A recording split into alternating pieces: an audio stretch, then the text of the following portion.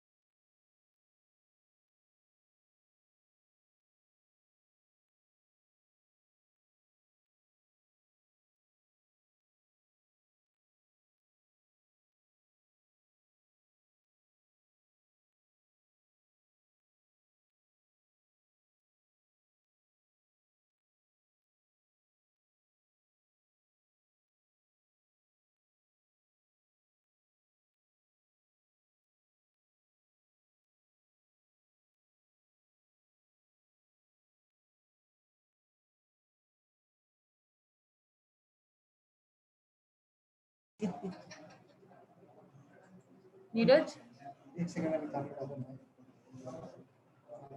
Okay कर।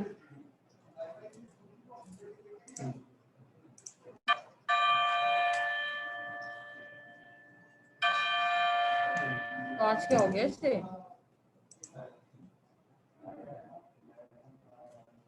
आज हुआ क्या है? चलो जी अपनी टेस्ट करो। हुआ?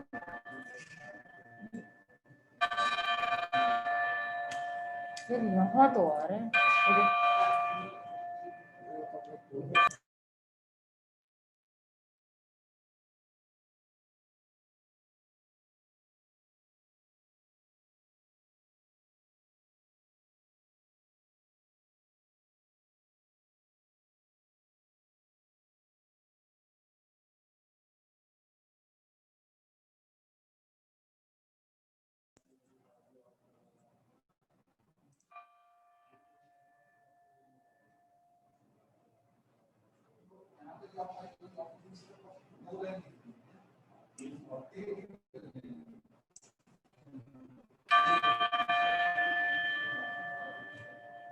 आ रहा है? अब आ रही है? आ रही है ना? चलो अपनी टेस्टिंग करो। क्या टेस्टिंग करूं? कैसे टेस्टिंग करूं? चलो मैं बजा रही हूँ। अरे उसको बोलो ना, वो करेगा टेस्टिंग। किसको? वो जो बंदा है यार, आप समझे नहीं बात। वो जो बंदा नहीं है दूसरा, जो बायोस्लाइड्स कर रहा है, हाँ उससे पूछो। वो कर रहा है बायोस्लाइड्स। यार मेरे को नहीं पता, और नहीं कर नमन वही लड़का है जो कल जिसने करा था। यार एक कंफर्म करना ना, हाँ कि ना, फिर ऐसे ना हो ना कि बीच में कंफ्यूजन हो जाए। पूछो।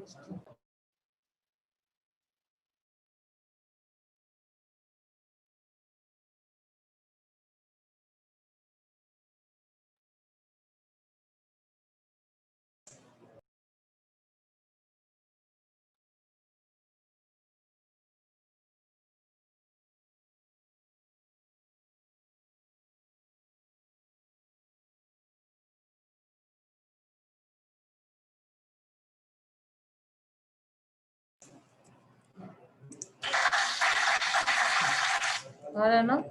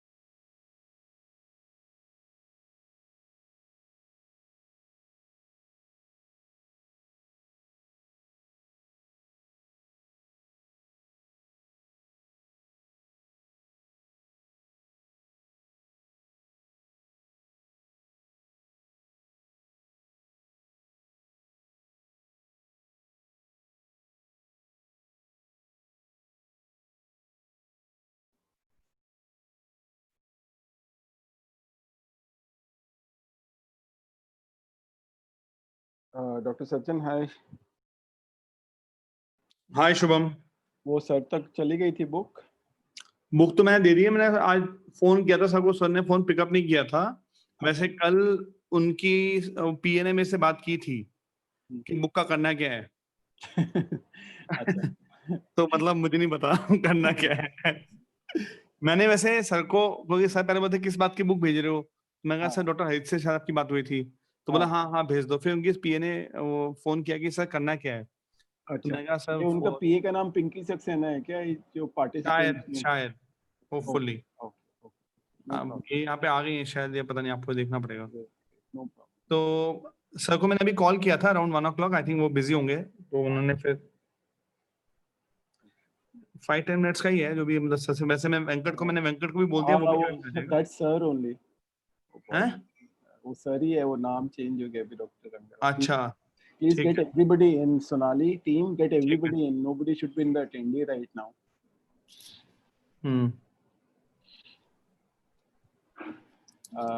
डॉक्टर जोयता को रहने देना बिकॉज उनका सेशन अभी नहीं है. ठीक है.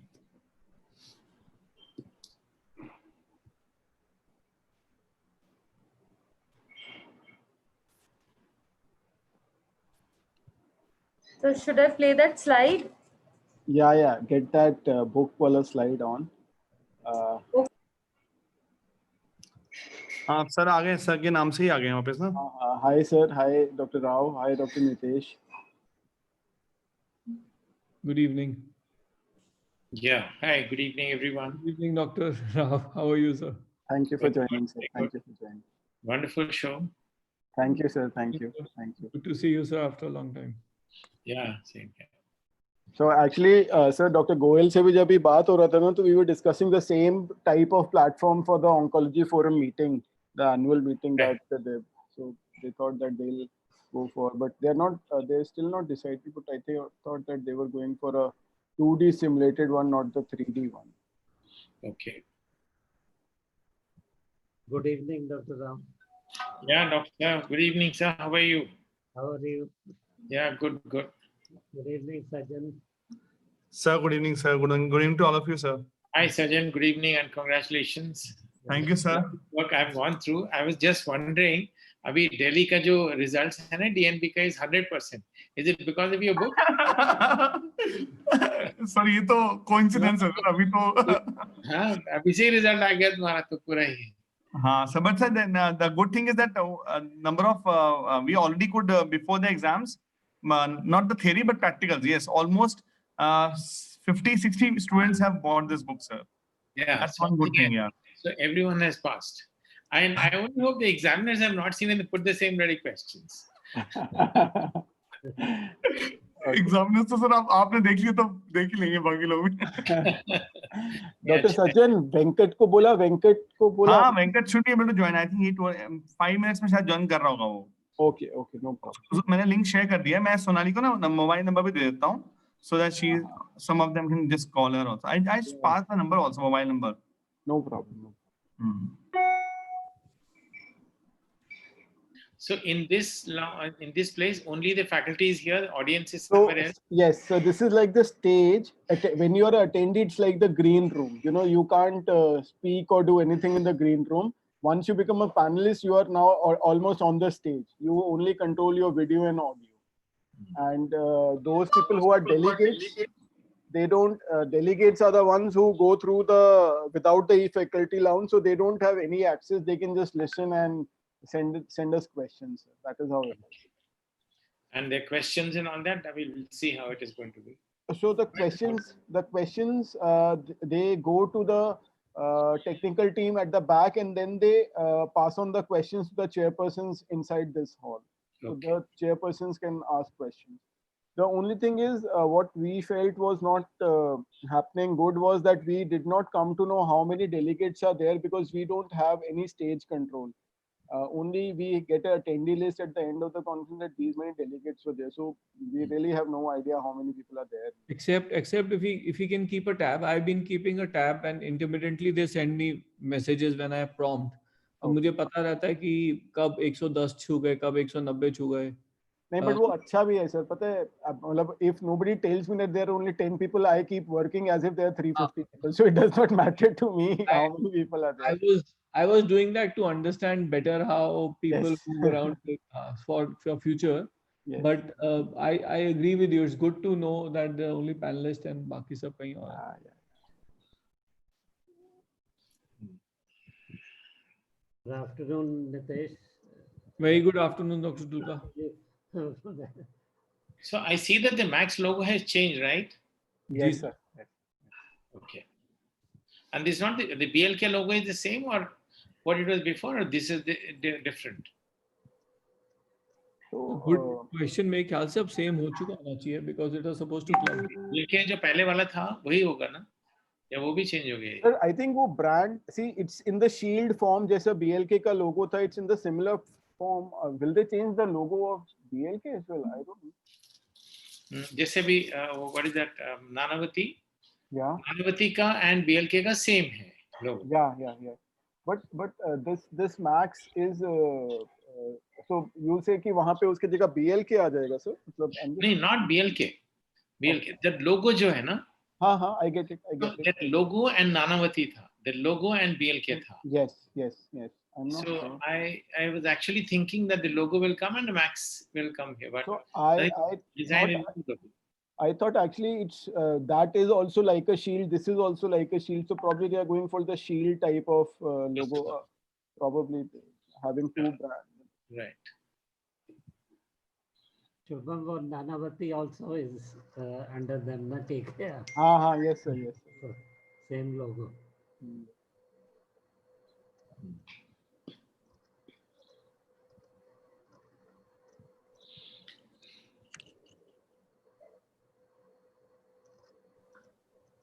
So how are you doing, sir? Dr. Julka, sir, are you going every day?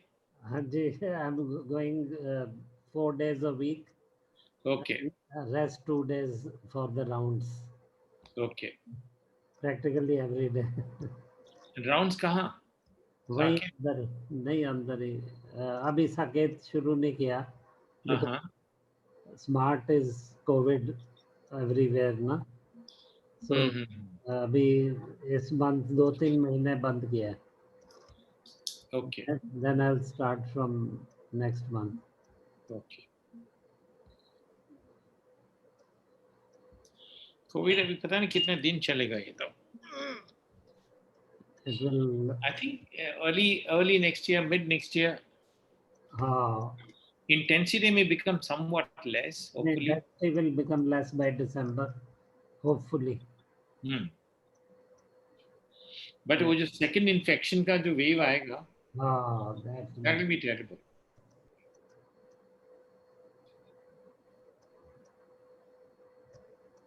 But despite having antibodies, is there a chance of reinfection? So a lot of people are not having antibodies. I mean, I think the people do not know exactly what is happening in the second infection. Either those who are having no antibodies, which is happening with 30-40% of the people, they may be the candidates for the second infection. And then how long these antibodies will last is a question to be seen. A lot of data has to come out. If the antibodies do not last for long, then the vaccines, I don't know how they are going to work. Vaccines might come in January, maybe. हाँ sir, बड़ा hype हो रहा है vaccine का. And there is a saying also कि how useful the vaccines will be. Sir, I can tell you by personal experience, it's a very bad disease, sir. I'm still exhausted. I came out from hospital about 5 days ago, sir. Oh, I didn't know that. Really? I was very unwell, sir. Oxygen dip हो रहा था, सब कुछ सांस नहीं ले रही थी. It is taking almost 3-4 weeks for people to get that. I heard it. Yeah, I know, 3-4 weeks it looks like. I think there are different strains, sir. I think there's a one lung predominant strain because the patient who I think I've got from had the same pattern which I had, which Tanya had. And I think there's a one throat predominant strain which is causing cold and cough and then it going away. There's something about a different strain. With So are we something like thalassemia? It will be COVID-19 minor, major, intermediate. Ye hoga abhi. There will be degrees of COVID. Good afternoon, Dr. Harit. Hello, sir. Good afternoon, sir. Yeah. I think we had a wonderful conference. NALCICon, na? बहुत मजा आया. बहुत बढ़िया. बहुत मजा आया. Also, it's I excellent. think virtual platform made life easy and learning also easy. Very nice presentations. Very nice. Excellent. So this is for all the attendees: Dr. Gopal Sharma, Dr. Vivek Saxena, Dr. Joyita, Dr. Megha, Dr. Rashmi, Dr. Sarvana. We will be starting with the program sharp at 4. So thank you for joining in very promptly. Thank you, Sarvana and Dr. Joyita, Megha, Dr. Vivek, Dr. Gopal. We are just going to have a little book launch in the next 5 minutes and 4 o'clock. So when it's time, we will make you a panelist. So your audio and your video will all be controllable. So just bear with us for the next 10 minutes. Okay. Okay. Sonali, Dr. Venkat is here. Venkat is the co-author of the book. Get him in.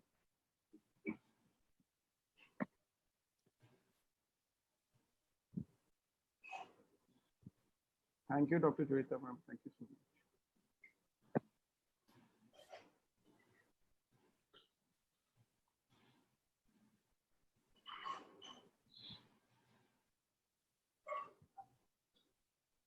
What happens is to everybody else that as soon as you're a panelist, you're live on the screen outside hall A.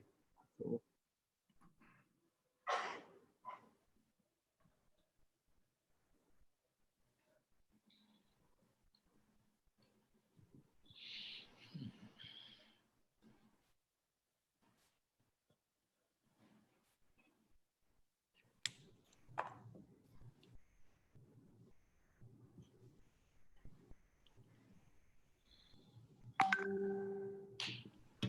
How much time did you take, Sajjan, to make this book?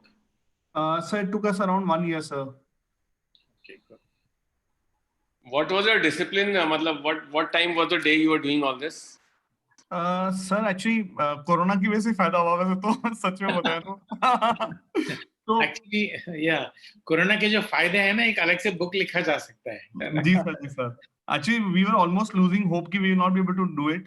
But then we got good time, around 3 months time, and we actually could because sir पहले ही लग रहा था कि हम कर पाएंगे नहीं कर पाएंगे because vision तो था जब Venkat last year when he cleared his exam he wanted to actually help his junior colleagues, but then बीच में हम लोग थोड़ा सा problem में आ गए क्योंकि publishers were not that very cooperative, and then we were losing the hope also because they were not able to understand the concept, sir. But then by God's grace, the last 3-4 months we could actually write, and we could actually help our authors also write their chapters faster, because the major problem is not you, but then the people who are writing those chapters for you, sir. They also are very busy people, and then sometimes you are after them. Because I remember, sir, one book which we wrote for Dr.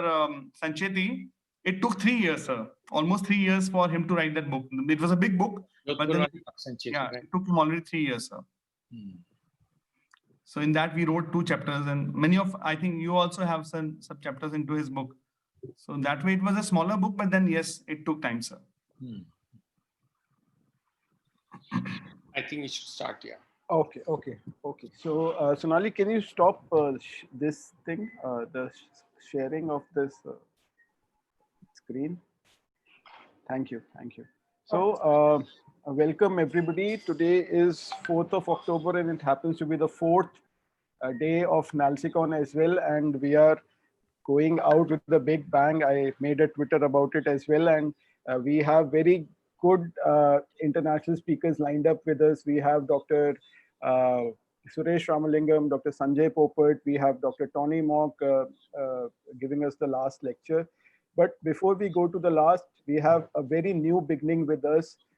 We have a very dear friend, a pleasant senior, and the newest member of the Max family, Dr. Sajjan Rajpurohit, who has come out with a very beautifully written book. I'm yet to read it, but I'm just going by the cover that it's beautiful. It's co-authored by Dr. Venkat Pradeep Babu, and just making use of the opportunity that we have of this virtual platform, we requested Dr. Rangarao sir to please do a formal book launch for Dr.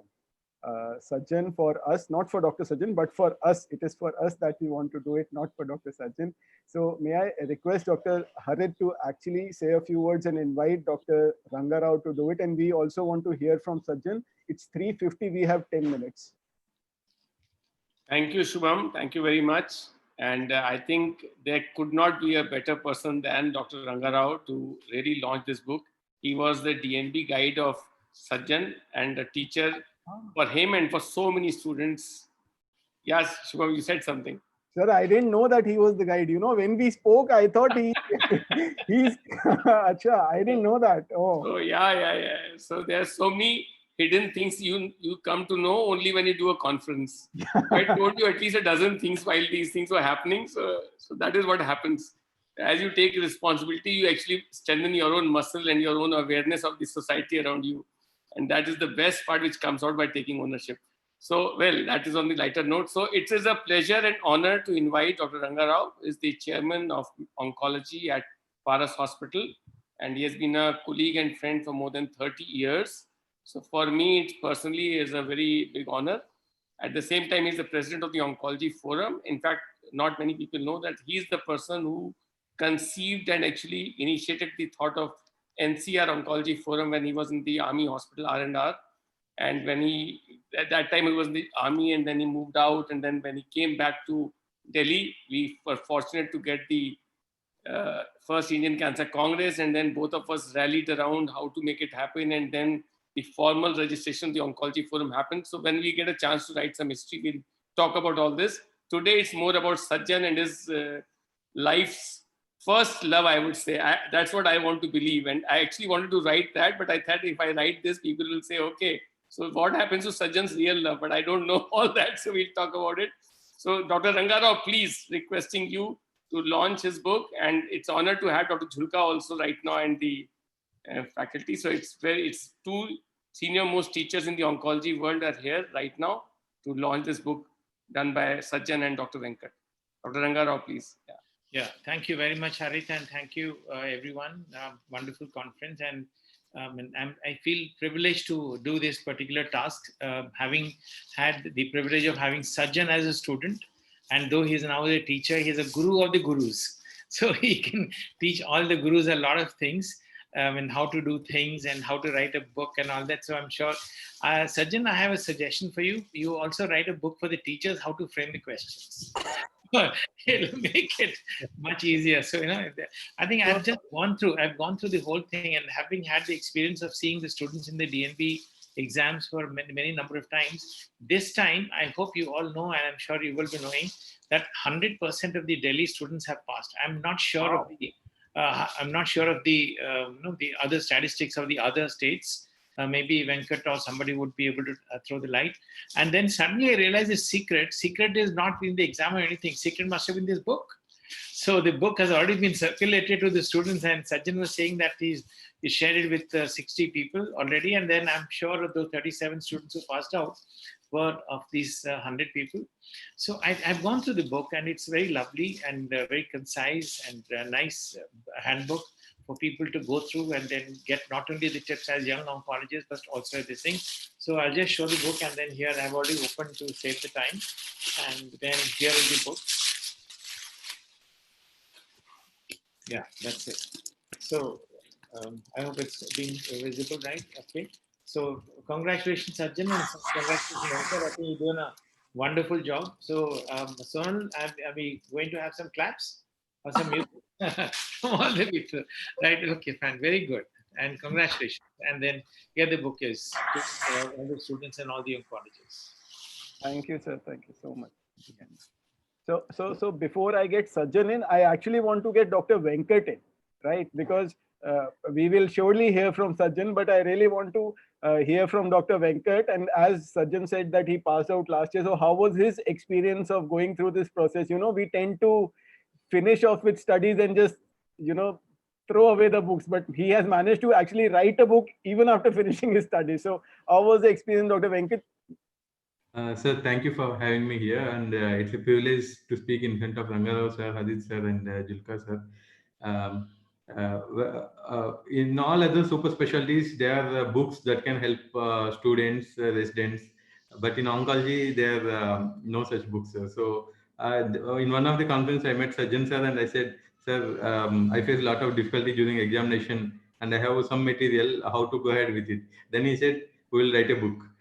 Then it started like that with a small idea, and in step by step we approached various faculty who are really good in teaching, and nearly there are 52 contributors, and we have some of the teachers from Italy, Germany, and Princess Margaret from Canada, and they all contributed some of the chapters, and ultimately it turned out to be a good book. So there was good feedback from the students who appeared for these exams also. So it happened like this. Thank you, Dr. Venkat. How was it working with Sachin? Huh? It's like traveling on race horse. So so entire night he used to call me at 11 o'clock, 12 o'clock in the night. Is that over? And then we used to work like that. I used to call him at any time of the day, and he used to respond and get the work done in few hours. So it's a privilege to work with him. Yes, I have the same feeling when I work in the hospital with him. But now let's hear it from the horse's mouth, Dr. Sajjan. So, Shubham, you already heard from the horse's mouth. I was just riding the horse. So it's the total, actually the whole effort, a lot of effort actually has been put by Dr. Venkat. I actually used to facilitate that purpose, and I think he was driven that such kind of a book should be there for especially younger colleagues, because they actually have a lot of data to churn, and then last 4 to 6 weeks they are really in trouble. And this book actually has got very beautiful authors. If you just go through each chapter, each author has really contributed really well. So that's why it has come up really well. And in fact, our younger colleagues have given a very good feedback. So I only feel that I just kept motivating him, and we just kept one thing which we kept was that the quality of books should not be below standard. It should be at par with any of the international books. So I think that way I'm happy that we are getting very good initial reviews from our peers, and that makes us happy. Great, sir. Great. Thank you so much. Thank you so much. I would actually want to get Dr. Nitesh in. So why I'm getting Nitesh in is because, when you talk of teamwork and getting people involved, having a senior colleague, so this is how Nitesh has been for me throughout this conference, actually. Obviously, you are also there, but Nitesh has been that force behind this thing. So I want to have a word from Nitesh, and it's 3:56. Nitesh, you'll fly over to the panel discussion right after this. It's actually a huge congratulations. No Thanks. matter what Sajjan and Venkat say, it cannot be anything but a huge Mount Everest kind of a task. I think every small thing takes so long to writing a book is very difficult. But more importantly, to have a book which is targeted to a specific purpose is in fact fantastic. So I think hats off to both of you. Feel very proud for the rest of your life and built up on that. Thank you, all of you, Dr. Nitesh, Dr. Harit, especially, sir, for giving this opportunity and platform to interact with our seniors. And Dr. Rangarao, sir, I joined oncology under you, and I feel that I'll always try to work hard and make you proud, sir. Thank you very much. So this is one of the corona side effects, the book writing. Thank you, sir. Great. Thank you, sir. Thank you, sir. Thank you so One much. comment from Dr. Julka I want. Yes, Dr. sir, Julka. please, Yes, Dr. sir. Julka, sir. Hearty congratulations to Sajjan. Thank you so much, sir. And we seek your blessings, sir. Yeah, it's really heartening to know that this book has come, Clinical Oncology. This was actually my dream 30 years back, to write a book on clinical oncology, and somehow, could not complete it. But I had written a book on clinical trials, which got published about 15 years back, and which has been very handy for all DM students and students of other modalities also. That is on how to conduct ethical clinical trials in oncology or in other subjects. So it was a general book, and which has been widely, appreciated by all the postgraduates. And that was my dream, that I should write a book for postgraduates. So congratulations to both of you. Venkat and Sajjan. Thank you, sir. Thank you so much, sir. Thank you so much. Thank you so much, sir. Thank you so much. So, Dr. Sajjan, last, how many pages are there in the book? There are 415 pages. So it's a handbook. It will be really good. You can actually, if you want to study, you can just study it over three days. You can finish that book. Wow, that's so nice. So the longest thing which I have written is my thesis, which is 42 pages. So that is, I just wanted to compare the magnitude of this book. So You are smart. You know, Shubham is smart. He can write in 40, what we cannot write in 400 pages. Thank you, sir. Thank you so much. So with this, thank you so much, everybody, for joining in. And now we'll move back to the conference. It is 3:59, and I want Dr. Nitesh to please introduce the moderator for the next panel. Dr. Nitesh, sir, please.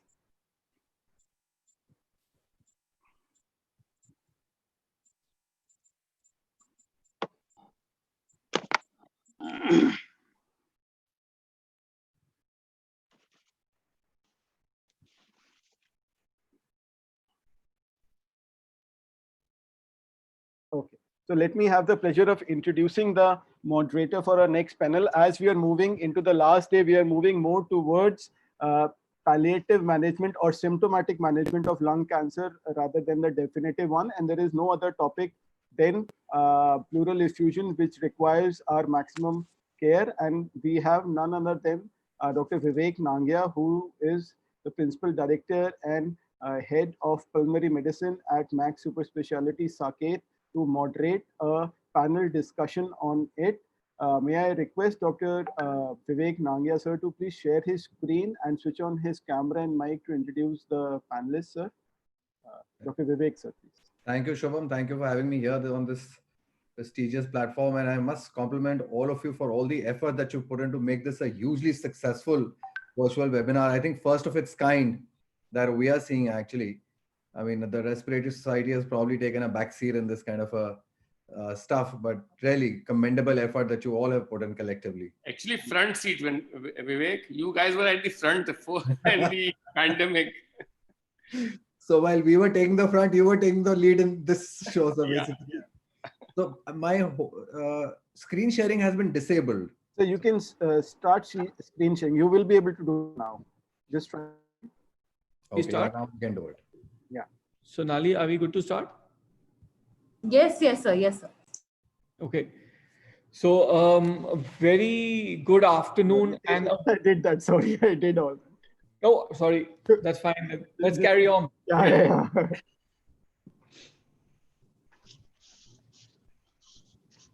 Just give me a minute and I'm ready. So are you able to share your screen, sir?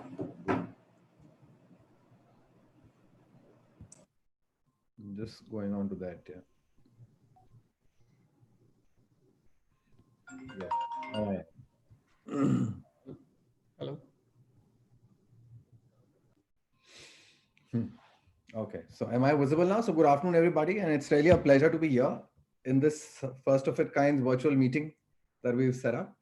And we have an esteemed group of panelists with us this afternoon to discuss about the malignant pleural effusion, the management, the diagnosis, and subsequent treatment. I mean, yes, we understand most of it is palliative, but even that is very important these days to give comfort to the patient. So I'm joined here as panelists with me by Dr. Ashish Kumar Agarwal, who's a chest physician, Ashirwad Chest Center in Ghaziabad. Dr. Pankaj Chhabra, who's a senior consultant, respiratory and sleep medicine at QRG Health City, Faridabad. Then we have Dr. Piyush with us. Dr. Piyush is HOD and consultant medical oncology sciences at Manipal Hospital, New Delhi. Dr. Gopal Sharma is the associate director again for medical oncology from Max Super Specialty Hospital, Patparganj. He also covers Noida and Vaishali. We have Dr. Sarvana Rajamanikam, who's the chief of thoracic oncology division, Thangam Cancer Center, Namakkal, Salem. And of course, my own dear friend and colleague at Max Hospital, Dr. Vivek Saxena. We've actually been together in the medical college as well. He's head of the department and senior consultant radiologist, and it's a pleasure to see him performing all those interventions that he does from time to time for our patients as well. Okay, so as the topic said, it has to be a case-based presentation. So I'll start with this case of a 70-year-old, sorry, it's a male, not a female, 70 years old male with dry cough, dyspepsia, and fever for 3 months. Sorry, dyspnea for 3 months. On an X-ray was found to be having a left pleural effusion. A diagnostic aspiration was done, which was exudative, lymphocytic in nature, with 60% lymphocytes and a lot of mesothelial cells, as it was reported. There were no malignant cells seen, and ADA was 32 and LDH was 450. So my first question is to Dr. Ashish Agarwal that, Dr. Agarwal, what do you make out of this kind of a report? Hi, Dr. Vivek. I am Dr. Ashish Agarwal. First of all, my sincere thanks and congratulations to the organizing committee. If you see in your patient, if you see the pleural fluid cytology report, it was clearly exudate. It is lymphocytic with 60% of the cells and mesothelial cells. And as per the ERS and ATS guidelines, diagnostic pleural aspiration is the first approach to make the diagnosis of pleural effusion. And if you see, the diagnostic sensitivity of the pleural fluid cytology in malignant pleural effusion is near about up 60 to 90%, depending on the case severity and the extent of the tumor. Although cytology may be enough for the diagnosis of pleural tumor or the pleural metastasis, but it can also provide the useful information about the useful therapeutic information also. So in this patient, sometimes the mesothelial cells can be the false positive in patients of malignancy. So if you see regarding the pleural aspiration, definitely it is a first point to do in our patients to rule out the malignancy. As far as the biopsy is concerned, now the question is, should this patient be started on ATT? As it happens in India, actually, anybody with a lymphocytic kind of a predominant effusion, irrespective of the ADA levels, LDH levels, started on ATT. So would you want to start this patient on ATT, or would you want No. Now, first I want to confirm the diagnosis. Yeah, right. Either I will repeat the pleural fluid examination, or I will go for the thoracoscopy and the biopsy. Right. So you would definitely rate a biopsy better over a pleural fluid cytology. Is that right? If you see, the second question is, how often do we get the pleural fluid cytology positive for malignant cells? Definitely, it is up to the 90%. It is up to 90%. Some studies say it is up to 80%, but some studies say it is up to 90%. Suppose you are dealing with a patient of adenocarcinoma, then chances of pleural fluid cytology to be positive is high in comparison to the squamous cell carcinoma. Because in squamous cell carcinoma, the pleural fluid is usually because of the bronchial obstruction or the entrapped lung. What is more reliable, cytology or biopsy? In fact, first thing to do is the cytology. Biopsy, especially the thoracoscopic biopsy, is more reliable and confirmatory. But in patients of malignant pleural effusion, you can easily make the diagnosis by cytology in up to 90% of the cases. But that is theoretical. You actually think practically also you get as often malignant cells positive report? Yeah, very common. In our patients, if the history of malignancy is there, we are getting the pleural fluid positive for malignancy. Very often we are getting. So Dr. Gopal, there's a lot of advancement in the analysis of pleural fluid as well. Do you think there is any role of immunohistochemistry in this situation? Yes, sir. So in an era of precision medicine, ISC, basically immunohistochemistry, plays a critical role in the classification of tumors into subtypes and for assessing biomarkers for timely and accurate therapeutic decision making. Compared with other techniques, ISC has a number of advantages, including being widely available, technically less challenging and cost efficient, with rapid turnaround time and widely available in almost all tertiary care centers.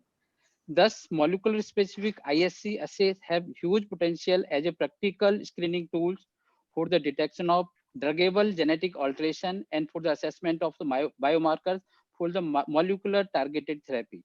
Because this is the era of targeted therapy, and the prognosis and diagnosis. Basically, prognosis plays important part by this genetic alteration by the molecular therapy, molecular targeted therapy. So broadly on the ISC, the lung cancer is divided into three categories: adenocarcinoma, squamous, and neuroendocrine or small cell carcinoma. So in adenocarcinoma, there is TTF1 positive and an EpCAM positive. while in squamous cell carcinoma, P40 and CK56 is positive, while in neuroendocrine carcinoma, chromogranin A, synaptophysin, and NCAM1 is positive. Right. So really has a lot of role actually. Yeah. Dr. Piyush, Dr. Agarwal actually said that he would go in for a pleural biopsy, but what if this patient was to refuse for a pleural biopsy and would say, Doc Saab, I don't want to get any further intervention done. Would a liquid biopsy help in this situation?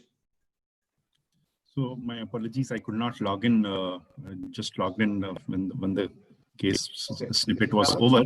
But as far as liquid biopsy now, its current application is concerned, where the tissue is, and especially in the scenarios probably being discussed where lung or minimal pleural malignant material is there, that is the positive material is scanned, where probably diagnosing the lung cancer, the IHC gets exhausted in classifying whether this is a lung cancer. Then to look into the molecular aspect of it, what Dr. Gopal was trying to allude to, that there are now certain subsets of druggable mutations.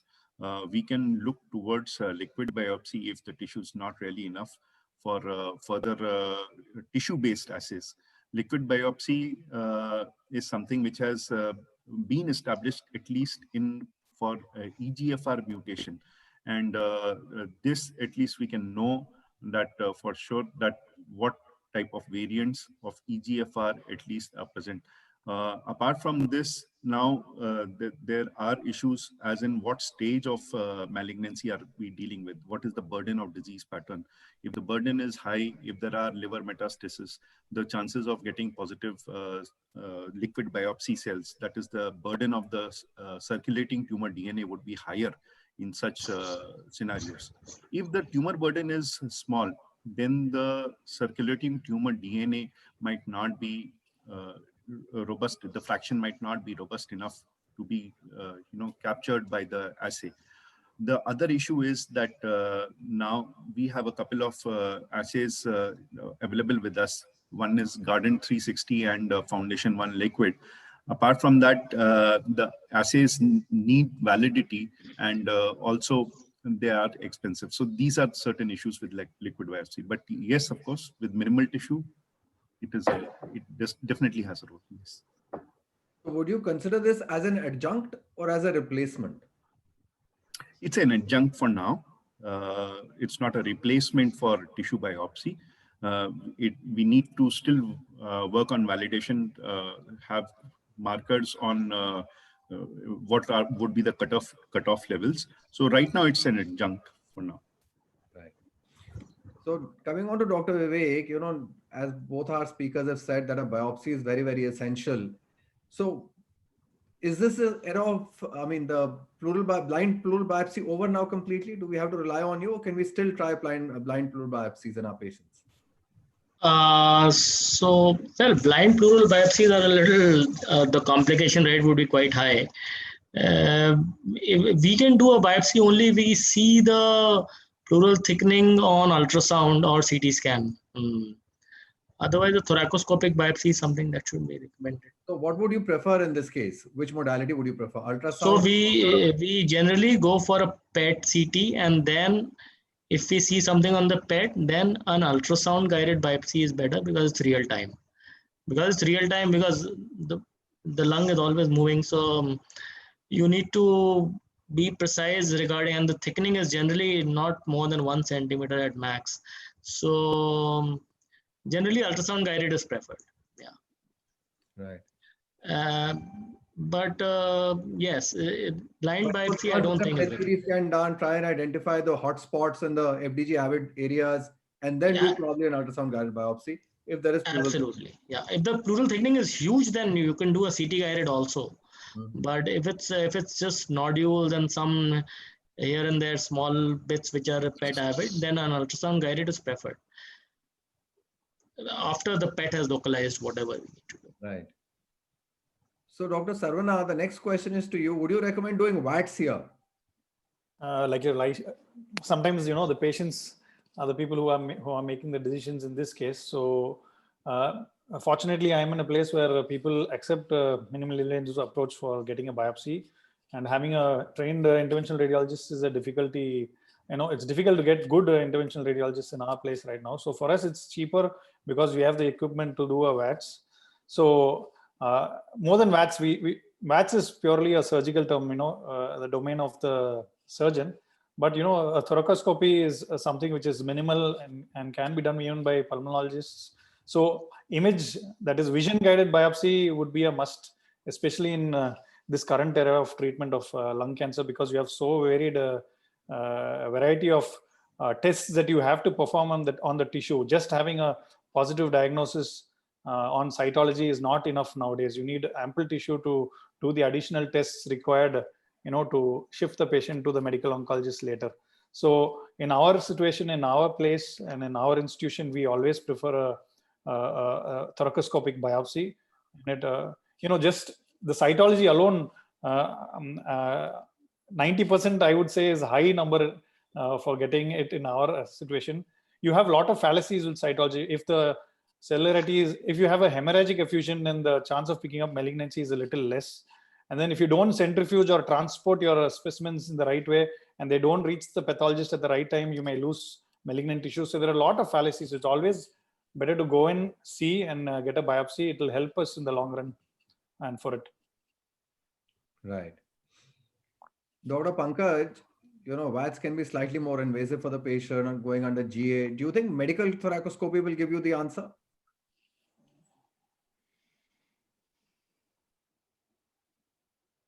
Is Dr. Pankaj there with us? Dr. Ashish can answer that question, because I don't see Dr. Pankaj here actually. Okay. Yeah, sure. Actually, the medical thoracoscopy is definitely a good tool to make the diagnosis or to take the biopsy, especially when you are not confident with the diagnosis, especially if you are dealing with the case of malignant pleural mesothelioma, and when the diagnosis is not clear, because the diagnostic accuracy with the thoracoscopic biopsy is more than 90% in comparison to the pleural fluid cytology, which is up to 90%, but with thoracoscopic biopsy, it is more than 90%. It is easy to perform, can be done by the pulmonologist. The patient can be discharged on the same day. So it has so many advantages in comparison to the VATS. But definitely, first thing to do is the pleural aspiration. Regarding the closed pleural biopsy, the added advantage is almost negligible in comparison to the thoracoscopy. So thoracoscopy is definitely a better alternative in comparison to all the procedures to make the diagnosis. Definitely. I think the biggest advantage of thoracoscopy is that it gives you an on-site evaluation also. A visual inspection, which in itself gives you a diagnosis sometimes. Yeah, added advantages of pleurodesis also. You can simultaneously do the pleurodesis also. You can visualize the pleura. Yes, definitely. It is better. So this patient also underwent a CD-guided FNAC from the collapsed lung first, and they only got some few atypical lymphocytes. And then this was the medical thoracoscopy picture of this patient, where there are extensive deposits inside the pleural space. You can see these large masses, nodular masses. And this is like a spot diagnosis that it cannot be anything else other than a malignancy. And all you need to do is take biopsies from here and confirm that I have a malignancy and then start the treatment. In fact, we've also published an article of our own, which won us the best paper award in 2018, probably 2018 journal this was, and 2019 we had presented this. This is a clinical study to compare the diagnostic yield of pleural biopsy conducted under CT guidance versus medical thoracoscopy. And 120 patients, group A were the CT guided biopsies and group B were the medical thoracoscopy guided biopsies. Sorry. And of course, the medical thoracoscopic biopsies definitely scored way better than CT guided biopsies, but there was a subgroup of patients, as Dr. Vivek Saxena also said, that when there is pleural thickening, significant pleural thickening of more than 5 mm, then the difference between the two yields is not much. But when it is less than that, then there is definite advantage of doing a medical thoracoscopic guided biopsy. And as Dr. Ashish said, it also gives you an opportunity to evaluate the underlying lung. If the lung is expanding, then probably you could do the pleurodesis also in the same sitting. So Dr. Ashish, now comes that when would you want to consider doing a therapeutic thoracentesis. You know, supposing you don't have an access to medical thoracoscopy and there's a patient with massive pleural effusion coming to you, would you do that in the first go itself? Would you wait? What would your approach be? Suppose if we are dealing with if we are suspecting the malignancy in the patient of massive pleural effusion, definitely first thing to do is a medical thoracentesis or the pleural aspiration to make the diagnosis. But if you are dealing with a patient of malignant pleural effusion, then I think therapeutic thoracentesis can give you the symptomatic relief, but this is not a permanent answer because this regimen has so many disadvantages that it can create the loculations. Recurrence of the pleural fluid is very high. In 1 to 3 days, usually the pleural fluid accumulation will be there.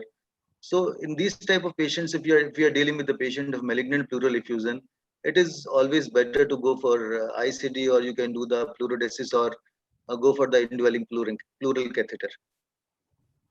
Right. So Dr. I think so.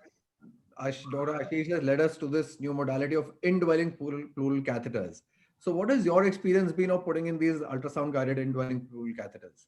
I know you do a lot of them in the hospital. So the indwelling pleural catheters are the best thing is they're accepted very well by the patients, and it is an outpatient procedure.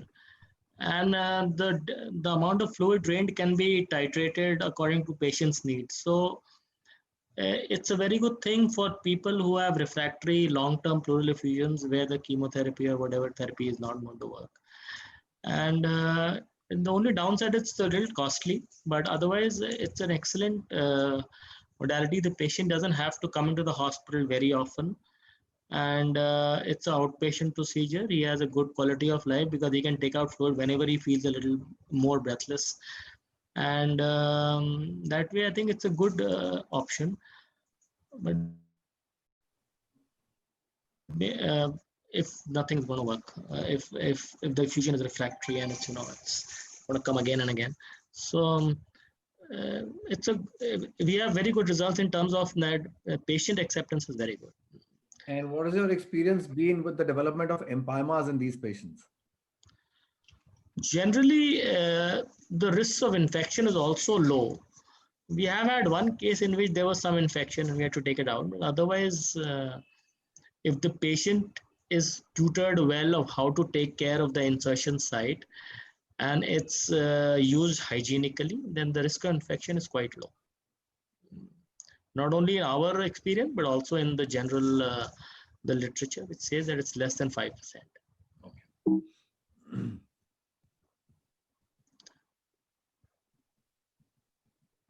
So Dr. Pankaj is not there, but Dr. Ashish, would you like to take this question that when would you consider pleurodesis? Right on day one? Definitely.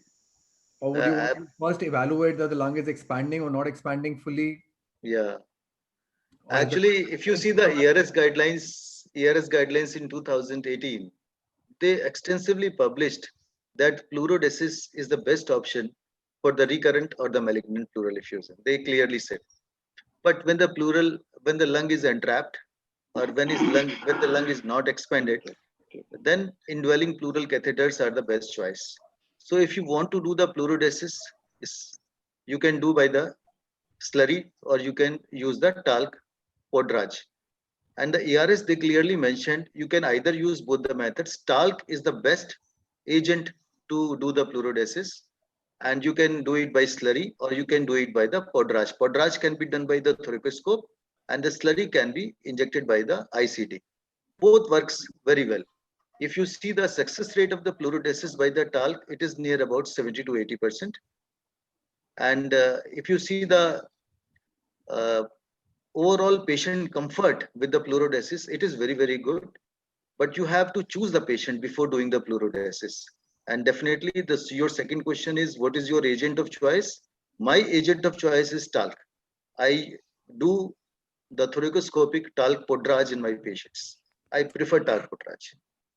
Some people feel that bleomycin, if you a talc podraj, very good, but rather than instilling talc slurry, what if you were to use bleomycin? Bleomycin is also a cytotoxic agent. Do you think there's any advantage of using that over talc slurry?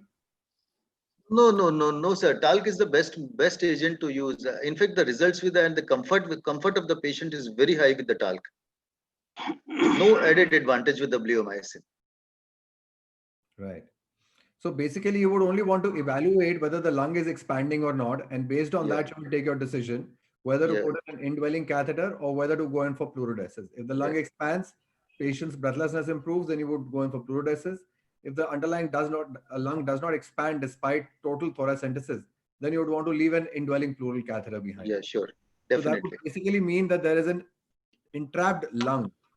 Yeah. So Dr. Saruna, I would like to ask you here that what if this effusion was septated or the lung was trapped? What would you recommend to the patient in this situation? Okay, just to answer this question, actually, when you're doing medical thoracoscopy, like Dr. Ashish rightly said, then you have an opportunity to break the loculations or septations if you see them. If they are flimsy and they are easy to remove, it can be done while you're doing your medical thoracoscopy itself. And in our situation, we do a medical thoracoscopy when in the patient with the local anesthesia and mild sedation, they don't get GA. So the patient is spontaneously breathing during the procedure, and actually with every breath, you can see whether the lung is coming to oppose the pleural, the parietal pleural surface. So if you are able to do breaking of the loculations or septations in your medical thoracoscopy, and the pleural, the lung is reaching the chest wall, the parietal pleura, then it is safe to do a Powdrage in this situation. Whereas I personally get referred patients from a pulmonologist when they find that the lung is not expanding, or it's it is down and not expanding with the respiration, or if the patient is under general anesthesia, with every positive pressure the lung is not coming up, or if the septations are too thick. In those situations, and if the patient, in those cases where patient can tolerate general anesthesia, provided the patient has a long-term survival. So when we look at these patients in the clinic, we look at their performance status, and we look at the probability of them surviving more than 3 months. If they would survive more than 3 months with the current medical therapy, the chemotherapy and other targeted agents, then and the patient would tolerate a general anesthesia, then it would be safe for those patients to undergo a VATS, decortication and separation of the lung, get the lung to expand, and then do a Powdrage at that situation. So is there any role of cytoreductive surgery also?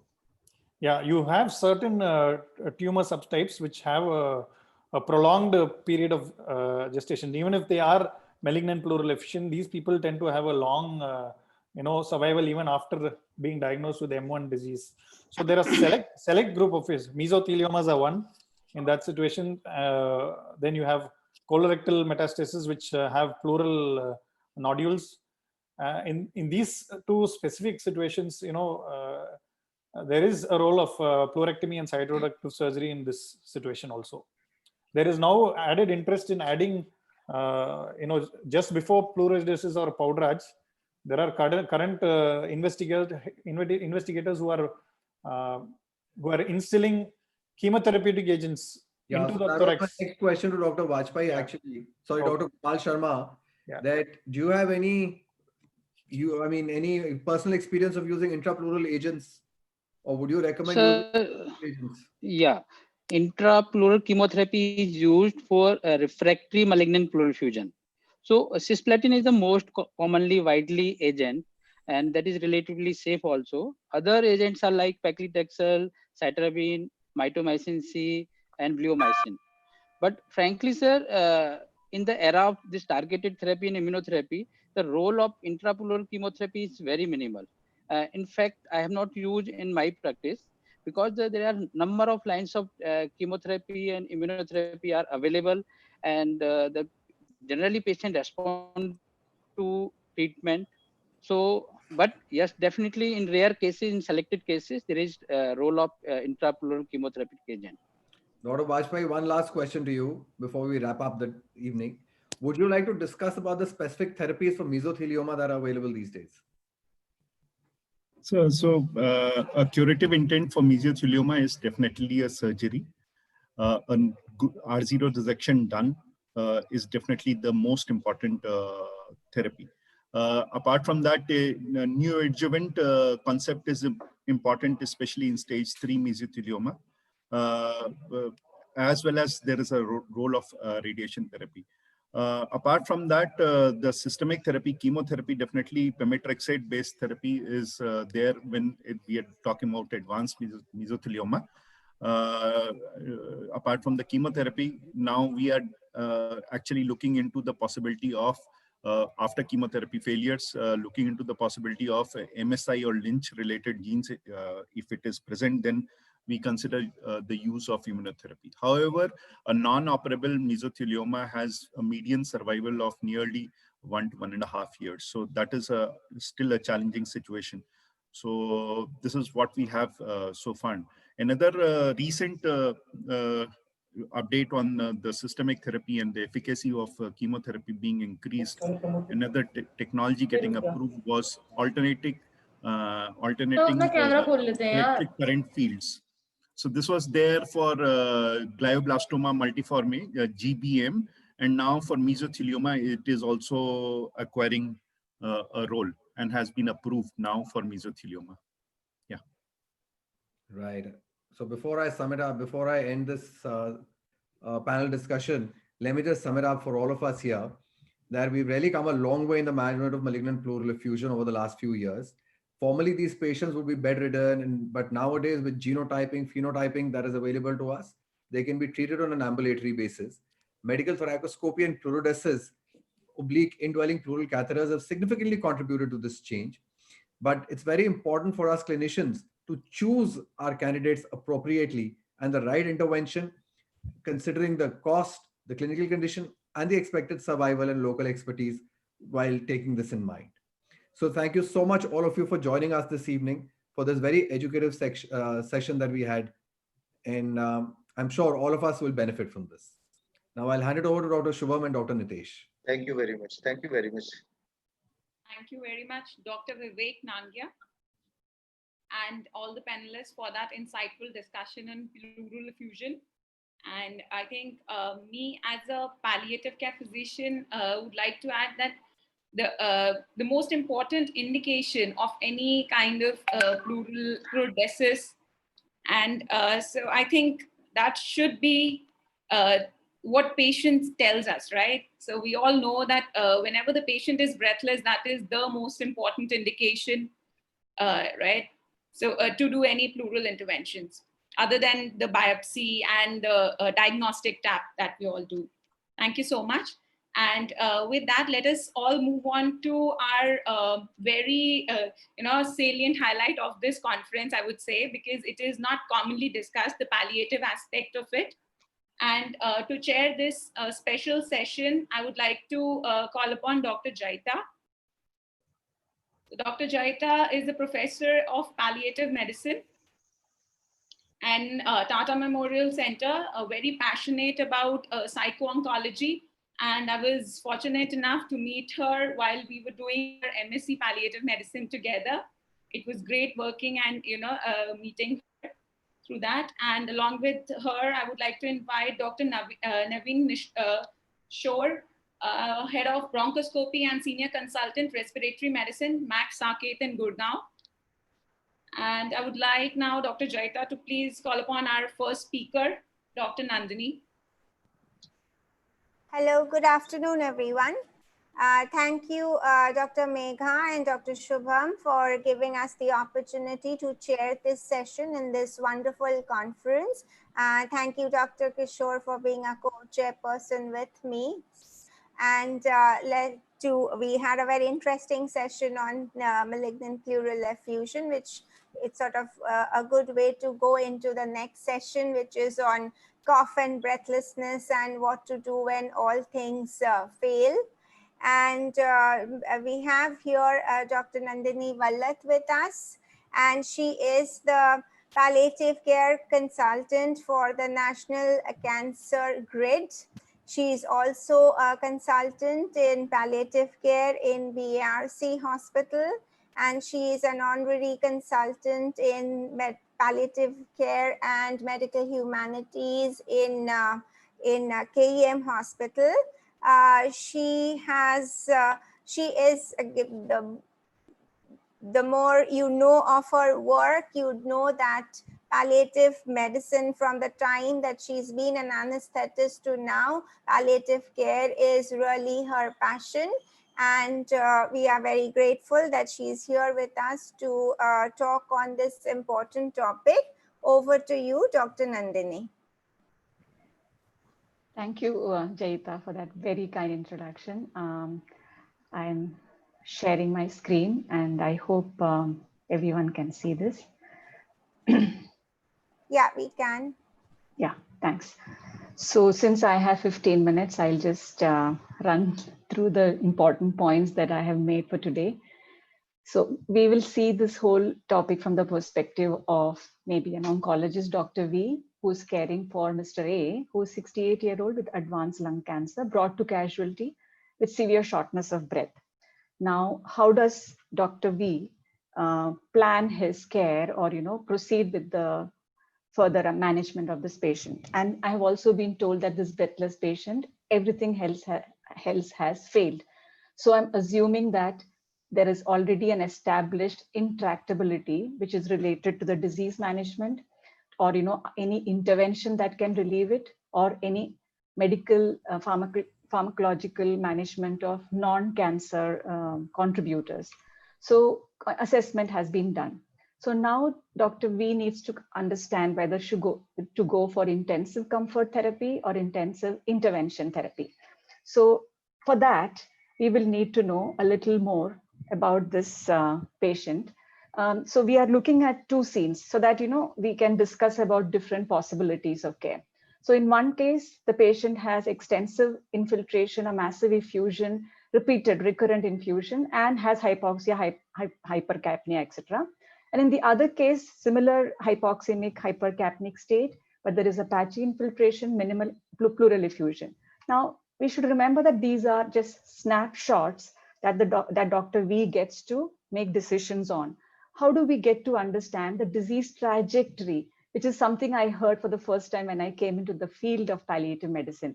That is, there is the story to the patient's disease, and if we can place the patient along the disease trajectory, then we are able to think better. So the earlier session discussed about local parts and making decisions based on whatever you find locally. But when we have reaching a stage of intractability, we may need to go just step back a little and see the whole picture. For that, we require disease trajectory.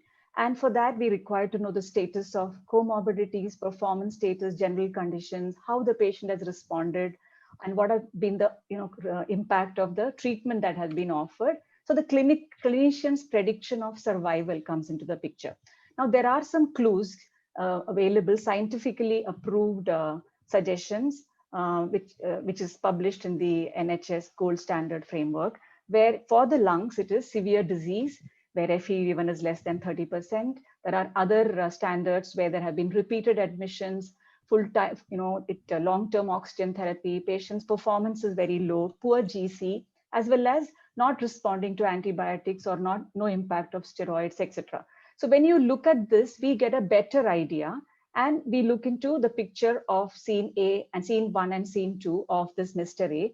And if we compare these two scenes, we can see that there is the difference is emerging, so that we can position this patient along the trajectory.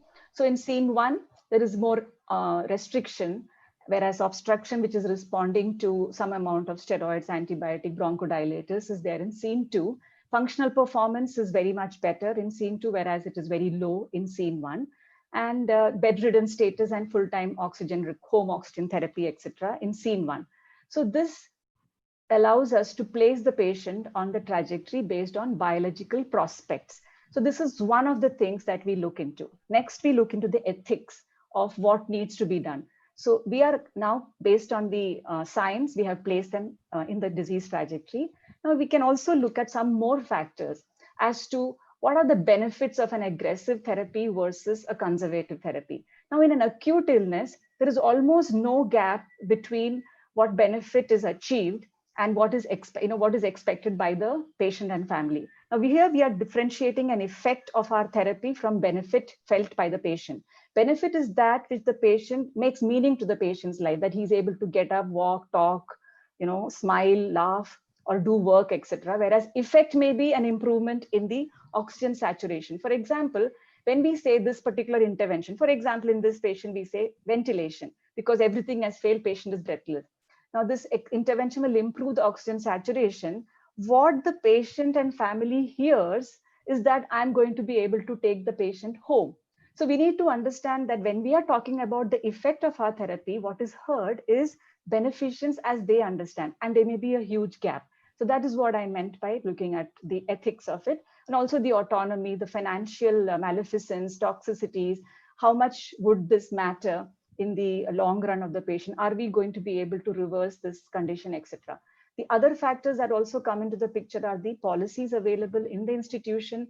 Has there been advanced care planning? What is the law of the land? And most important, the culture and values that the patient and family holds. And what is most important to the patient, dignity. What would he consider or she consider as dignity? Whether being on ventilator would, worsen completely or, change the whole life stance of this patient. So these are few things that we may need to bring in communications, and aim of treatment always is maximum longevity and best possible quality of life, but sacrificing one for the other, we cannot possibly play a role there. We need to have the patient's informed choice. So that is why we need to have now a discussion on the goals of care. Now we are better equipped with prognostication. We have thought over the ethics a little more based on our understanding of the science, because very often patients depend on weak paternalism. We cannot give them a menu of options and ask them to choose. So here communications comes into the picture. Now in the scene 2, we can go ahead with a time-limited trial, convey the patient status realistically. This is what I mean is, when we come out of the ICU and tell the relatives everything is fine, they feel actually patient is improving. We need to say that patient is on a machine. This much,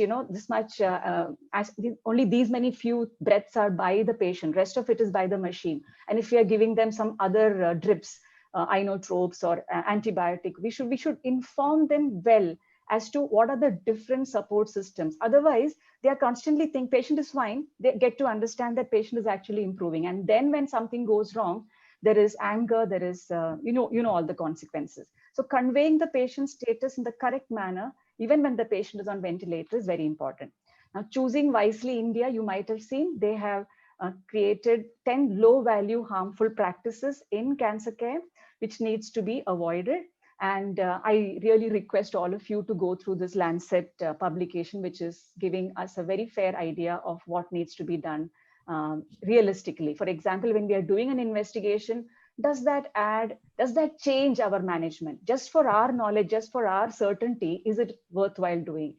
Those kind of questions. Also, we need to understand that all these discussions of whether or not ICU cannot be at the doorstep of the ICU. This has to be thought of much earlier. And there's an entire session dedicated to it. I happen to see that. So we hope to hear more about that.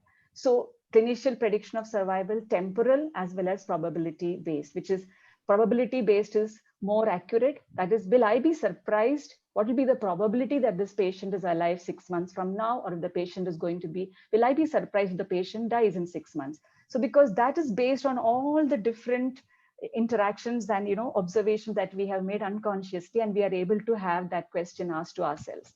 So once we place the patient on the trajectory of conservative management, that is in the scene 1, because the doctor is not surprised if this patient were to be alive 6 months, were to be dead 6 months from now, we may go for intensive comfort care. I would rather like to call it as intensive comfort care. Now, when does this start? Again, there is a session, the next session. It is not in the threshold of ICU. It is much earlier, and Dr. Marianne would elaborate on this. Now, second point is foreseeing is different and foretelling is different. So there has to be early, honest, regular communication, not at the last stage where tell me what to do. Do you want us to do everything? So there is a method which is called ask, tell, ask. So instead of tell, and just advise, we have to check what they want and what is more aligning with their life stance. So there are two examples I'm giving here. Suppose the doctor was asked, do you want everything to be done? And obviously the family in that big emotional status will say, yes, please do everything possible, doctor. But what they actually mean is that we need to understand to listen emotional content rather than just the verbal content. What they are trying to say is we can't bear to see her suffering. Please do everything to make her comfortable. Patients and families don't expect to live forever, but they also don't expect to die forever. Sometimes we are prolonging their death. So we need to make that distinction. Another common thing is in our experience, when we say only 5% improve with this intervention, so still do you want to go ahead with it? And the family will say, please go ahead, my mother is a fighter. Again, we need to understand, if we think that intervention is futile, then it is better rather than talking about the futility, because the family will always interpret it as, that is okay, 90% is for others, but 10% is what is going to happen to my father or my mother. So focusing on the toxicity may be of greater value. Now, another thing is the meaning and the suffering. So these defy definition. So calm, coordinated, and good quality care without being perturbed or, a lot of noise in the whole environment is really, really important when we come to managing the breathlessness. So there are several publications. So I am just showing that there is a lot of science behind what we are talking. And I'm sorry to interrupt. Just last 1 minute for you, please. Yeah, okay. I see. So, sorry.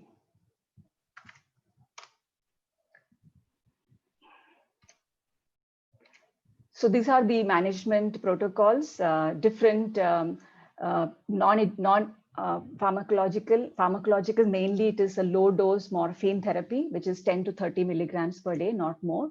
And we need to break this link of anxiety with breathlessness. And there is science behind it. So the referrals, energy conservation techniques, walking aids, and non-pharmacological therapy has a role when there is a prognostication of months. And sustained release tablets, there is a lot of evidence for using systemic opioids. Best evidence, level 1A evidence for 10 milligrams, 70% improve with just 10 milligrams per day. And there are others which may require 25% escalation if they're already on opioids. Now, when we, 1 minute, I'll just move on to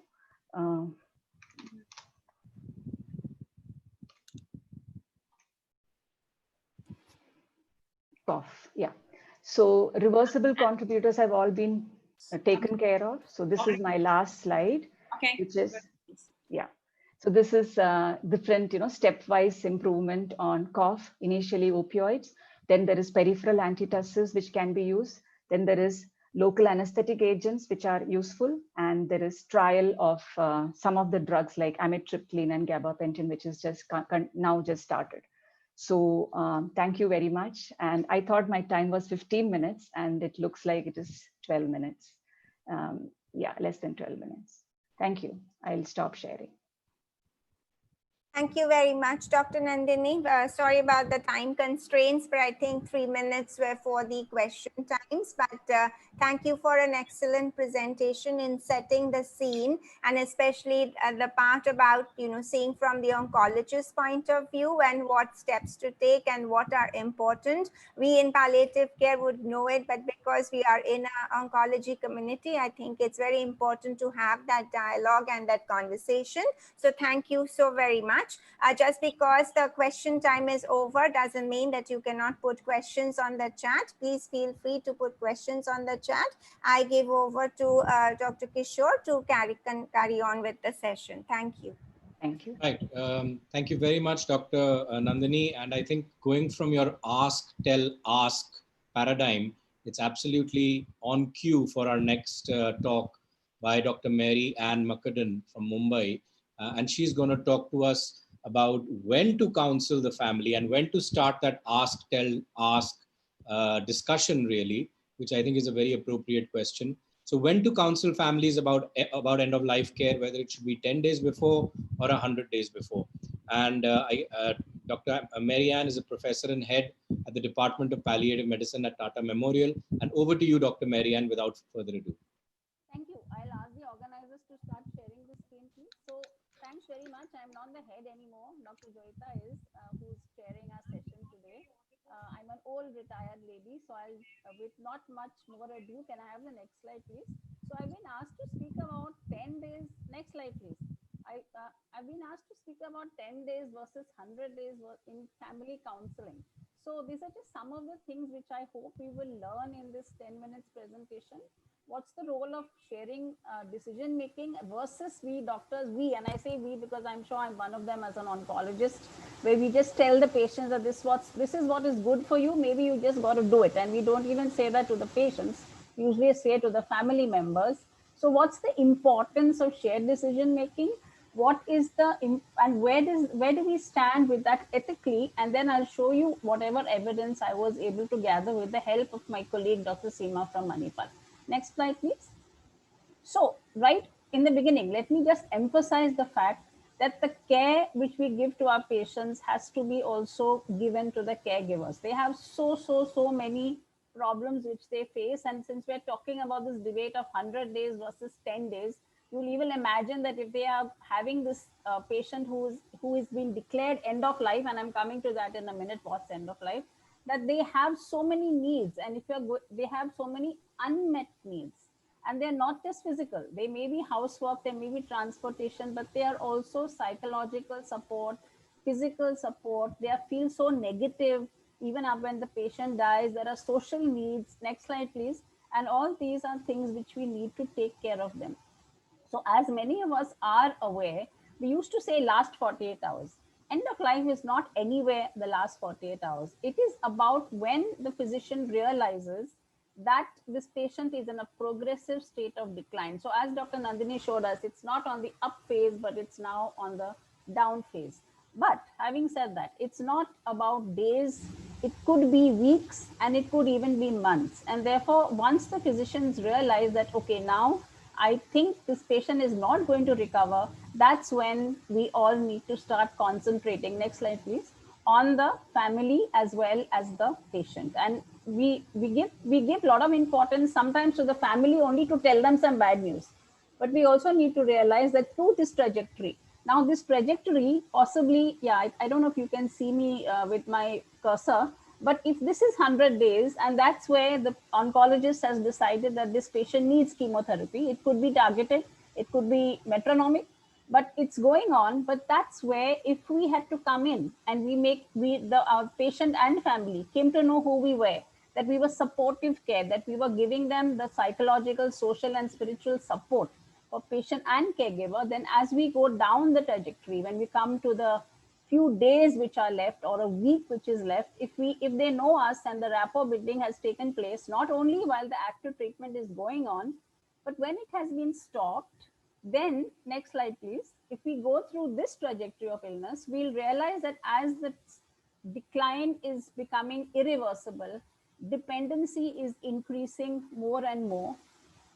How much can the family members do, and how much do we need to support the patient and the family members as we are going, as the patient is going through this trajectory? Next please.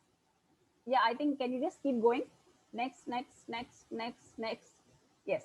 No, go back one please. Okay, so just to say that these are all things which are going to come up. What's the futility? Is it time to stop? That's where we are going to be having discussion with only family members.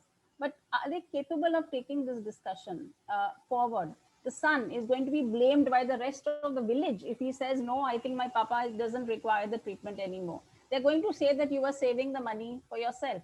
Well, it's not true at all.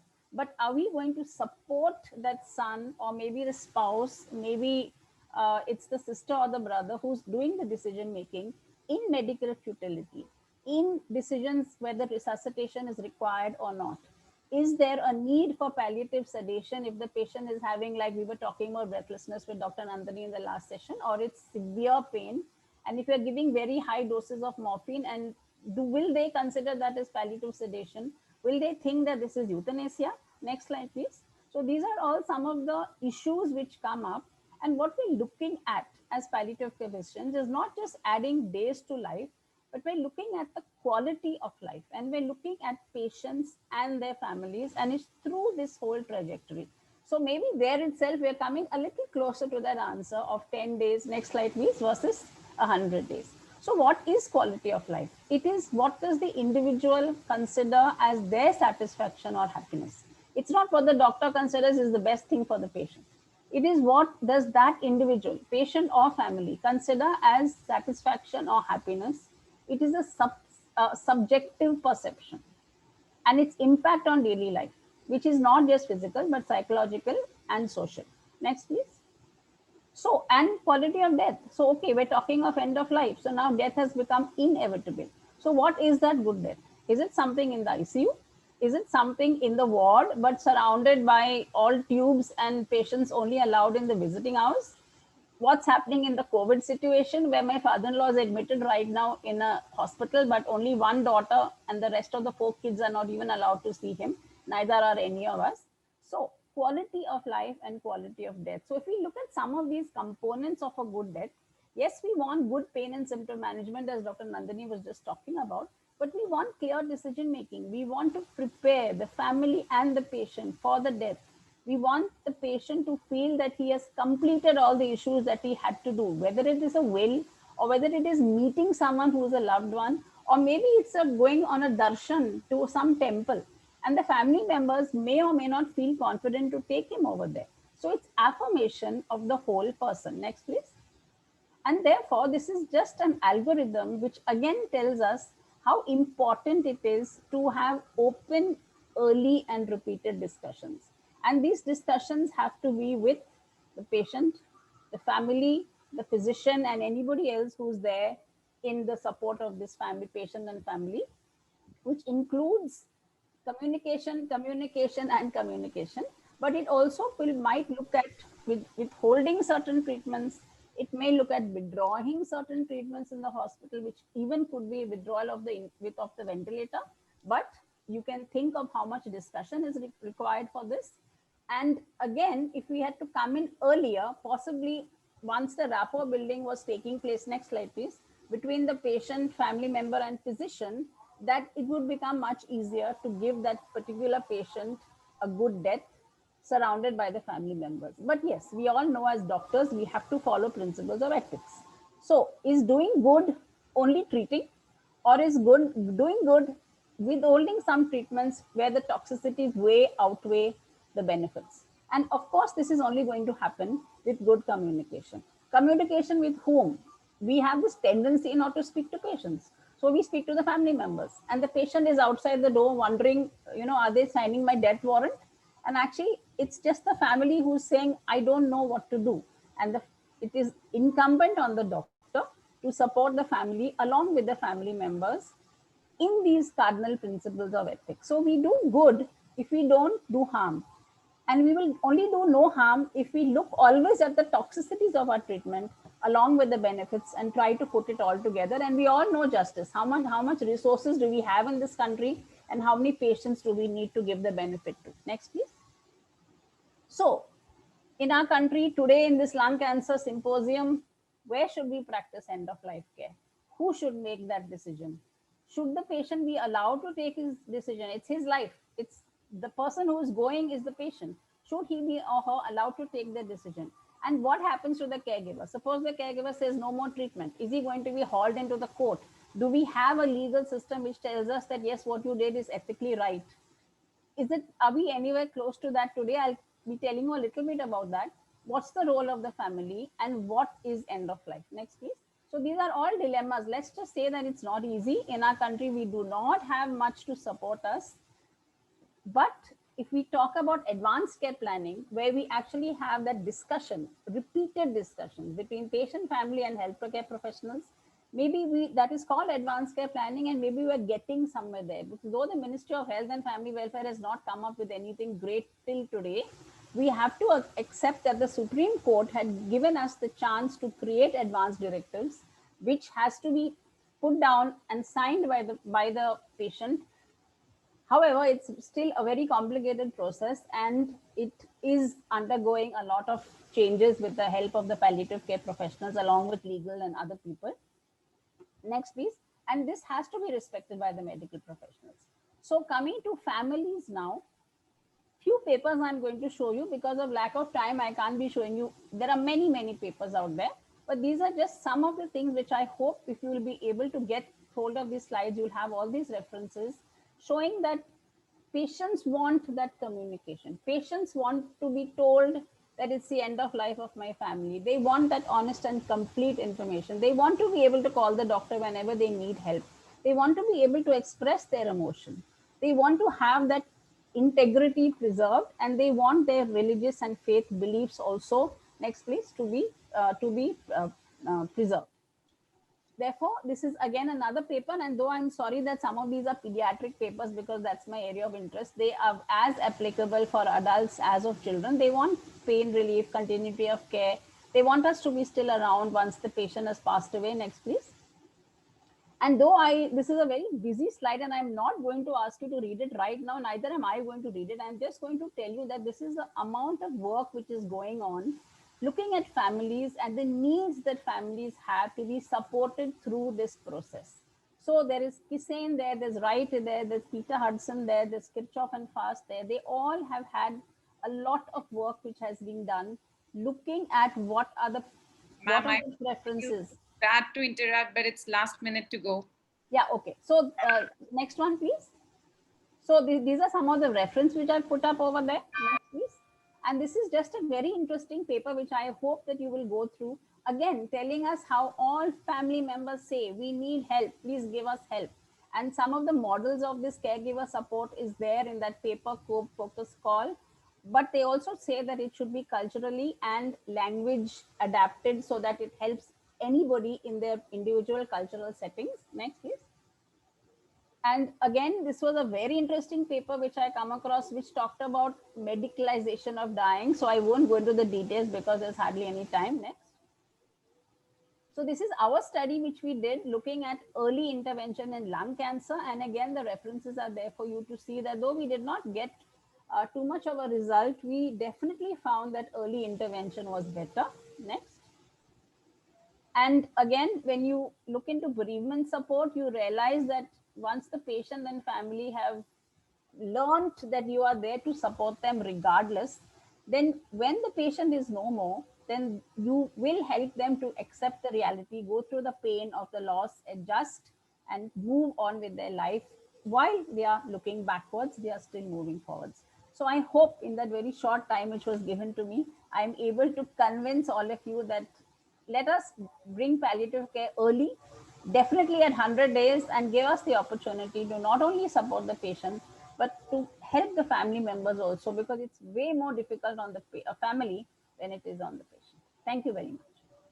Right. Thank you very much, Dr. Marianne. That was a lot of information and very succinctly put. Thank you very much for sharing all that with us. I'd also like to thank Dr. Nandini, our other speaker, and my co-moderator, Dr. Jayata, for a wonderful session.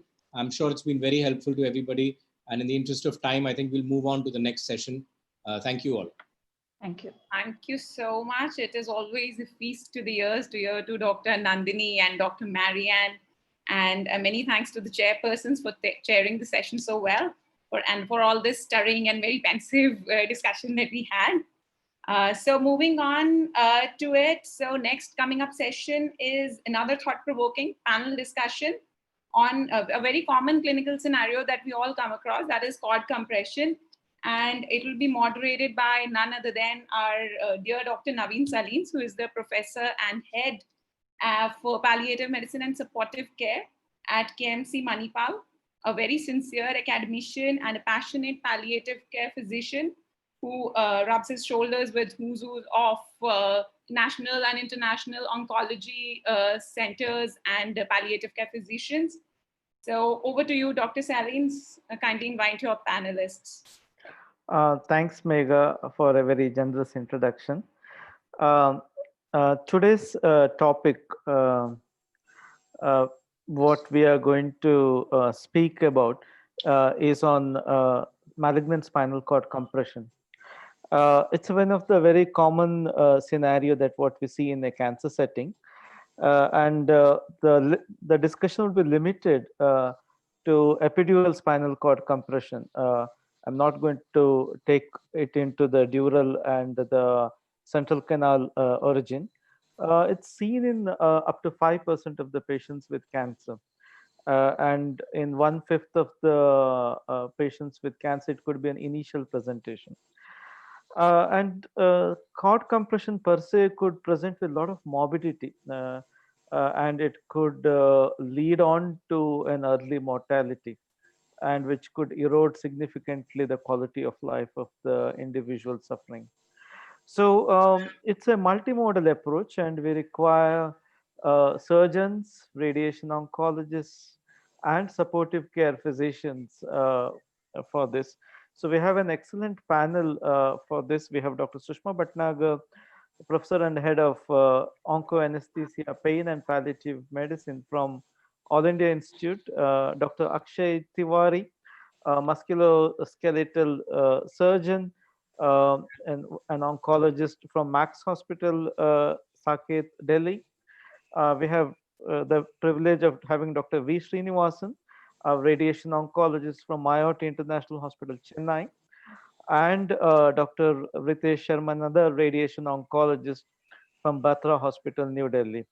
So without wasting any time, I would go on to the panel questions, and I would like to go on to our surgeon first, and I would like to ask him on how do you or we assess for spine stability in a patient with malignant spinal cord compression, and how do you generally decide the role of spine stabilization procedures in these patients?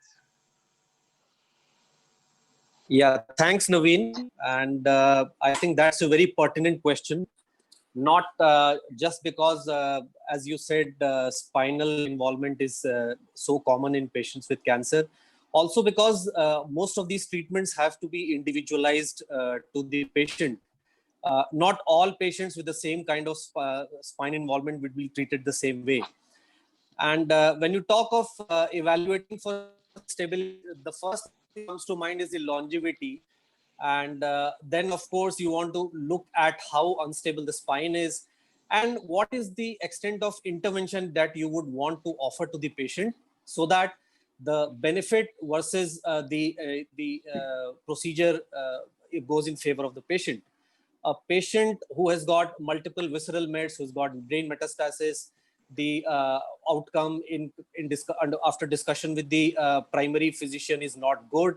Probably you would accept some kind of instability and focus more on other quality of life interventions. But a patient where a longevity is good, the extent of disease is such that the patient is expected to survive for some years, you would want to go aggressive.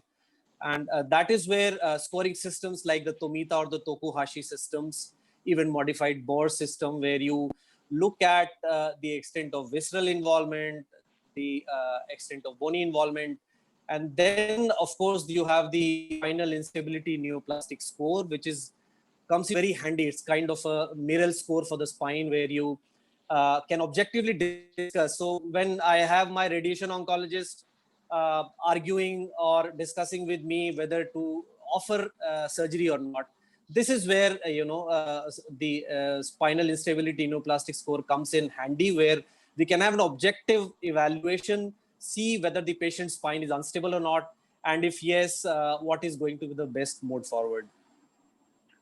Thank you, Dr. Tiwari. You just spoke about the spine instability neoplastic scoring. Can you tell us how its impact in your day-to-day decision making in a patient with a cord compression? Yeah, so as I said, it's an objective score which takes into account the presence or absence of pain, the extent of collapse, the involvement of the posterolateral spinal elements, then the type of lesion, whether it's lytic, blastic, or mixed, the location of the spine, whether it's the junctional spine or a semi-rigid part of the spine, and all this merges into the score which gives you an objective way of saying that yes, this patient has an unstable spine and something must be done. Yeah. And it comes in very handy, yes. And then you can have the same score which can be applied by the radiation oncologist, by the radiologist, by the surgeon, and the communication about the extent of instability is the same across board. So yeah. Yeah, thank you, Dr. Tiwari. Another question for you. Can you discuss some of the outcomes of surgical interventions in patients with malignant spinal cord compression? Like when you choose an open surgery versus an vertebroplasty or a kyphoplasty? Yeah, so generally our emphasis is on the least intervention. The least morbid intervention is always welcome. And wherever we can get away with a vertebroplasty or a kyphoplasty, we prefer that. Having said that, again, there are recommendations where suppose there is a solitary spinal met, you would also want disease clearance, and that is where you would want to go for corpectomy and global fixation. Where there is intermediate prognosis, where you are looking at short to mid-term disease control, you may want to just go for posterior stabilization and depend on radiation for the anterior disease. And in patients where you think you have an adjuvant treatment, which is going to be very effective, for example, for myeloma or tumors which are radiosensitive, you may want to go for a minimally invasive thing like the vertebroplasty or kyphoplasty. Generally, patients with myeloma or patients where you have good adjuvant available in the form of radiation or even chemo, you prefer a minimally invasive method like vertebro or kyphoplasty. Thanks, Dr. Tiwari. It was very useful. My next question is to Dr. Srinivasan about the role of MRI spine, especially with regards to imaging protocol and timing in a patient with cord compression. Yeah, so MRI spine is going to be the standard now because that will going to give you a lot of information, including the soft tissue information. So normally we do T1, T2 weighted imaging, and now with the help of diffusion weighted imaging, we are able to clearly find out the amount of spinal cord involvement and the bone involvement also, and the disc also is very clear in if you do an MRI spine. And that should be the standard before you decide whether this patient will require radiation or the patient can has to go for surgery as early as possible. So it will help you to understand the stability of spine before you decide what is the right treatment of choice. Right. And is there an MRI-based grading that you normally use in your practice? Yes, I share your slide also, like what the surgeon said. So we look at two important things. One is the spinal instability neoplastic score, which is called SIN scoring. And any SIN scoring between 0 to 6, we consider radiation. If it is more than 7, then the surgeon comes into the picture and we decide whether to go for a stabilization. And another important thing is the Bilski grading. Bilski grading is graded from 0 to 2. The 0 and 1. 1 is just, I shared a picture where you can see that you can search for Bilski grading, and where grade 0, the spinal cord is not at all involved, only the spine is involved. Grade 1 is 1A, B, and C, where there is just abutment of the spinal cord and the spinal cord is not involved. So grade 0 and 1 are the ideal situation where you go with radiation upfront, and if it is grade 2 or grade 3, then you have to go for surgery upfront. Right. And will your approach be different in a radiosensitive versus radio-resistant tumor with regards to radiation? Yeah, seriously, I think now Dr. Ritesh will talk about SBRT. So when you think about giving conventional radiation doses or very high ablative radiation doses, you would decide on the sensitivity. For lymphomas or myelomas where you see spinal involvement, you don't need to go for the high ablative dose we call SBRT of the spine.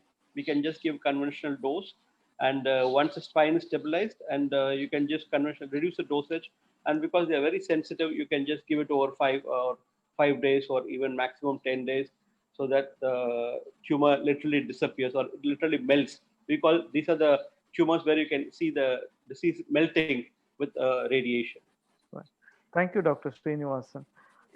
My next question is to Dr. Ritesh Sharma, taking on from what Dr. Srinivasan spoke about the role of conventional RT versus SBRT in a cord compression. So there are few factors which help in my decision making.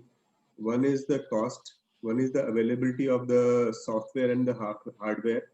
Then the tumor, which is close to 3 mm from the cord, most of the trials and the studies do not take. And then the time which is involved in the SBRT, because SBRT requires an MRI planning and contouring, which is a labor-intensive process. I think Dr. Srinivasan would agree to that. So if I have a patient who has cost issues and there is very recent power loss. So Naveen, we have last 2 minutes. I'm sorry to interrupt. I feel very bad. Okay, I'll be quick. So factors. So I think SBRT generally gives a very good response in terms of pain relief, and conventionally people say it is 60%, but in our studies I have seen in my previous institute up to 90% pain relief and local cure at 1 year has been seen. So, but there are factors. The MRI has to be done. If the logistics do not apply, then I would rather first and foremost give him conventional fractionation, which can vary from 8 gray single fraction, 20:5 or 13:10. In myeloma, you don't need to increase from 13:10, but in other cases, if you feel that there is a little bit of epidural compression still left, by the end of that, you can give some SBRT boost. The one more question for you, sir, about how do you prognosticate outcomes of radiotherapy in a patient with cord compression? Maybe I would request you to keep it short, maybe 30 seconds, so that I'll go to next panelist. Yes, so prognostication would require a combination of SIN score, combination of Tukahashi score, and the visceral disease and everything. But we have to tell the patient that once we give SBRT, the chances of pain relief is more than 60 to 80%, depending on the type of radiation what we are giving. And we have to, even the chances of power recovery are there, which we have seen. So, of course, the systemic disease has to be taken into consideration. But locally, yes, once we give radiation in form of SBRT, the local response rates are very good. So locally, of course, I would like to be in a good prognostication for the patient, but that will not exclude the other systemic factors. Sushma madam, what are the different types of pain that you commonly see with cord compression, and what would be the approach to manage that? Naveen, there is no time to speak. You summarize this. Vega has said 2 minutes. The 1 minute is over. Yeah, So, I will still want to hear from you, madam. So the pain, I think pain, with the biggest pain patient will come with the why this is, what type of this thing is happening, why something is happening in my lung, something is happening in my breast in cases of breast cancer, in prostate cancer cases, prostate cancer patient. What is, why I am unable to walk, why I'm bedridden, why my pain are, my legs are weak. So biggest pain is this. So for one is so we have to explain to the patient that why this is happening to the patient, and then patient will have to accept this, that this is the reason I am having the pain. And most of the time, if we go to the, definitely if you want to listen to the type of pain, it will be most of the time it is bony pain, which will be dull aching, but it will be severe in nature sometimes. When it is associated with fracture or sometimes displaced vertebra, definitely it will be severe in nature. But most of the time, what we see that patient is having very agonizing with that, why my legs are weak. So we have to explain to them that why your legs are weak and what we can do the best for them. So they want to hear from us the about the disease, and then the realistic hope what is possible. So this is generally what kind of prescription would be it will have for this pain? What are the first of all stabilization, first of all whatever is happening is stabilization, and then the integrated approach, whether radiotherapy can help or surgery can help. If surgery can help immediately, performance scale is better, and it is single vertebra, definitely surgeons can help a lot. If radiation oncologist, definitely simultaneously the consultation should go, and then it's high dose steroids plus NSAIDs will work if it is mainly a bony pain, or paracetamol, simple paracetamol. And if pain is not relieved, then definitely we like to use opioids in a titration and with the excellently supervised manner. It's not, should not be any time, but definitely we should try first paracetamol and NSAIDs, and then simultaneously the all consultation should go. So paracetamol, steroids, NSAIDs, and the consultation should go for radiation oncology surgeon. And then if pain is still not relieved and you consider that is a malignant pain, then opioids will be the drug of choice. Yeah, I can see, Megha, you're becoming restless. We will summarize this panel. It Such was a a crash wonderful course. discussion ongoing, and I really didn't want this to end. Yeah, But we will end the discussion here. Thank you so much, and thank you so much for all the panelists for your views. Thank you, Megha. Yeah. thank you so much, everyone. It was such a wonderful discussion ongoing, but yeah, all the good things. But okay, now I hand over it to Dr. Nitesh. Sorry to take 2 minutes extra, but palliative Thank you. care will have- Thank you, Megha. Actually, I think that discussion was much needed. It was fantastic. I wish we could do actually just a palliative care session on thoracic oncology as a separate unit. I think that will be really the need of the hour. But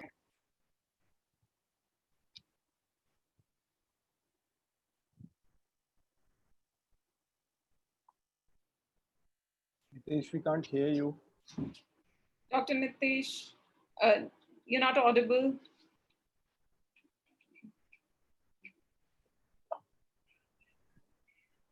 Okay, so Dr. Nitesh has actually just been exited from the meeting. So, okay, Nitesh is back. You're muted. Very sorry for that. I'll start again. Dr. Suresh Ramalingam, I wholeheartedly welcome you to our NALCICON 2020. It is really an honor. I do see Sanjay Popat also there. Dr. Sanjay Popat is another very good friend. This is a galaxy full of stars now. Without further ado, Professor Ranga Rao and Professor Shyam Agarwal, I welcome you to chair this session. I'll let Dr. Ramalingam take over the stage and talk about optimal management of EGFR mutation, and then we'll have some discussions around that. Thank you.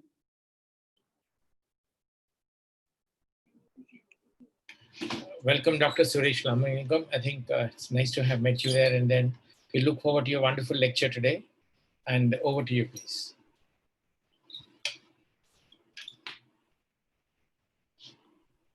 Good morning or good evening for you.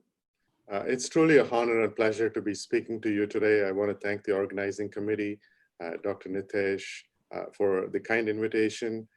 Thank you, Dr. Ranga Rao and Dr. Shyam Agarwal for this opportunity. A lot is happening in 2020, and we can't wait for 2020 to be over. But one of the things as a sports fan, I will remember about 2020 is when MS Dhoni decided to step down as cricket fan. What great memories he shared with us, and what a great leader he has been. And I know Dr. Sanjay Popat, who follows closely after me in this session, will also share my thoughts and appreciation for MS. Couldn't not start without that acknowledgement. These are my disclosures. When we talk about EGFR mutated non-small cell lung cancer, there's no question that we've come a long ways in the past 15 years. 2004 was the year the EGFR mutations were described.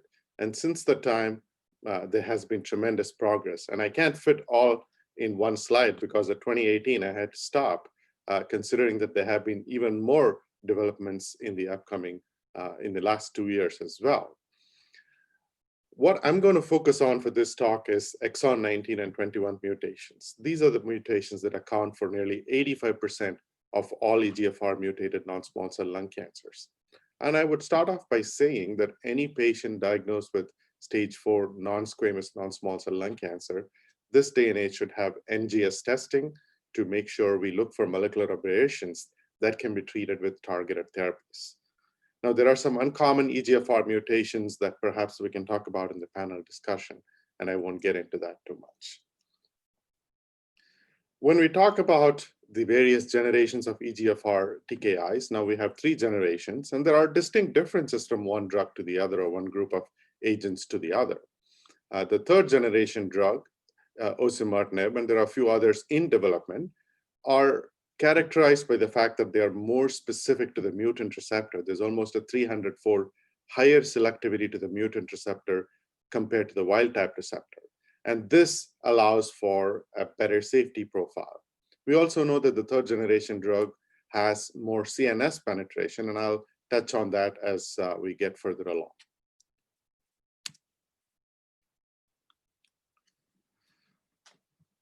Now, in the past 15 years or so, we've had a number of randomized clinical trials that have all showed us that first-line EGFR TKI therapy is superior to chemotherapy in EGFR mutated patients. You can see the trials for gefitinib on the slide, the trials for erlotinib, second-generation drugs afatinib and dacomitinib. And the median progression-free survival is fairly well described for all of these drugs. With gefitinib, we're talking about 9 to 10 months. With erlotinib, very similar to gefitinib. Afatinib and dacomitinib, perhaps a little higher, 11 to 13 months. With dacomitinib, the Archer study showed a median PFS of 14.7 months, but remember that study excluded brain metastases. So this is a slightly more favorable prognosis. I view afatinib and dacomitinib as very similar drugs. So we know these are the benchmarks. This is what we have come to expect from first and second generation agents. In the US, the NCCN guidelines now flag osimertinib as the preferred frontline therapy. I mean, you can use any one of these agents, but osimertinib has the preferred status. Why is that? Well, you're familiar with the FLORA study. This has been published in the New England Journal. This was a randomized comparison of osimertinib versus either gefitinib or erlotinib. This study included 556 patients. Primary endpoint was PFS, and overall survival was the secondary endpoint. We allowed crossover in the study for patients in the control group, those who received gefitinib or erlotinib, if they developed disease progression and if they had the T790M mutation, they were allowed to receive osimertinib as second-line therapy. We had 2/3 of the patients with exon 19 mutation and 1/3 with exon L858R, and 2/3 of the patient for this study came from Asia. Here are the progression-free survival results. We're very excited to see that the median PFS was close to 19 months. The control group did just as well as what one would expect with 10.2 months. And we also saw that there was comparable hazard ratio between patients with brain mets at baseline versus patients without brain mets at baseline. And the hazard ratio of 0.46 was highly statistically significant. So these results led to the approval of osimertinib in many parts of the world for frontline therapy of non-small cell lung cancer. More recently, we were able to also show that there was improvement in overall survival. This is in fact the first time in EGFR mutated lung cancer that a TKI therapy has shown improvement in overall survival over a comparator. The median survival was improved by about 7 months. And in fact, the median survival was well over 3 years for patients with exon 19 or 21 mutation. The side effect profile of osimertinib was also quite favorable. There was lower incidence of skin rash, lower incidence of liver toxicities, and overall lower incidence of treatment discontinuations related to grade 3 or 4 toxicity events. A key problem we face in the management of patients with EGFR mutation is brain metastasis. Almost 45% of patients with EGFR mutated lung cancer will develop brain mets sometime during the course of their journey, unfortunately. About 20% will have brain metastases at the time of diagnosis.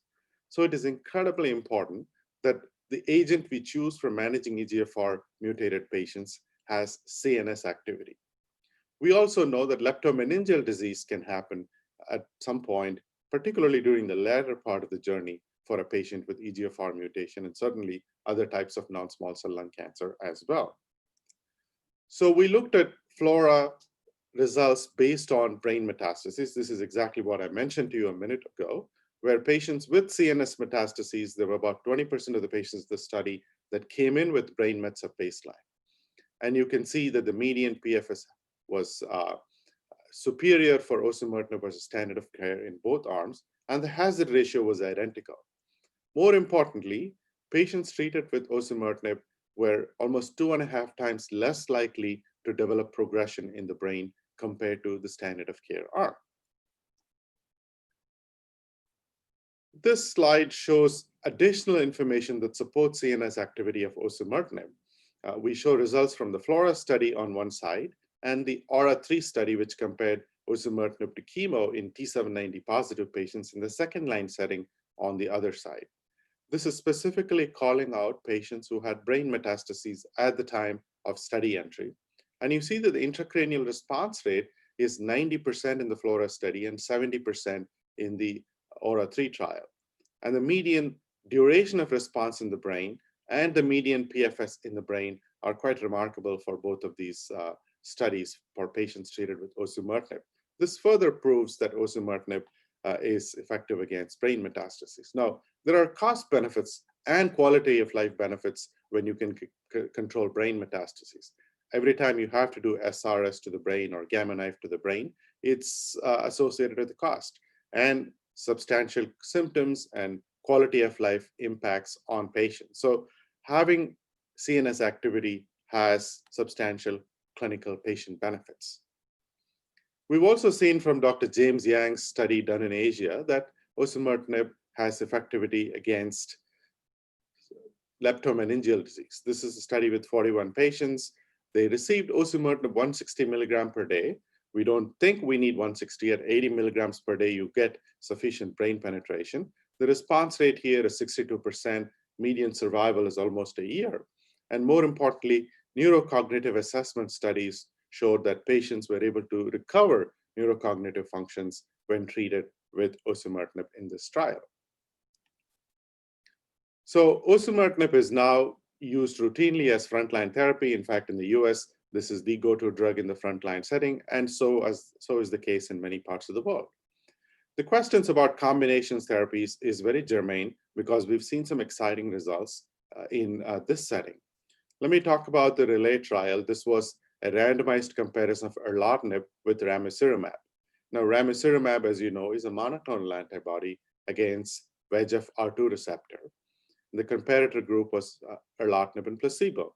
This study excluded patients with brain metastases, and they showed that the median PFS was about 19 months. There was superiority. In fact, this combination regimen was approved by the US FDA about 5 months ago. We don't have the survival results from this trial. These results are similar to what we've seen with other trials of gefitinib or erlotinib with bevacizumab.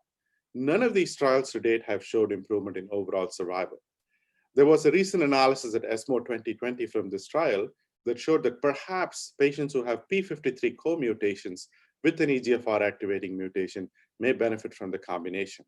At this point, I do not recommend this combination for standard of care. It has an approval in European Union, not in the United States, for the erlotinib or gefitinib combinations. And there is obviously interest in studying osimertinib plus bevacizumab.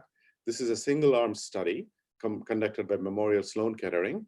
And in this study of about 50 patients, they showed that the median PFS was about 19 months. They showed high clearance rate of ctDNA early on in the form of therapy. And there is a trial that we're conducting through the Eastern Cooperative Oncology Group that compares osimertinib alone to osimertinib plus bevacizumab. So the final word is yet to be said on this.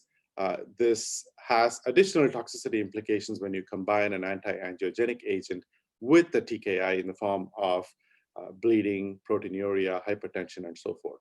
So it also has the barrier of having to give this drug intravenously for sustained lengths of time. So at this point, what I would say about this combination is it may be appropriate if we see survival results show a positive in patients treated with combination regimen. An area where there's really a lot of excitement is the EGFR TKI plus chemotherapy combination. You're very well familiar with the study from Tata Memorial by Dr. Noronha. This is published now, where she and her group showed that combining gefitinib with chemotherapy was associated with improvement in progression-free survival and overall survival compared to gefitinib alone. These results were very similar to another Japanese trial that has also showed these results. So if you choose gefitinib as a frontline regimen for your patient, I think it's reasonable to add chemotherapy on top of it. There is also an ongoing trial referred to as the FLORA2 study that combines chemotherapy with osimertinib. In my view, as we understand who are the patients who are less likely to have durable benefits with osimertinib, identifying those patients with persistence of disease even early on in the course of treatment, adding chemotherapy at that point may be beneficial as opposed to giving everybody chemotherapy. That's where I see the future heading, not everybody getting chemo plus TKI, but starting with TKI early on in the course of treatment, using peripheral blood to look at who has persistence of ctDNA and adding chemo or other aggressive approaches at that point. Now, we're not there yet. At this point, if you choose osimertinib as frontline therapy, I would give it as monotherapy. If you use gefitinib, I believe it's reasonable to add chemotherapy in that situation. Where do we stand with immunotherapy in EGFR mutated patients? I think there are a couple of important points. We've seen now in multiple studies and in this meta-analysis that for patients with EGFR activating mutation, immune checkpoint inhibitors don't do very well for EGFR mutated patients. The response rates are very low for patients treated with checkpoint inhibition in the EGFR mutated setting, and their PFS results are also very low. Here are randomized trials that compared docetaxel to immune checkpoint inhibition, and these trials showed superior survival for immune checkpoint inhibition.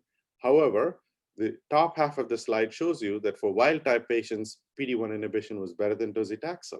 In the lower half, when you look at the EGFR mutated patients in these studies, the hazard ratio actually favors docetaxel compared to PD-1 inhibition. So I don't use PD-1 inhibition as monotherapy for patients with EGFR mutated disease. What about chemotherapy plus IO after patients receive TKI and have developed acquired resistance? Again, there is no prospective phase 3 trial in the study that has shown this regimen combination to be beneficial. The Empower 150 study, which looked at chemo plus bevacizumab plus atezolizumab, did a post hoc analysis, and they suggested that for EGFR mutated patients, the FODRA combination had demonstrated favorable PFS after they have progressed on an EGFR TKI. I don't think this is ready for prime time. I would do there are prospective trials ongoing, in fact, and I would wait for those results before we use this for routine patient care. Another key point to keep in mind is if you give a patient an immunotherapy and then switch them to TKI, there are some additional toxicities. This is a small series of patients from Memorial Sloan Kettering, where they looked at patients who received immunotherapy and they had to switch to TKI. And in fact, patients who switched from immunotherapy to osimertinib, 6 out of 41 patients developed serious toxicities. Remember that the PD-1 inhibitors have long half-life. They stick around in the system for 2 to 3 months. So this is yet another reason why when you don't have the molecular results, don't start immunotherapy, wait for the molecular results to come back, and then start whatever appropriate therapy is based on what you find. If you have to start some therapy in a patient as first-line treatment, start with chemotherapy alone. When you get the molecular results, if you have mutation, you can switch safely to a TKI. If there's no mutation, you can add immunotherapy if that is your preference. What about adding radiotherapy and EGFR TKI inhibition? There was a study reported at ASCO where they randomized patients with EGFR mutated disease. This was a study conducted in China, where they gave TKI to the control group. And for the experimental arm, they gave SBRT to patients who had metastatic lesions. They treated up to 5 lesions. And they treated every one of these lesions with the objective of eradicating macroscopic disease and see if that results in better outcomes. Well, they showed improvement in PFS and survival for the group that received SBRT and TKI. However, even the control group in this study underperformed. The median survival group for the experimental arm was only 19 months.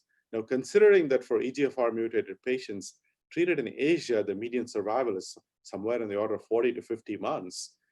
To me, these results don't strike home as representative of truly what we see in the real world setting, and I would not jump to give SRS to every patient. However, if you have a patient on a TKI therapy, and with the course of time, the patient develops oligoprogression in 1 or 2 sites, it's very reasonable to give stereotactic radiosurgery and continue the patient on TKI. Finally, we're beginning to learn about resistance mechanisms to osimertinib. These are plasma data. These are results we presented at ESMO in 2018. You can see that secondary EGFR mutations in the form of C797S mutations happen in somewhere 7 to 10% of the patients. Meta-amplifications happen in approximately 15% of the patients. And for these patients, combination approaches that build on osimertinib could be studied. And in fact, some early results with the combination of osimertinib and savolitinib, which is a MET inhibitor, has shown promise, and there's an ongoing study in this setting. For now, when a patient progresses on osimertinib, platinum-based chemotherapy remains the standard, but hopefully down the road, with some promising agents that are coming up, we might be able to reverse resistance. I would also reference a study that was just reported at ESMO 2 weeks ago, where this drug called U3-1402, which is an antibody drug conjugate against HER3, in this particular acquired resistance setting, has shown response rates of about 25%, and in a very interesting waterfall plot with benefit in more than 50 to 60% of the patients. That's a small phase 1, phase 2 study. We have to see how those results hold up. We don't have median PFS results from the trial, but certainly there are some interesting approaches that are being developed down the road to keep our eyes out for. Now, what about if you started a patient on erlotinib, gefitinib, or afatinib in the frontline setting, acquired resistance happens, we should check those patients for T790M mutation. You can check it in plasma or in tissue, and regardless of where you find it, osimertinib therapy is effective. These are AURA3 trials. Dr. Mark reported this in the New England Journal. He's going to be a speaker in the next half an hour or so. He showed us that when compared to chemotherapy, osimertinib was superior to platinum-based chemotherapy. The median PFS was 10 to 4.4 months. So for second-line therapy, if a patient has not received osimertinib in the frontline setting, making sure we check for EGFR T790M mutation is critical. So there's a lot of exciting developments in this field. Obviously, I wanted to keep this talk clinically relevant for our patients, and I'll be happy to take questions.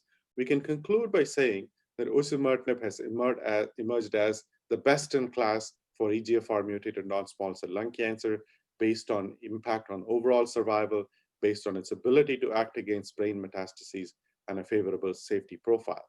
Combination approaches, both to delay and to overcome resistance, are next going to be the focus of our ongoing studies. And acquired resistance continues to be a challenge, even with exciting new therapies. And hopefully these promising developments that we see on the horizon will come in soon and fill the space. Let me stop there, and thank you for your kind attention, and I'll be happy to take questions. That was a wonderful deliberation, Dr. Ramalingam. Very nice. I think you covered almost everything in such a short time.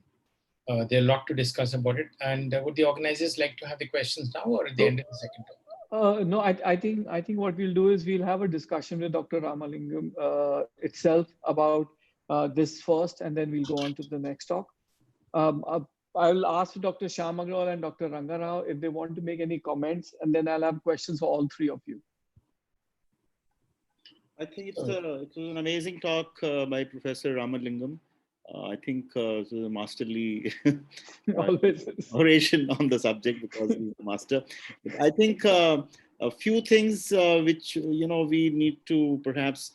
I think we were discussing in one of the meetings earlier regarding the understanding of the cardiotoxicity of osimertinib. Any your comments on that? Why is that happening? Absolutely. EGFR targeted drugs, because of cross-sharing of the HER pathway in the heart, have always been under the scrutiny for potential cardiac effects. This is why trastuzumab is associated with cardiac toxicity. With osimertinib, the incidence of QTc prolongation has been seen in a small percentage of patients. They don't often transform into life-threatening arrhythmias. That's been reassuring. We've seen that in the FLORA study and subsequent clinical experience. Rarely, you can see reduction in cardiac ejection fraction. I've probably seen 1 or 2 cases where patients had symptomatic heart failure, in which case I would switch therapy from osimertinib to another generation EGFR TKI. Why you see that compared to some of the other TKIs? It may have to do with selectivity to the target and HER inhibition being potently accomplished with a treatment like osimertinib. This has not stopped me from recommending it. If a patient develops symptoms, I follow this. If a patient has had prior cardiac illness, specifically radiation to the heart for whatever reason, that might be a patient you want to be extra vigilant about. A question that's been coming up, and this is for all of you, is that while we have data on overall survival of osimertinib in first line, and this is more pertinent to Indian and developing world subcontinent where cost matters, a second generation TKI, not first, second generation TKI followed by osimertinib has not been compared. And in case it's as potent or even longer, how do we judge that in the current situation, or do we wait? I think I'll let Dr. Ranga Rao, Dr. Shyam Agrawal, and Dr. Suresh Ramlingan discuss about this for a few minutes. So, Nitesh, you're saying that first use gefitinib or erlotinib, and No, then I'm saying second generation, so dacotinib or afatinib, and then in the resistant group, use osimertinib, because we don't have data. Cross-trial comparison addition may be similar, but the cost will significantly come down for our population. So sequential TKI is one of the issues. I think that would be there to cut down the cost. So first or second generation followed by the third generation TKIs. Would that be one? Second thing is, I think you mentioned about the use of the SBRT, not the SRS, right? SBRT to enable that's correct. At the time of oligoprogression. And then oligoresidual disease. I mean, there's a term which is coming up, small points of the disease which are remaining somewhere. Why not use right in the beginning? Why do we have to wait for the progression to happen? I mean, at the end of the TKI, maybe 1.5 years, we find small spots. Why not irradiate them there itself? Why should we keep it till oligoprogression? Sure, that's a great observation. There are some early phase studies that are ongoing to look at that notion. I would say that when we have tried this sort of an approach in metastatic non-small cell lung cancer, not specifically in the EGFR setting, we have found that approach to have higher toxicity burden and sometimes even higher mortality. So that's the reason why in metastatic disease, we have not taken the approach of widespread SBRT with systemic therapy. The current standard of starting a patient on TKI down the road when they develop acquired resistance, if they have one or two areas that are progressing, considering SBRT to those lesions, provides us with the safest way to manage that clinical situation. If these ongoing studies show that treating everything in one fell swoop helps, maybe we can consider that, but I believe there will be additional consequences and toxicity burden that patients will have to suffer for that. Let me address the sequencing question. This is the most commonly asked question: why not start with the first or second generation and then switch? Now, in the FLORA study, that's exactly what we did for the control group. We started with erlotinib or gefitinib, and if they developed disease progression and had T790, we switched them to osimertinib. In fact, any of the patients who went on to receive subsequent therapy, 47% got osimertinib. So it wasn't indirectly and directly a comparison of sequential versus upfront therapy with osimertinib, and you saw superior overall survival. What are the downsides of using the sequential approach? Well, not everybody develops T790. Only about half the patients will develop T790 on the first or second generation drugs. And then we know that 30% of the patients, regardless of what TKI you give them in the frontline setting, never live to see the second line therapy because their clinical course becomes so rapid. And this is in the clinical trial setting. You look at every randomized trial in EGFR mutated patients, a third of the patients don't get second line therapy. Now, if you take it to the real world setting, I would posit that that number is even more than a third of the patients that may not be able to get second line therapy because either the performance status declines or they develop a catastrophic secondary cause of death, like a pulmonary embolism or a stroke, or they have rapid decline in overall situation. So you can't hold back and say, I'm going to get the best drug later on and lose the opportunity. In the real world setting, only about 25 to 30% of the patients who start erlotinib, gefitinib, or afatinib go on to receive second line osimertinib. That's been published by the Japanese group. I've seen a study from in North America that showed the same thing. So that is the limitation of waiting for second line T790 emergence. The whole point of giving osimertinib frontline is you completely shut off T790 emergence. You're changing the biology of the disease. That's very eloquently put. I think only you could have put it like that. Thank you. One last question. I know we're running a little short of time. Is uncommon mutations. I know you didn't cover it in your talk, but it is extremely relevant. And I know that Dr. Sanjay Popat, who's also there, has a huge interest in uncommon mutations. And I think it is enigmatic because it's not that uncommon to find uncommon mutations. So how do we approach that? Sure. So when you talk about uncommon mutation, I want to first make sure that we're not talking about insertion 20 mutation. The exon 20 insertions do not respond to TKIs. Those patients should get chemotherapy. Any other EGFR mutation, specifically the G719 or the 861 mutation, you treat them with afatinib, which is a 40% response rate and about a 7-month median PFS. Recently, the Korean group had published a paper in JCO. They showed osimertinib 80 milligrams had a response rate of 50% and a median PFS was also in the order of 10 months. So I believe that for those non-insertion 20 mutations, afatinib is a reasonable choice. Osimertinib is also reasonable. Insertion 20 mutations, we don't have effective therapies. Can I ask last question, Nitish? Yes, sir, of course, sir, please. So, Dr. Ramalingam, as we are doing NGS, so we are finding, two mutations, EGFR and ALK, EGFR and BRAF. So how do you approach this? Can you enlighten us? Sure. In the untreated situation, that's thankfully a very uncommon situation. It's usually in the acquired resistance that you end up with EGFR and a RAF fusion or a ROS1 fusion. I've had 1 or 2 cases of EGFR and ALK together, and it's a head scratcher. I don't have a good solution for that situation.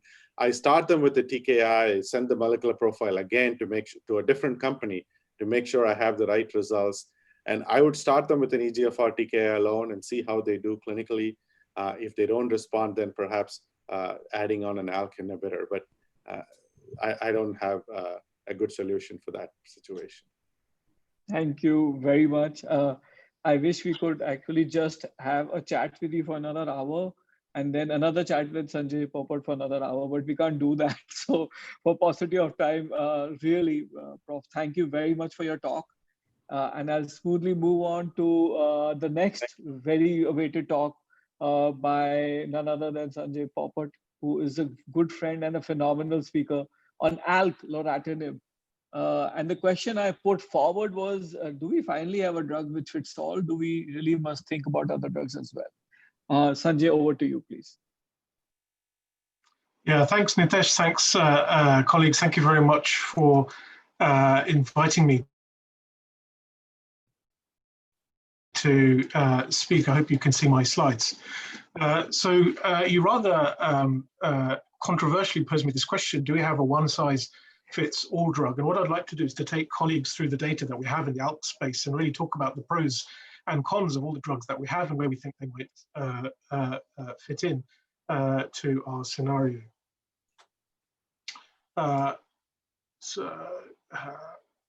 Thank you. These are my disclosures. So we've been using crizotinib for a while. We've stopped using it in general, and many of us still have a few patients still doing very well on crizotinib. So we should always remember what we started off from, which is that crizotinib is better than chemotherapy. Remember the median progression-free survival of crizotinib in profile 1014 was 10.9 months. And that's something I want you to remember.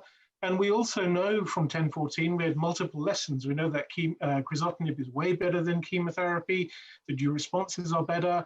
But we know from 1014 that brain mets were common. It's about 26% in 1014. They had to be treated and stable. And we know that brain is a common site of progression. And that if you give SRS, you have risks such as radionecrosis and costs. And we can see from the subgroup of 1014 that the efficacy in patients with brain metastases was slightly inferior than those without brain metastases.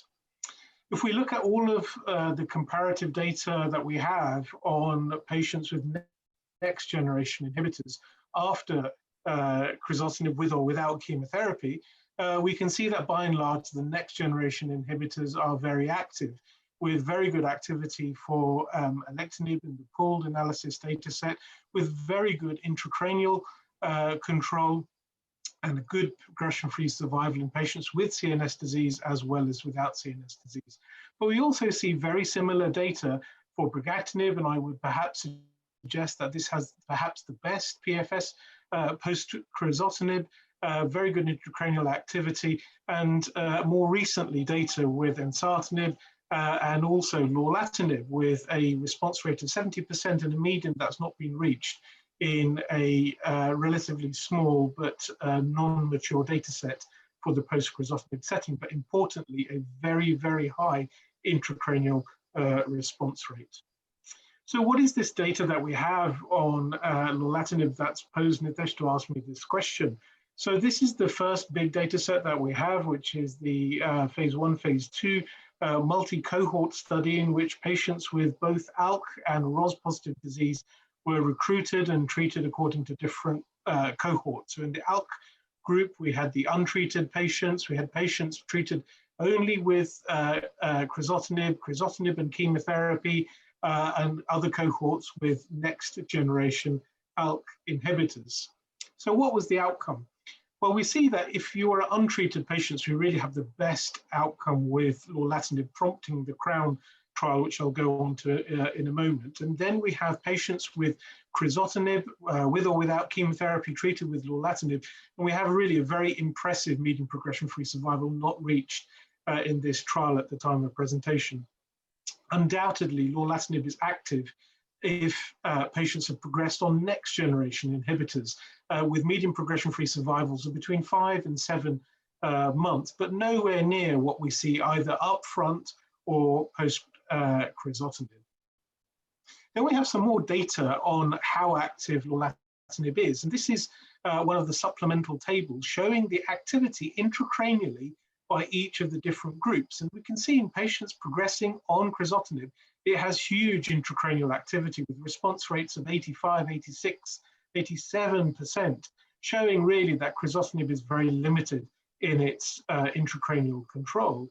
But when we get on to other generation inhibitors, and then we use lorlatinib, yes, it does have very good intracranial activity, but we're a bit less in terms of its intracranial response rates, in between 55, 40 and 64%. But more importantly, if we look at the difference between intracranial and extracranial control, you have to remember these should be regarded as very separate compartments when we're talking about ALK, and I would perhaps suggest EGFR, but we can discuss that. We can see that in patients treated with crizotinib, we have a very good intracranial control and a very good extracranial control, but the extracranial control is much less than the intracranial control, reflecting the problems of crizotinib getting into the CNS.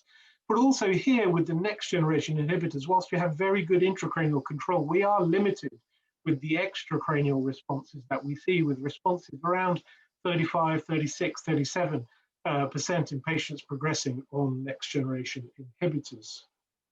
Now we know that patients that progress on TKIs have a different set of acquired mutations. So these are the types of mutations that we saw in this trial in patients that receive crizotinib.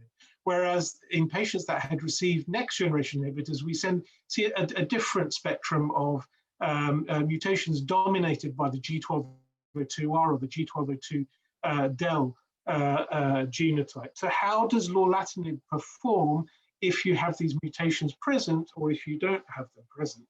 So again, we found that according to ctDNA genotyping or tissue genotyping, that the response rates were very good if mutations were identified at 62% or 69%.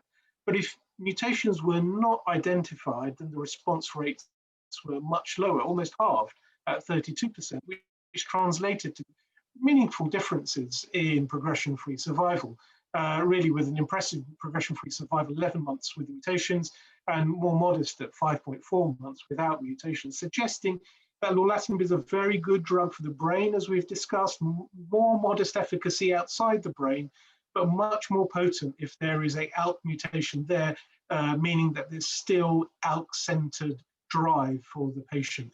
Where you haven't got the ALK mutation, perhaps it's more modest efficacy. So how do patients then develop acquired resistance to lorlatinib, and what can we do about it? Well, we have a number of different resistance mechanisms identified. This is a French group who identified epidermal mesenchymal transition as a problem, and we and others have demonstrated this. This is a case with a patient with neuroendocrine transformation, transdifferentiation as an acquired resistance mechanism to lorlatinib. There can be bypass mechanisms, and importantly, compound mutations. And lorlatinib is characterized by resulting in a number of new acquired mutations. But more recently, colleagues at Memorial have demonstrated that MET amplification is also seen with acquired resistance for lorlatinib, although crizotinib seems not to have very much activity in this setting. Perhaps the newer MET inhibitors may be more appropriate in that setting. What about the toxicities of lorlatinib? Well, in this phase 1/2 trial, we see that lorlatinib, which is designed to get into the brain, has some very unusual toxicities. The vast majority of patients develop dyslipidemia, and this will require pharmacological intervention to treat. Patients also develop peripheral neuropathy, but nearly 35% of patients in this trial were developing some sort of cognitive or mood effect, which will require some sort of treatment if grade 2 or more. So how do we manage the toxicities of lorlatinib? Dr. Bauer and colleagues have presented a very nice paper showing how we should be managing this. This is the recommendations for dyslipidemia, requiring introduction or modification with lipid-lowering therapy, increasing the dose and possibly reducing the dose of lorlatinib if required. Of course, we also have the CNS adverse events, and these can be classified into 3 main groups: the cognitive events, the speech events, and the mood disturbance. There can be overlap of each of these, and these generally require dose reduction to manage. We also see a variety of very subtle neurocognitive effects, which Dr. Nagasaka and colleagues have written in a very nice paper about how to manage this in real life, including visual hallucinations, auditory hallucinations, olfactory hallucinations, speech issues, dream issues, impulse issues, personality change, and functional issues as well, all of which can be controlled with dose reduction. But perhaps there are other drugs which can be used after next generation inhibitors. This is a phase 2 trial which my colleague Dr. Stinchcombe presented at ASCO last year, in which patients with next generation inhibitors that were ALK positive were treated with brigatinib using the step-up dosing that we all know, 90 for a week followed by 180 milligrams. And you see a very comparable 40% response rate with a median progression-free survival, very comparable here of 6.4 months. Well, all the actions now in the frontline setting. So where should we be using lorlatinib? Is there a role in the frontline setting? This is the CROWN study, which was presented a couple of weeks ago by my colleague, Dr. Solomon. This was a highly anticipated trial in the ALK field, comparing the role of lorlatinib with crizotinib, randomizing patients in a phase 3 trial between these 2 agents. The primary endpoint was progression-free survival by blinded review, together with a number of key secondary endpoints: progression-free survival by investigators, responses, intracranial control, time to intracranial progression, overall survival, safety, quality of life. But importantly, in this study, no crossover was permitted. So this is the Kaplan-Meier curve for the primary endpoint that everybody's been talking about, a really very impressive improvement in progression-free survival by blinded independent radiology review with a hazard ratio of 0.28. One thing we should recognize is that perhaps the median of the crizotinib arm identified here was perhaps a little bit lower than we would have anticipated, and how this contributes to the hazard ratio needs some further consideration. But let's look at the subgroups to see what major differences might be hypothesized. We see a huge benefit in patients with CNS metastases, a spectacular PFS of 0.20 and a very effective PFS of 0.32 in patients without CNS metastases. Very important numbers for you to know and remember. But importantly, I think this needs some further consideration. Why is it that the Asian patients had a progression-free survival of 0.47 compared to the non-Asian patients with 0.19? You know, is that meaningful, and why might that occur? And we need to see those Kaplan-Meier curves to get a better understanding, I think. What about the adverse events? Well, the adverse events are, as we have seen previously in the relapse setting, dyslipidemia being a major problem, which can be abated with statins, peripheral edema, weight increase, which we've seen as previous ALK inhibitors have come through, peripheral neuropathy, but interestingly, cognitive effects and mood effects here, which summarily compromise up to about 50% of the adverse events that patients are reporting. So a number of key questions, I think, arise from the CROWN data. Well, look, on the face of it, the intention to treat progression-free survival hazard ratio 0.28 is undoubtedly the best that we've seen from all the phase 3 trials. But what accounts for the control arm performance? Is it just the way the chips were dealed out? Did anything contribute to that? What was the effect of dose reductions, both on the ITT PFS and the PFS intracranially and extracranially? Why is there this difference that we see in Asian patients? So, for example, in the brigatinib trial, ALTA-1L, the Asian patients seem to derive great benefit compared to the non-Asian patients. What are the granularity of the adverse event outcomes, and what are the further details on quality of life? Importantly, if we are using lorlatinib, potentially the best drug, up front, what are the resistance mechanisms that we're going to see? Are we going to be able to use any ALK inhibitors after lorlatinib? And are we going to gain in PFS but compromise by OS? So do we need to wait for more mature PFS and an indicator of more mature overall survival before making any decisions? But look, I spent some time putting all of these trials into some tables so that you can try and compare. But there are some key differences in trial design, and I think we need to bear these in mind when making cross-trial comparisons. So most of the recent trials look at IRC, or Independent Radiology Committee review, as the primary endpoint, but there are some major differences in the proportion of patients with CNS metastases going into the trial, which undoubtedly will affect the median of the ALK inhibitor that we are seeing, but probably or may not impact on the hazard ratio depending on the amount of intracranial activity that we see. CROWN had a relatively low number of patients with CNS metastases treated with radiotherapy compared to ALTA-1L, and there are some differences in the types of patients with ALK positivity that recruited into the trial. When we look at the comparative efficacies across all of the trials, we do see some differences. The response rates across all of the trials seem to be broadly similar: alectinib, brigatinib, ensartinib, and lorlatinib. But we do see differences in the ITT progression-free survival, 0.21 and 0.28 for CROWN, compared to what most of us have been using for some time: alectinib 0.43 and 0.50, and 0.43 and 0.49 for brigatinib.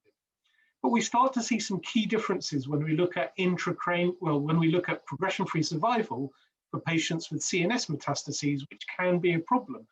So, for example, looking at the PFS in patients with CNS metastases, we see a hazard ratio of 0.2, which I suggest would be very similar to what we're seeing with brigatinib, but is superior to what we've seen thus far with alectinib. But a very impressive hazard ratio of 0.32 of patients without CNS metastases, compared to what we've seen with alectinib and brigatinib and ensartinib to date.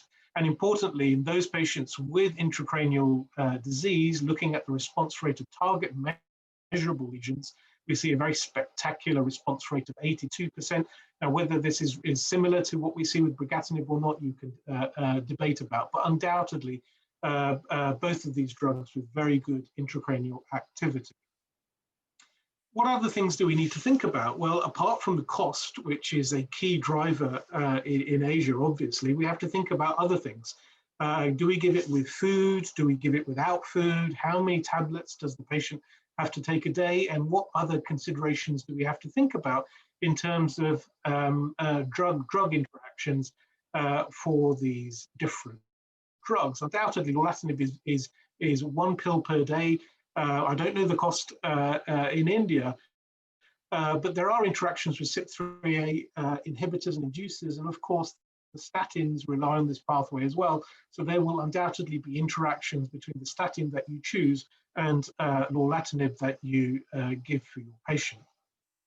So there are multiple issues to consider when thinking about cross-trial comparisons. How was ALK classified between the different trials? What was the percentage of CNS metastases in each arm? Was progression-free survival reported and measured by independent review or investigator review? And these were generally open-label studies. Were patients stable or treated with CNS metastases when they were enrolled? How was the intracranial response rate measured? Was it blinded or investigator assessed? And was it measurable disease or all disease, measurable and non-measurable? Were responses confirmed or unconfirmed? How were non-target lesions progressing that required radiotherapy handled in the trial? For example, if you had a 1 millimeter lesion which was progressing to 8 millimeters, it wasn't a target lesion, but was still moderately big and may have required radiotherapy. Is that an event or not an event? Does it classify as a progression-free survival event for that particular trial? So I'll conclude by saying that upfront next generation ALK inhibitors are now standard, and lorlatinib is undoubtedly a highly active drug in the CNS, both after crizotinib and other ALK TKIs. After the next generation ALK TKIs, the CNS response rate is much better than the extracranial response rate, and the efficacy is greatest for lorlatinib in the relapse setting if you identify an ALK resistance mutation. Lorlatinib is undoubtedly a highly effective next generation inhibitor compared to first-line crizotinib, both in terms of the ITT population, patients with CNS and without CNS disease, but it has an unusual adverse event profile which does require proactive management. And we do need to have a better understanding of the resistance mechanisms to first-line lorlatinib use. And with that, I'd like to thank you for your attention and happy to take questions as they arise.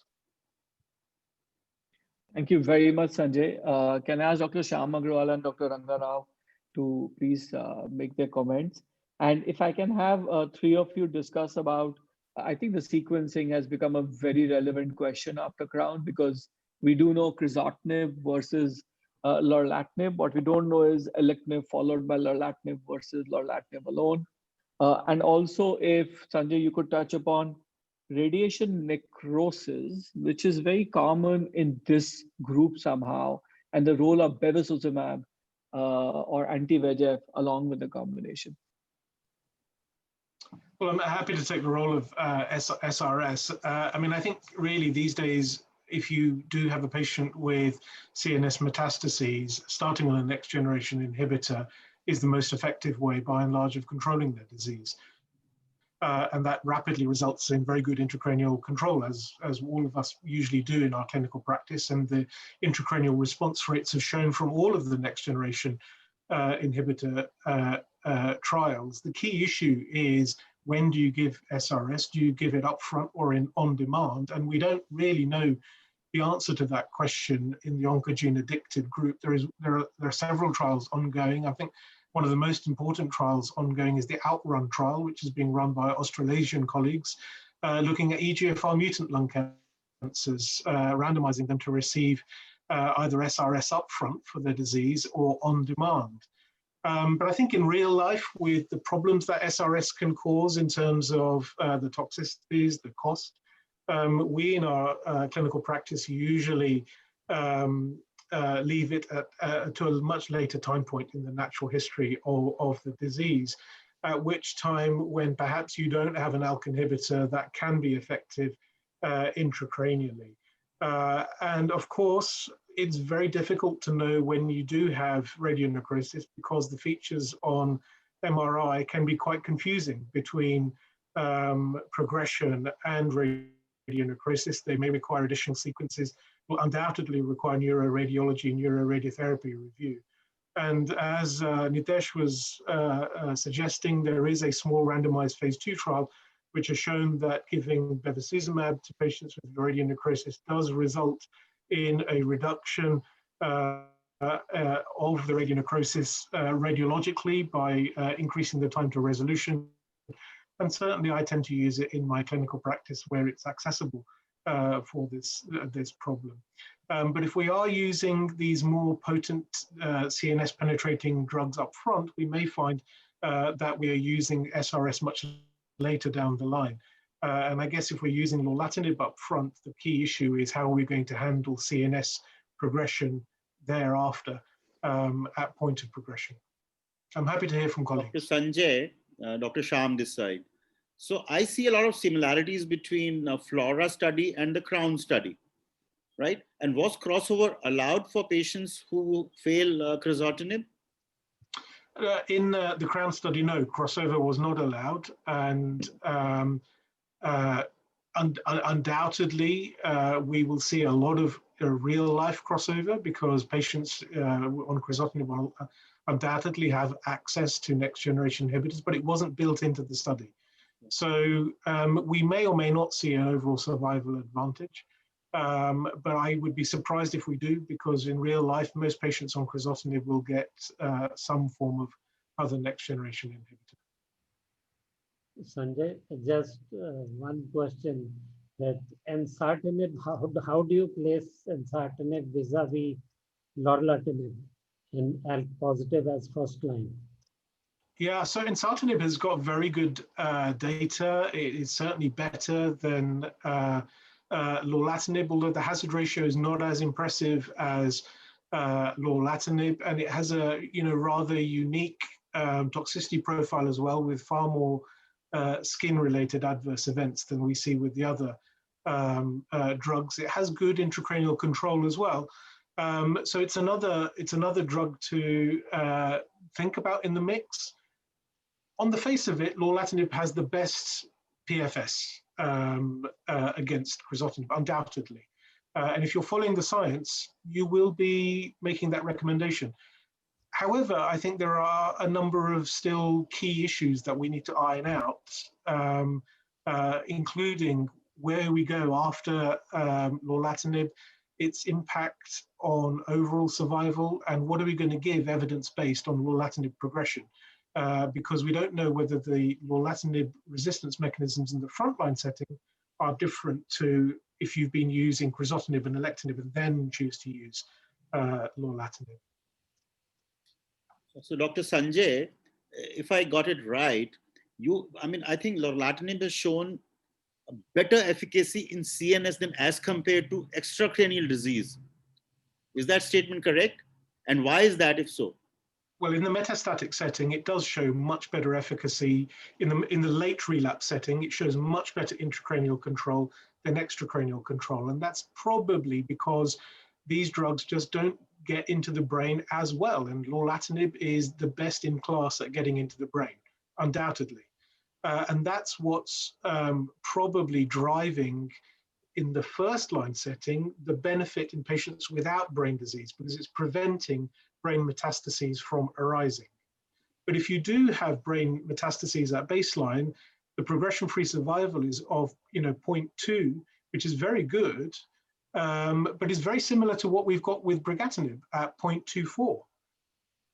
So you could make the argument to use either of those two drugs in the frontline setting, which then still allows you to use lorlatinib afterwards in the sequential manner if you're using brigatinib up front. I think all of these questions are now up for debate because the optimal sequence has not yet been identified, at least until we have much more overall survival data. So it's again like we were when Dr. Ramalingam presented FLORA a few years ago on the basis of the PFS results. We had very good PFS, but people argue about sequencing or not waiting for the OS results. So I think we'll have to see really what happens with the maturity of over time of OS with CROWN, and this debate will still go on.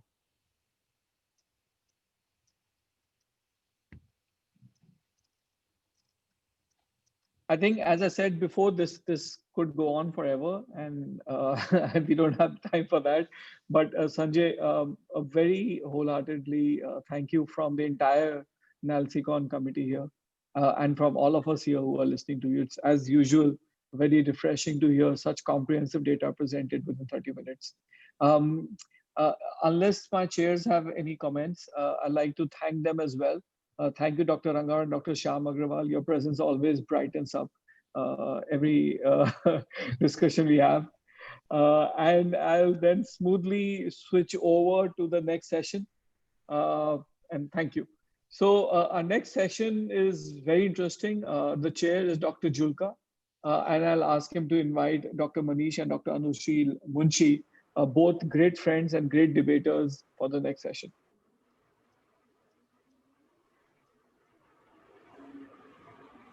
Thank you, Dr. Nitesh. I think without much ado, what's your choice? The topic is neoadjuvant chemotherapy versus neoadjuvant CTRT for lung cancer. And we have two stalwarts here, and one is Dr. Manish Singhal, which you all know. And I would like to invite first Dr. Manish Singhal, Senior Medical Oncologist at Apollo Hospital in New Delhi, for the motion. It could be a debate. So Dr. Manish, please.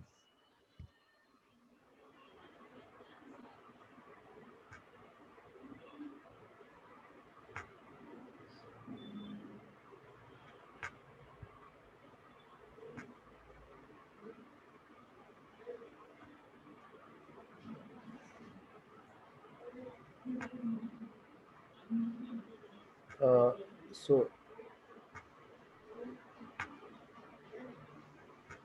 audible and visible, Dr. Manish. yeah, thank you very much. So am I audible? Audible. And slides are visible as well? Visible. My slides are visible? Visible, sir, visible. Okay. So, the subject given to me is about neoadjuvant chemotherapy for non-small cell lung cancer. Well, the agenda didn't really mention it as a debate, but perhaps it was intended as a debate. Perhaps it's more of a perspective, a more nuanced way of debating. And so what I'm going to discuss is, well, what is neoadjuvant chemotherapy or versus induction chemotherapy? It may be a matter of just semantics, but it definitely means one thing, that we are intending to give a preoperative therapy with the intention to proceed to surgery, with definite intention to downsize the disease, induce a local treatment which is effective, and finally, and most importantly, improve progression-free survival and overall survival. Well, this can be achieved with chemotherapy alone, but can also be achieved with CTRT. And when we call out CTRT, it means that we are using two modalities of local treatment than one. And if you look at the evidence, the interpretation of the evidence is very challenging. Why so? Because the definition and the staging of lung cancer has evolved over a period of time. The data actually has an amalgamation of so many different types of patients.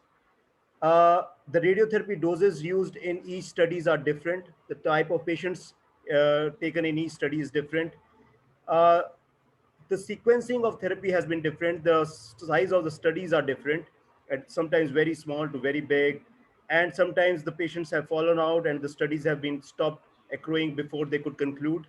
So it's quite challenging to interpret the entire evidence behind neoadjuvant CTRT versus chemotherapy. Therefore, we generally see that the staging of non-small cell lung cancer has evolved, and this is what is the current staging is, where we describe stage 3 into not only A and B, but also C, where C is definitely going for CTRT and perhaps even stage 3B. And perhaps an induction chemotherapy or chemoradiotherapy is only meant for stage 3A, and maybe a very select group of stage 3B. So the jury is still out. But whatever we practice in the neoadjuvant setting has always been the extension of thought process from the adjuvant setting. As far as neoadjuvant or adjuvant chemotherapy or neoadjuvant chemotherapy is concerned, we have fair amount of evidence that it produces the similar results. The meta-analysis shows that it demonstrates no difference between the two approaches of doing adjuvant chemotherapy, which is well entrenched, well engrossed with us, well entrenched into the clinical practices. So neoadjuvant chemotherapy is a very easy acceptance. Whereas if you look at the guidelines, the ASCO special article, JCO publication 2017, which talks about adjuvant radiation, And if you read the line, in patients with stage 3A and 2 disease, adjuvant radiation therapy is not recommended for routine use. Therefore, now extending the same thought process into the neoadjuvant setting is fraught with some confusion and skepticism. So it does, however, call in for a consult with a radiation oncologist to assess the benefits and risk of an adjuvant radiation therapy. So would be true in the neoadjuvant setting as well. Now, coming to look at the data that we have got almost 3 randomized control trials, maybe 1 phase 2 randomized control, but 3 phase 3 randomized control trials. The foremost is the German study, which was a Lancet Oncology publication. It looked at neoadjuvant chemotherapy versus neoadjuvant CTRT followed by surgery. There was no difference in the progression-free survival, which was the primary endpoint, neither in the overall survival. And if you look at the various time points, the difference between the two groups was negligible. However, it did show that chemoradiotherapy increases the pathological response, decreases mediastinal or has mediastinal downstaging, but however doesn't improve survival. The West Japan Thoracic Oncology Group study, again, it does produces better local control, but there is no improvement in progression-free survival. There is no improvement in overall survival. That was our primary endpoint and the primary aim of providing neoadjuvant radiation therapy. Another study, the French study, the IFCT 0101 study, again, increasing local controls, increasing pathological responses, but no improvement in either progression-free survival or overall survival. And finally, we have the SARC trial, which is the Swiss phase 3 study. Again, in this particular study, the problem in this study was chemotherapy and radiotherapy was given in one after another. It was not neoadjuvant chemoradiotherapy, it was chemotherapy followed by radiation and then trimodality treatment. It concluded that radiotherapy did not add any benefit to induction chemotherapy followed by surgery, and they suggested that one definitive local treatment or modality would be enough. When we fall upon with such confusing data, we fall upon a meta-analysis, which is actually a previous meta-analysis before the SARC trial was published. We see that the published evidence is sparse, but does not support the use of radiation therapy in induction regimes. Perhaps it can actually result into potential disadvantage. So what is the right approach? Perhaps the right approach is better patient selection, better radiotherapy techniques, improving on radiotherapy doses, better systemic therapy. At least what we have from the definitive radiochemotherapy studies, we know that improving on radiotherapy doses has not resulted into any improvement in progression-free survival and overall survival. I did talk about that most of what we practice in neoadjuvant has come from what we practice in the adjuvant or in the definitive setting. Again, adding cetuximab to chemotherapy has not really resulted in the RTOG 617. We know that pemetrexed cisplatin in the PROCLAIM study perhaps is a better chemotherapy, a lesser toxic therapy to offer with CTRT. What we also know from the EORTC study that trimodality treatment can harm. This study actually randomized patients after chemotherapy to radiation alone versus surgery alone, and surgery or chemotherapy radiation had similar overall survival and progression-free survival. So it did warn us about using trimodality treatment over 2 modalities of treatment, which can actually hamper survivability. So I think overall, it is only about patient selection, which may be the key. We know from the Intergroup 0139 study, which randomized patient to CTRT alone versus CTRT followed by surgery, did show that the addition of surgery didn't really lead on to better survival. But what it did tell us that if you were to go in for a lobectomy alone, perhaps you can give CTRT and get surgery done, but only if you have to have a lobectomy alone. But if you undergo a pneumonectomy, then definitely the survival dips down because overall the toxicity of treatment overrides any amount of benefit coming from a CTRT, especially in the setting of CTRT. Of course, there are newer approaches. I must talk about this. Only one more minute. Next is the conclusion slide. Yeah. Lot of new studies coming up, and I think we must eye on this, that neoadjuvant IO drugs, which is looking at major pathological remissions, which is definitely increasing. And this is a new field of research. In this very ESMO meeting, there were studies on this. And I think this is going to be a game changer in the coming years. Therefore, in a locally advanced non-small cell lung cancer, it is very important to have multidisciplinary care. For a minimal single station N2 disease, perhaps induction chemotherapy is followed by response evaluation, followed by surgery is fine. But in a bulky multi-station N2 disease, if you have a poor PS, induction chemotherapy is good enough. But if you have a good PS, perhaps induction chemoradiotherapy, response evaluation, and look out. If you require a pneumonectomy, it is better to go in for a definitive CTRT followed by an IO drug. But in case you are able to get away with a lobectomy, perhaps this is the only approach where CTRT may be advisable. With that, I thank you, and back to the organizers. Thank you very much, Dr. Vinesh. Now I'll be calling upon Dr. Anushil Munshi for the other side, whether CTRT is better than CT alone or CT with IOs. Dr. Anushil, please. He is HOD and consultant radiation oncologist at Manipal. Anushil, please. Yeah, thank you. And I hope my screen is visible and my slides are visible. Audible and visible. Yes, yes, Anushil, yes. So Manish, that was an excellent presentation, a very balanced one, but please excuse me because I was told that this is going to be a debate. So I may be a bit more harsh in my point of view. So please excuse me for that. So the question that was posed was, what is your choice? And my answer is neoadjuvant chemoradiation in non-small cell lung cancer. Now, if someone were to make the statement that neoadjuvant chemotherapy, that means chemotherapy alone, followed by surgery, is the gold standard for N2 lung cancer, the scenario where we use it most common, my answer would be this. So let us see why.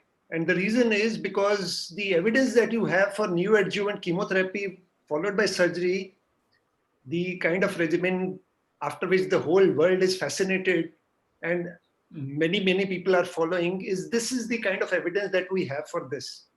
So we had 2 trials published in 1990s, and trial number 1, trial number 2, each had around 60 odd patients, 30 in each arm. That is what surgery versus preoperative chemotherapy followed by surgery. And that is what kind of convinced us that, okay, this is the way to go forward. And we started following neoadjuvant chemotherapy followed by surgery.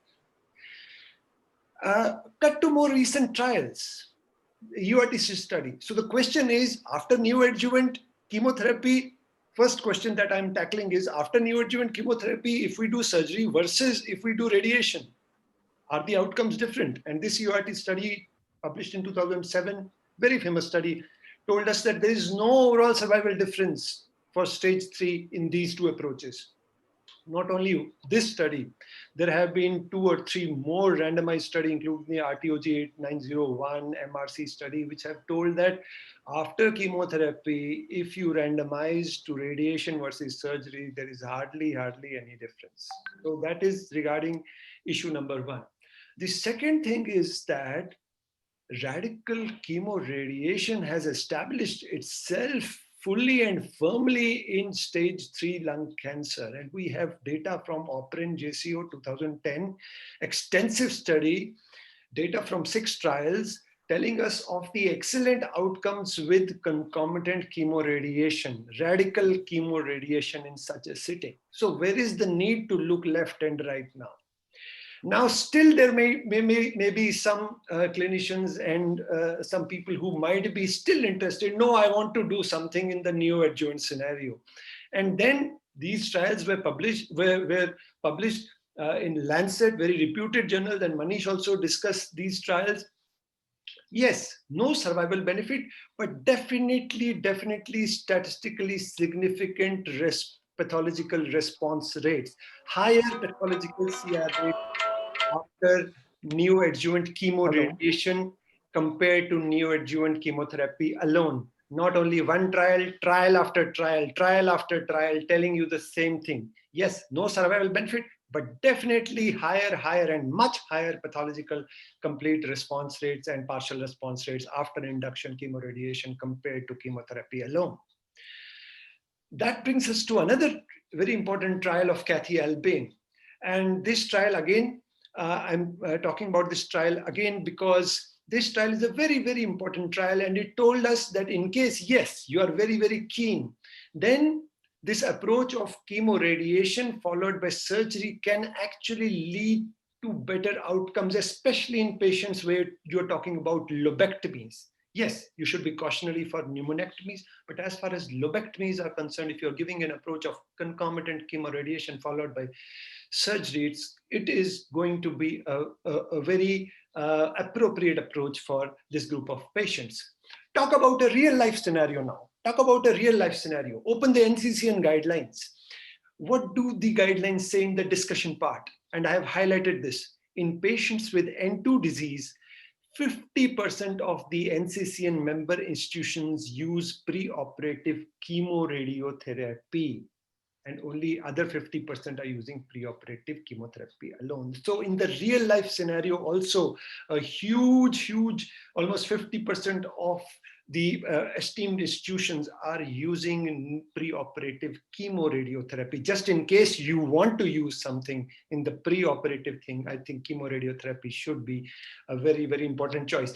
And if, in case you feel that, okay, I'll give neoadjuvant chemotherapy followed by surgery and I can escape radiation, you cannot escape radiation. You have data from umpteen trials, including the Anita trial, which is telling you that in N2 disease, radiation is a must in terms of reducing local recurrence rates, in terms of improving overall survival rates. There is no way you cannot include radiation in this group of patients. So it has to be given.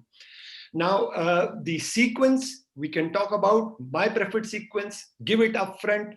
And this is actually, yes. Anushil, you'll have about a minute more. I'll take half a minute maybe. So this is my proposed paradigm.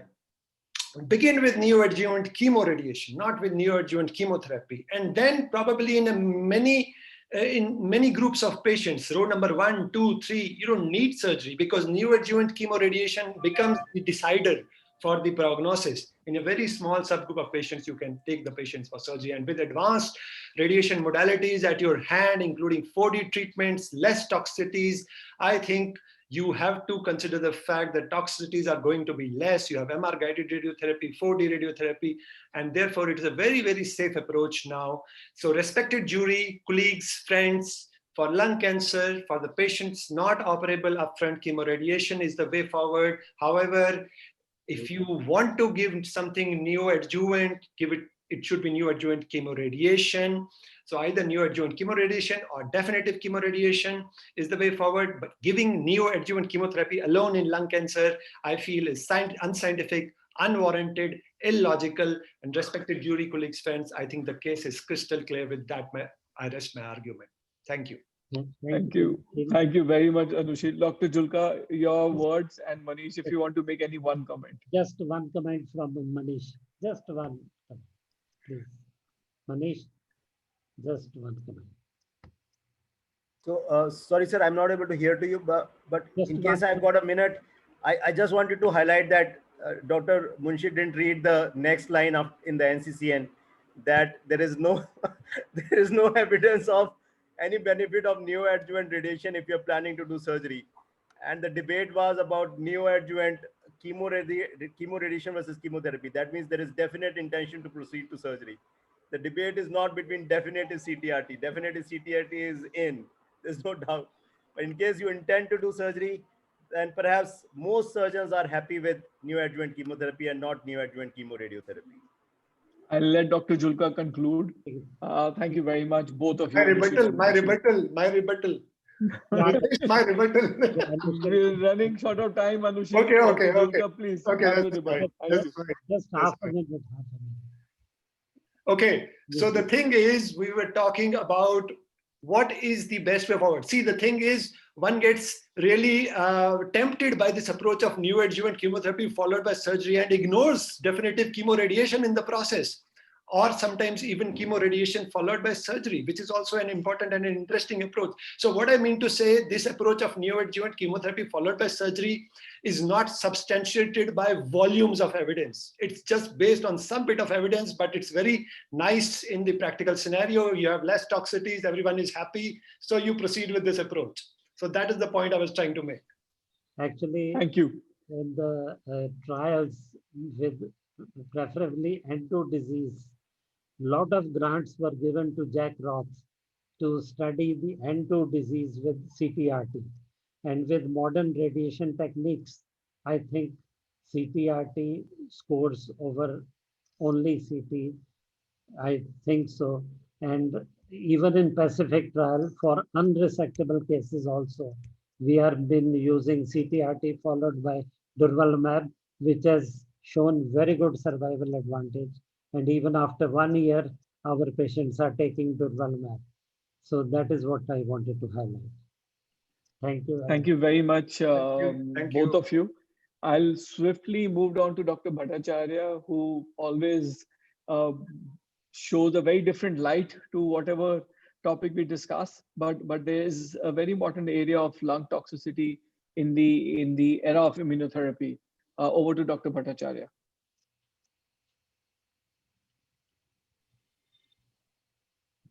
Sir, you're on mute, sir. Yeah, I need to actually be given the permission to share screen. So you can share screen. You will be able to share screen. So just try now. You just try it now. Okay, I'm doing it right now. Okay. Am I seen? Yes, sir. Yes, sir. Okay. Work, sir. Right, fine. Perfect, sir. Thanks for asking me to be here, and that was a great debate. I mean, unfortunately, debate. I would say that it looked like a more approach to a consensus opinion. So when I start with this think of lung toxicity in immunotherapy here, it's sort of a deflating the balloon which is already there. I'm not going to frighten anybody. I don't want to frighten anyone, but I really want people to be careful when we go out. So I'm going to have my last slide first, and that is one. Although pneumonitis is less common than any other immune-related adverse event, okay, associated with immune checkpoint inhibitors, the adverse event accounts for most severe and potential lethal immune-related adverse event and one of the most frequent reasons for discontinuation of therapy. Now, that is something I want everyone to keep in mind, that this is not to be taken lightly. Both the available types of drugs that we have, one for the CTLA-4 and the programmable cell death PD-1 and PD-L1 drugs, they all can, but it's more common with the ones that we use more commonly and available in India, the immune checkpoint inhibitors. Non-specific interstitial pneumonitis and cryptogenic organizing pneumonia are two most common imaging and histopathological findings of patients with pneumonitis, although considerable heterogeneity exists. The image is difficult to distinguish from cancer progression in lung, and this is very important and often requires a pathological variation. I heard on the passing Pacific trial being maintained, and please remember, with radiation, this phenomena seems to be on the higher part, so keep that in mind. Early diagnosis and use of corticosteroids are the mainstay of therapy. Other immunotherapy services should be considered if corticosteroids are not perfectly working. Treat with algorithm, which I'll talk to you and show it to you all. Drug rechallenge may be reasonable for some patients with pneumonitis, but the risk and benefit should be taken in a multidisciplinary team. The primary aim of this particular disease is to prevent this from occurring, and what it requires that please assess your patients.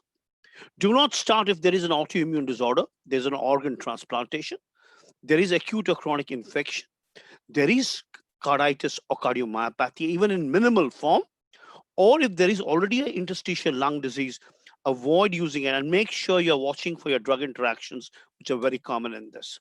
I'll also tell you some more thing. In the era of targeted therapy, please remember, using a immunomodulating drug after the use of a TKI can actually be harmful and the rates are higher. So very careful when using an immunotherapeutic drug in TKI. So let me tell you something. When does this occur? It can occur anytime, even after the first dose, and it can occur many years after that. Please keep that in mind. It occurs within the first 12 weeks after initiation of treatment most oftenly. And this is also seen that it can occur even 1 year after discontinuation. So on the vigil, whenever you have a patient who is taking immunotherapeutic drugs, more so in lung, please keep in mind that you have to keep a close watch on patients when they occur. The biological effects of the drug persist much longer than the clearance of the drug. Just to tell you, that's the CTCL-A4 thing. And you will see pneumonia, I mean, anything or lung problems are not common there. But come down to the CTL, I mean, your PDL1 and PD1, and you'll find out that this pulmonary thing starts anywhere between 3.6 months to 22 months, the commonest being within the first 8 months. Keep that in mind, and that will help us. Also remember that most of these fatal reactions occur within 40 days. Average time is 14 days. So close vigilance is a mandatory in this particular situation whenever we do this. And keep in mind that again, that it is most common when you are using single drug PD1 or PDL1. Now, this is actually the gamut of respiratory toxicities that you see in a lung injury from immunotherapeutic drugs. So you can have something simple as what I just talked, like hypersensitivity pneumonia. This needs to be kept in mind. You can have non-specific interstitial pneumonia.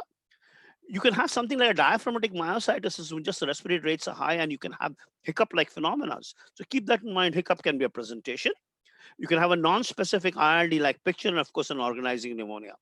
Remember something, re-challenge should always be discussed. I'm reinforcing that to you. That's a logarithm. I'm not going to go into it. Most people have it, but do remember any new respiratory system symptoms in a lung cancer patient on immunotherapy, be it cough, dyspnea, or an auscultatory finding, please remember you need a high resolution CT, and thereafter, with the help of your radiological colleague, you start moving in. I'm not going to get into these grades, but remember there is 4 grades of toxicity. Each of these toxicities start as grade 1, which is asymptomatic, mildly symptomatic to severely symptomatic. Diagnostic evaluation is based on doing a CT, a PFT, and doing every 6-monthly check for lung infections. Withholding the drug is commonest when we have it. I'm not coming into the right now, I'll come back later. In stage 1, re-challenge can be done. In grade 2, also re-challenge can be made, but it's important that you don't do it very often. Grade 3 and 4 can be severe toxicity, high doses of steroids are required, drug has to be withdrawn, and please remember something, re-challenge is not permitted at the present moment under these situations. Do remember that these 2 situations call for urgent hospitalization and treatment. So just to tell you in organizing pneumonia, how it looks, and after steroids, when we have given it, there can be an improvement. It takes time, almost a month. In hypersensitivity, it takes a longer time to settle down, so that's almost 5 months, while in those non-specific, it actually recovers quite fast. And just to tell you all that, please remember that when we have these things, they can take place even in the pleural area. So watch your plates carefully, look at it carefully before we decide it.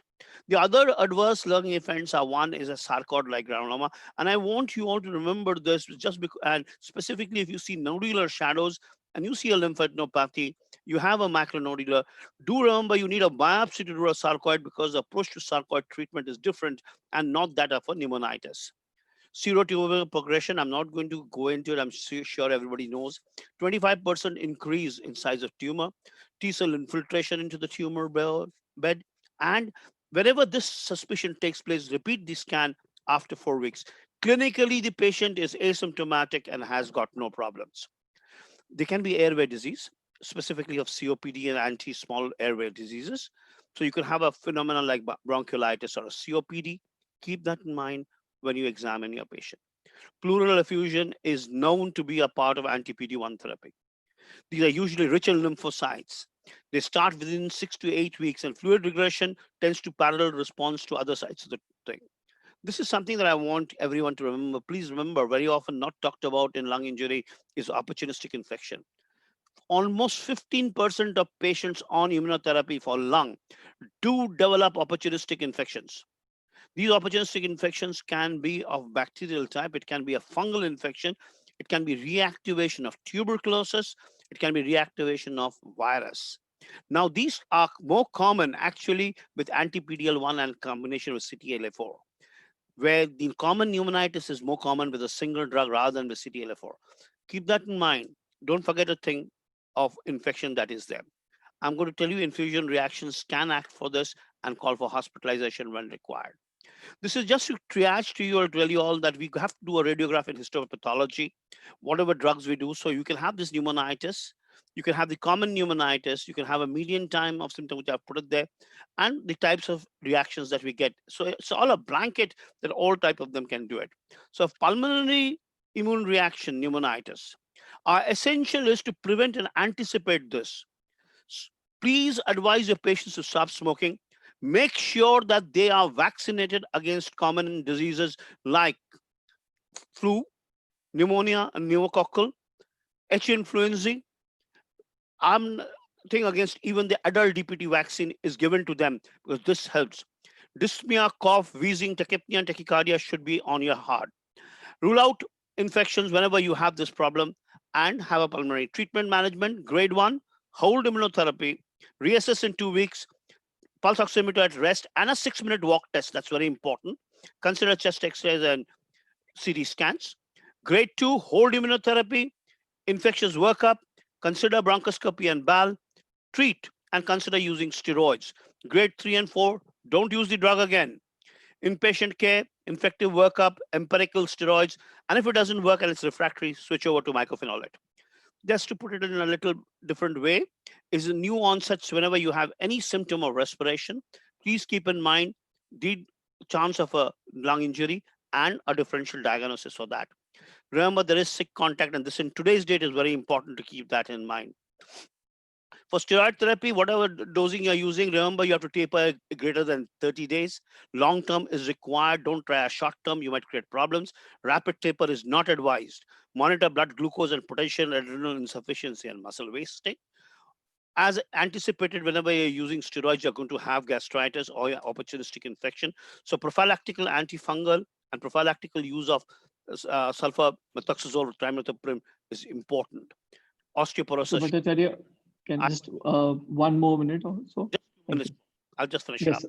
The toxicities of steroids and immunocheckpoints have to be kept in mind. Do remember that they say that whenever you have an immune therapy, these are patients who actually may have more response, which may not be true actually. If you are steroid refractory, you have the options of using infliximab, mycophenolate, or even IVIG. Only if steroids don't work, we would use them. But on today's date, we have a disruption. The disruption of immunotherapy in treating lung cancer, and we have the disruption of COVID in this situation. So before I end, let me tell you, there is a difference between the disease caused by checkpoint inhibitors and COVID. This is of yesterday, in fact, on the publication from which I'm taking this up to tell you all that please check your D-dimer, normal TTP, and elevated IL-6 and lymphopenia to come to the diagnosis of SARS-CoV in a patient who is taking immunotherapy. That's just to show you how we would approach it. And please remember, if you don't have it, keep that, you might have to treat. But remember, evidence shows that cancer-related mortality increases due to delay in cancer diagnosis and treatment during COVID. So don't do that. We do not need to stop immunotherapy because there's no data. Telephone triage is very important. And as I load down those points, follow them strictly. You will be able to go ahead and get this done. This triage is important because if you have this in point, you can go for a telecom. Educate your patients to get in touch with the emergency and with you as soon as possible. So let me try and finish off. Toxic immunotherapy is very different from chemotherapy. This is something we are learning new. Do not close down a toxicity from immunotherapy because a depression may be an adrenal insufficiency. A benign headache may be a hypophysitis. Keep in mind pneumonias and pneumonitis that are there. Multidisciplinary team to take things forward is what is required. And thank you, although we are virtual. It was great seeing and hearing you all. Thanks a lot. Thank you. Thank you very much, Dr. Bhattacharya. Really, that was phenomenal. Dr. Julka, do you have a final comment on that? So you're on mute, sir. Dr. Julka, you're on mute, sir.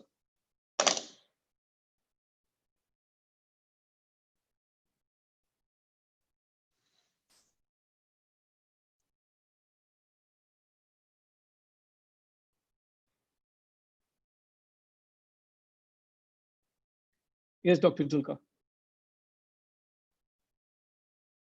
Okay, I think in interest of time, we're not able to get Dr. Julka's final comment, but Dr. Bhattacharya, thank you very much. That was very lucid, and it is, I think, the most important thing we need to know as the immunotherapy are clearly rising in numbers. and I think we must know how to manage them. Thank you again.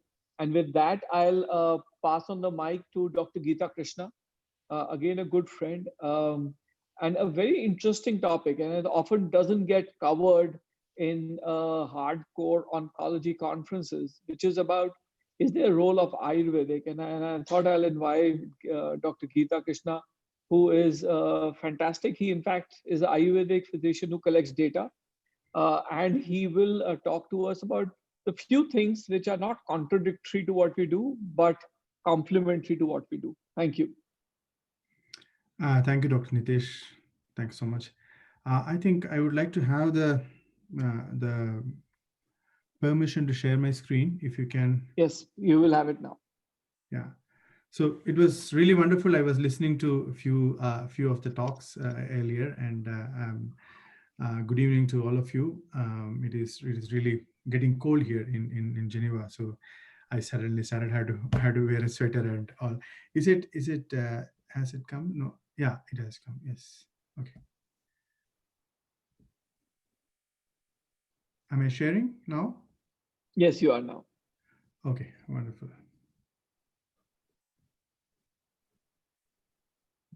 Right.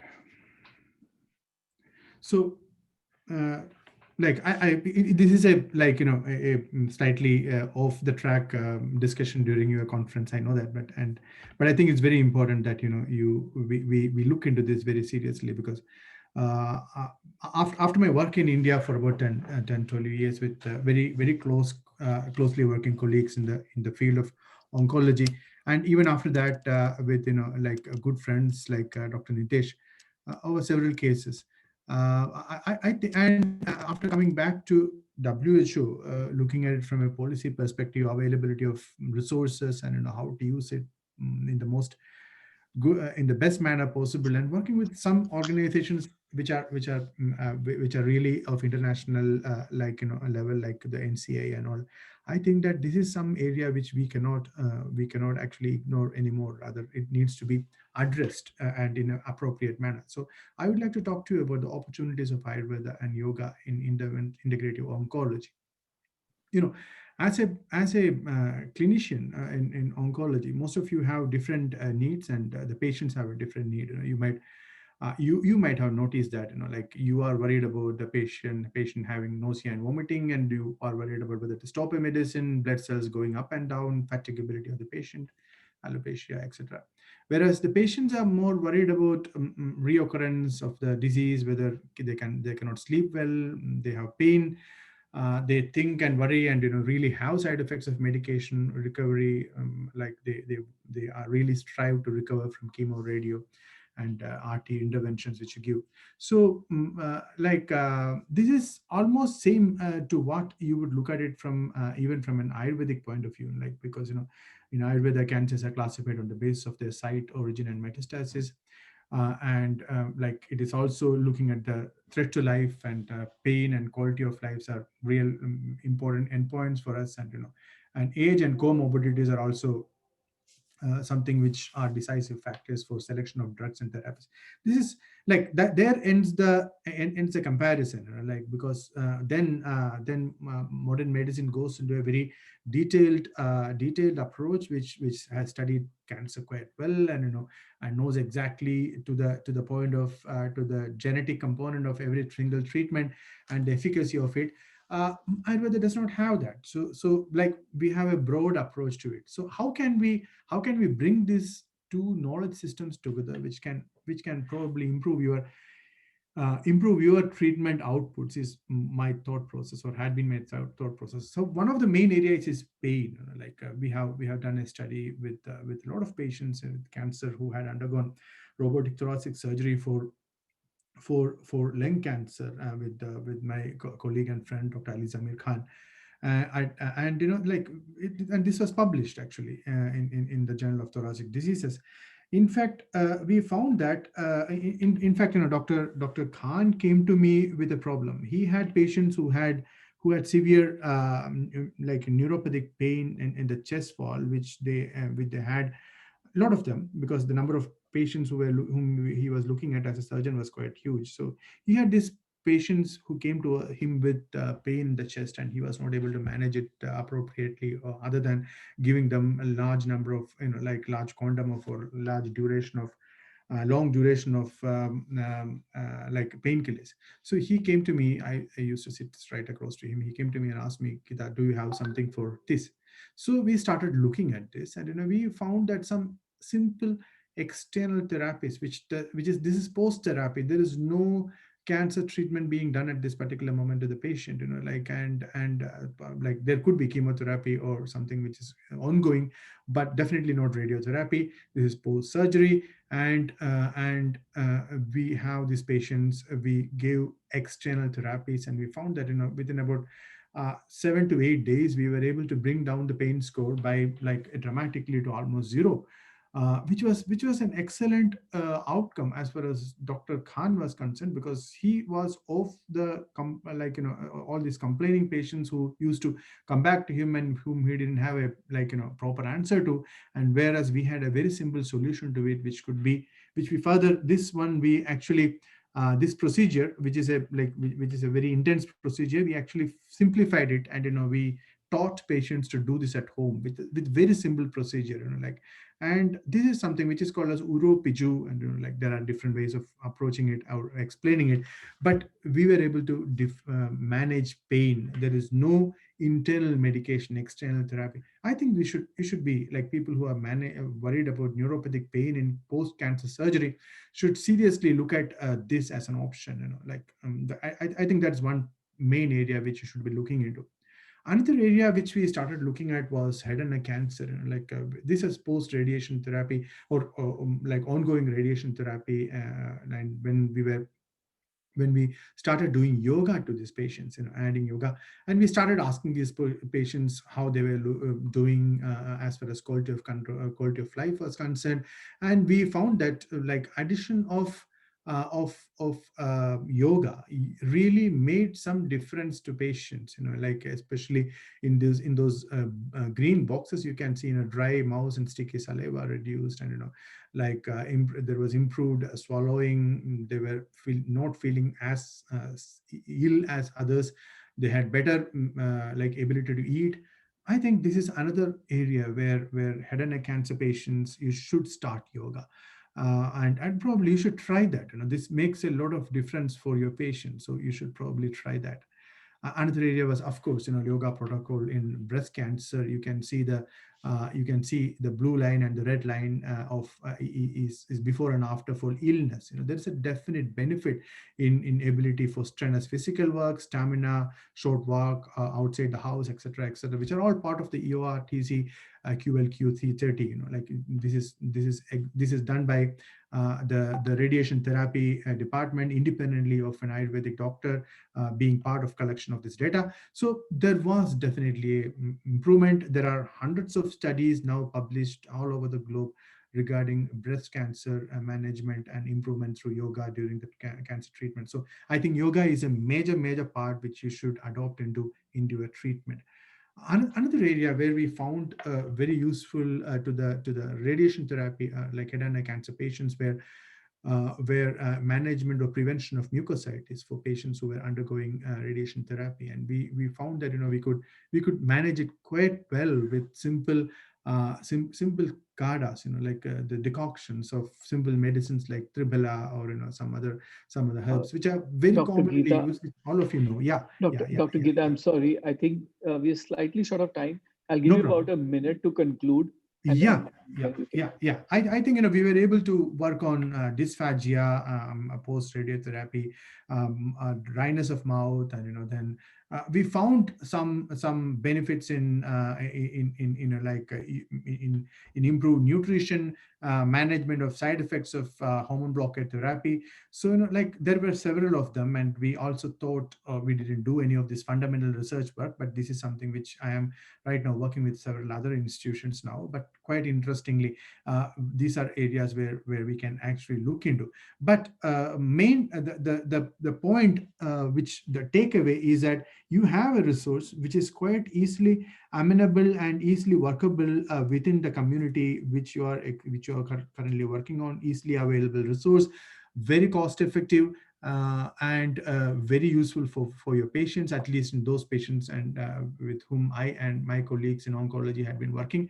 So I think I would make this as a like a point of request or an opportunity to request all my colleagues in oncology to see whether they can include or integrate traditional medicine, whichever may be into your oncology practice in the most appropriate manner. Thank you so much, Dr. Nitesh, for this opportunity.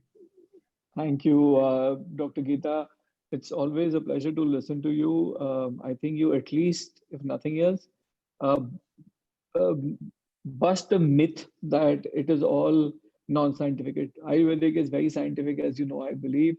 And I think we have to integrate at some point. I would have loved to ask you some questions and raise some concerns, but we are running behind, and so I'll have to stop you. Yeah. Thank you very much. With that, I'll hand over to Shubham Garg for what has been a phenomenal ride of posters. I must thank the entire fraternity of oncology in India who have poured in with their posters. We've read so many, and it's very exciting. Shubham, over to you. Yeah, hi. Allow me to share my screen, please. So as we are in the final lap of this conference, I think we need to start wrapping up little things. And this is something that we started around 2 months back, calling out for abstracts and starting looking at what we can. And I think the success or, one of the measures of a conference reach and our ability to penetrate into smaller sections is when you are able to attract the talent around and get people to contribute, allow them to show their work and give them a platform to represent what they have done for the past 4, 5, 7 years. And I am very proud to say that we were able to do that. We were able to inspire people. We were able to instill that confidence in people that our platform is good enough. NALCICON ISLC is a good enough platform where they can show their work and they don't need to wait for, probably a bigger international platform or a bigger international conference to present their work. And in the next 15 to 20 minutes, I'll try to make up for the lost time. I'll try to summarize what we have done and who were our judges. And I'd like to call on the people who were actually the finalists. They are actually online with us. And I will request them to switch on their camera when I ask them to, not right now.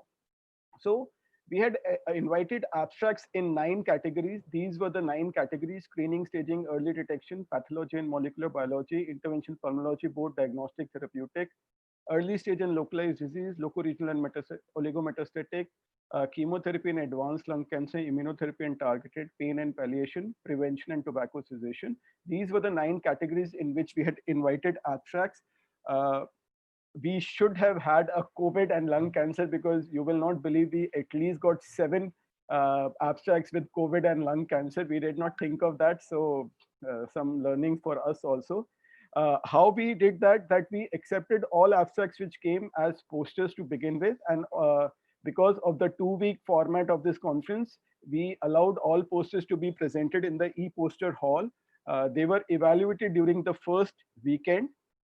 The 5 which were the highest scoring posters were invited for oral presentation. Oral presentation was done today morning as a separate meeting because we didn't want to waste the academic time of this meeting.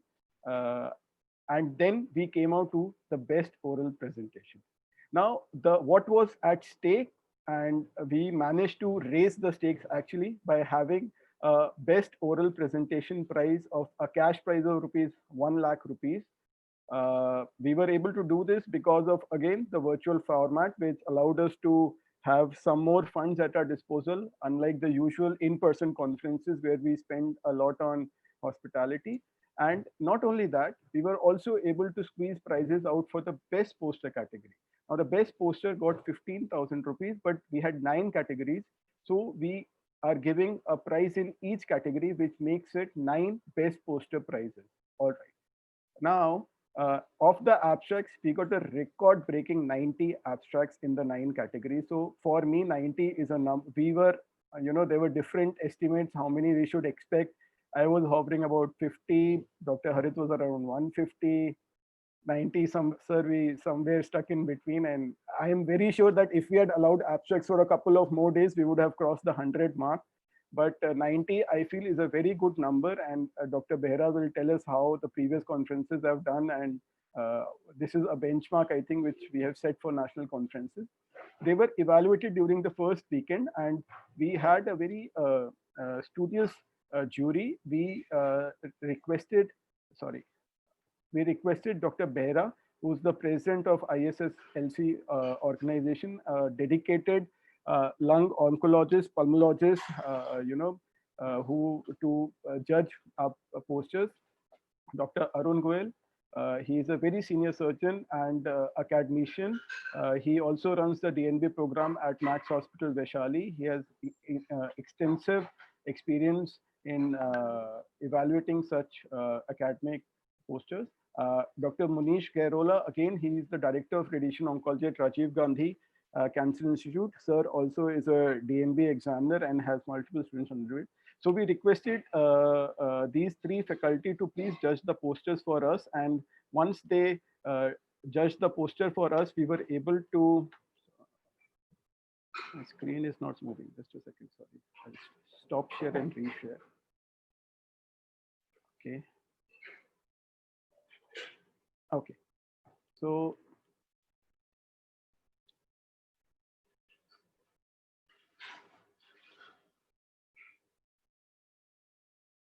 yeah, so the top 5 were invited for oral presentation, and these were the top 5 posters that scored highest. They are not in any order, but these are the ones which actually stood out and came on the top.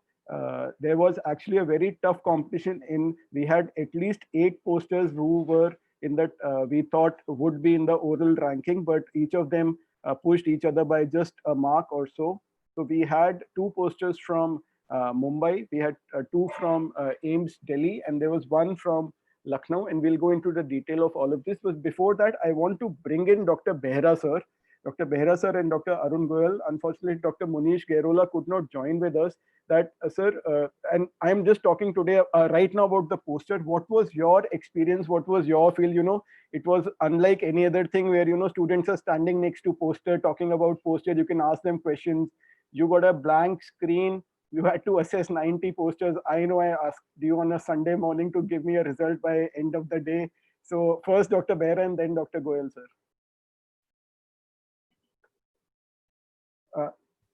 Dr. Behra, you have to unmute. Thank you, Dr. Shubham, and very good evening to everybody. And, Dr. Harit, Dr. Shubham, Dr. Arun, and other friends who are, I don't know, who are present here, who all have joined here.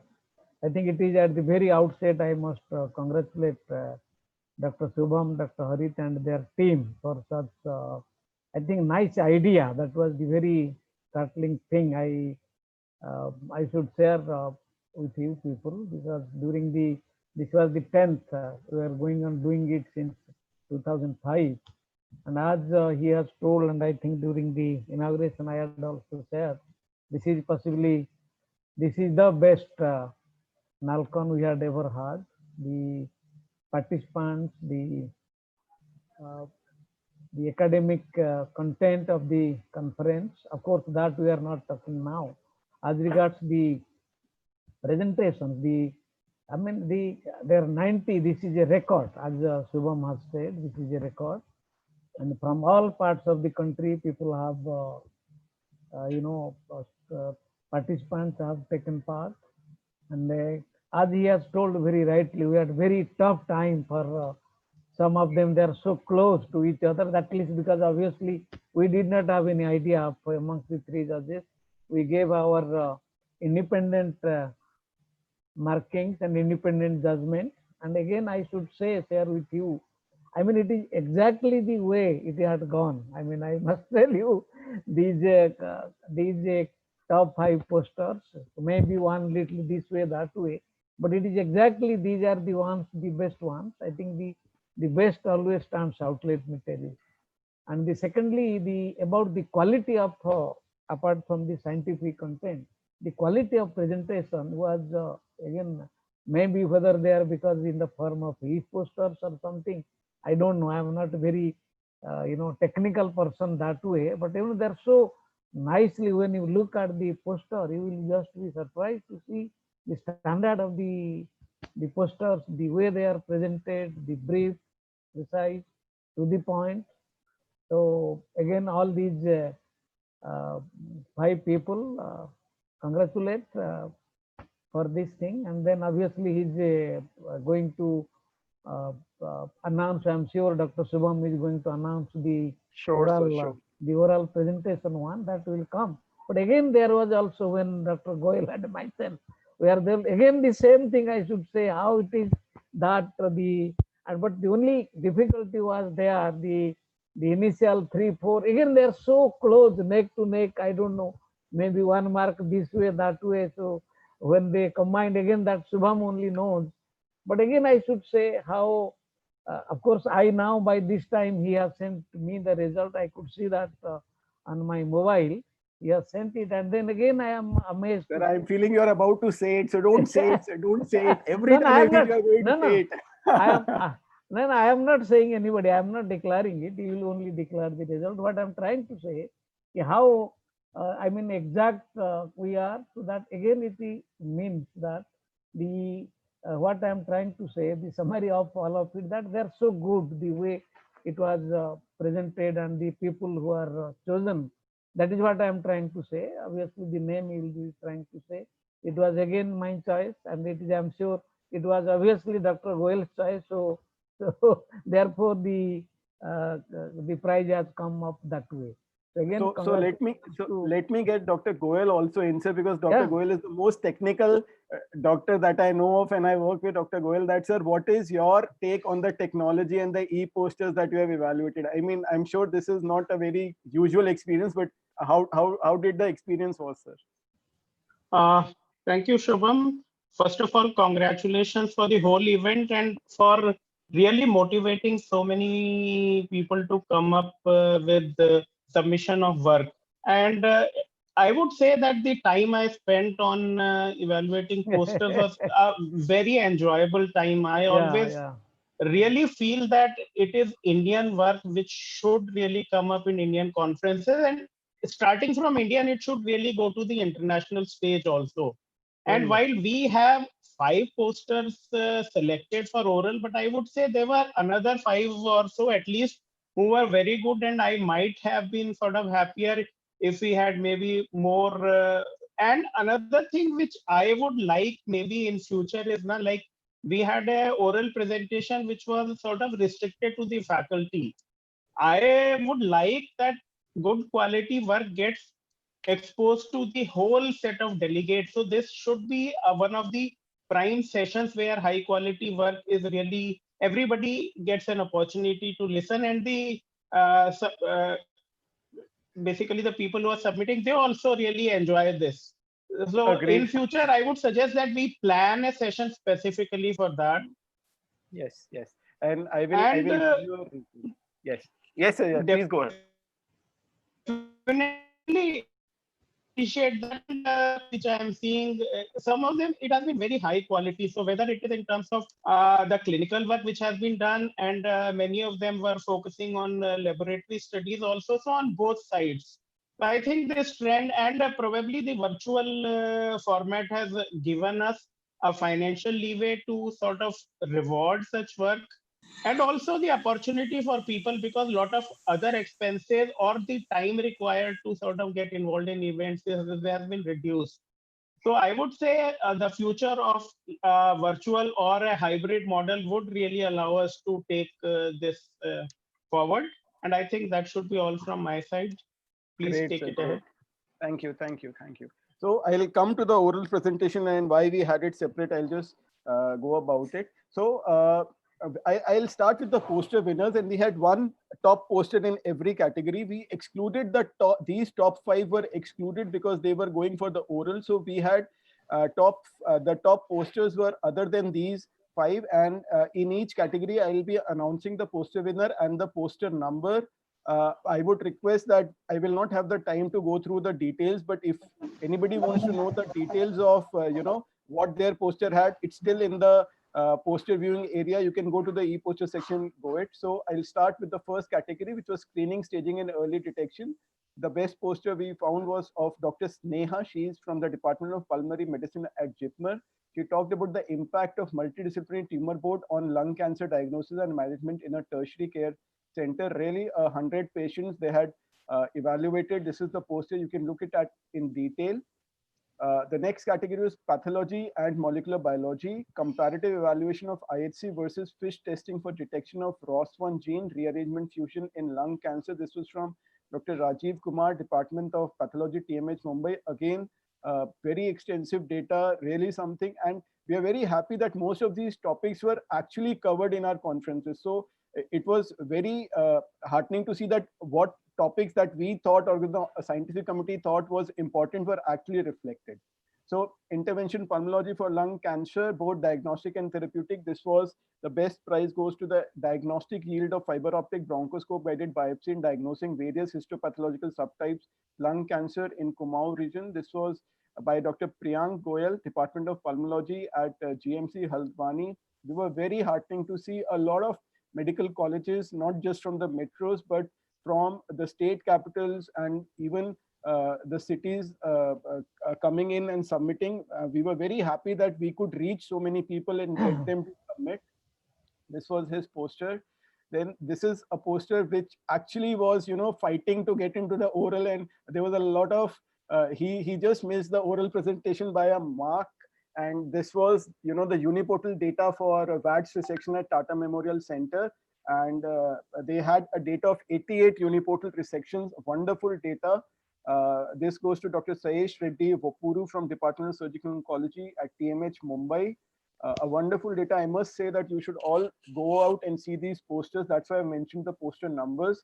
Locoregional and oligometastatic disease, a prospective study comparing dosimetry between CT-based radiation planning and PET-based radiation planning in treatment of non-metastatic NSCLC. This was really a prospective, very well planned trial. I mean, we were looking at the methodology and we were so wowed by what methods they have used to randomize the patients. This was from the Department of Radiation Therapy at Medical College Hospital, Calcutta, Dr. Mondal. A very congratulations to Dr. Mondal and team.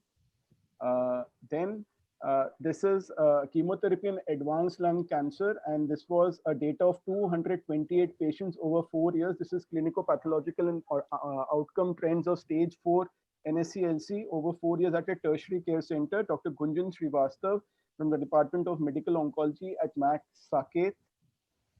She talks about 228 patients over 4 years and how the change in treatment therapies with the availability of newer drugs has improved the survival.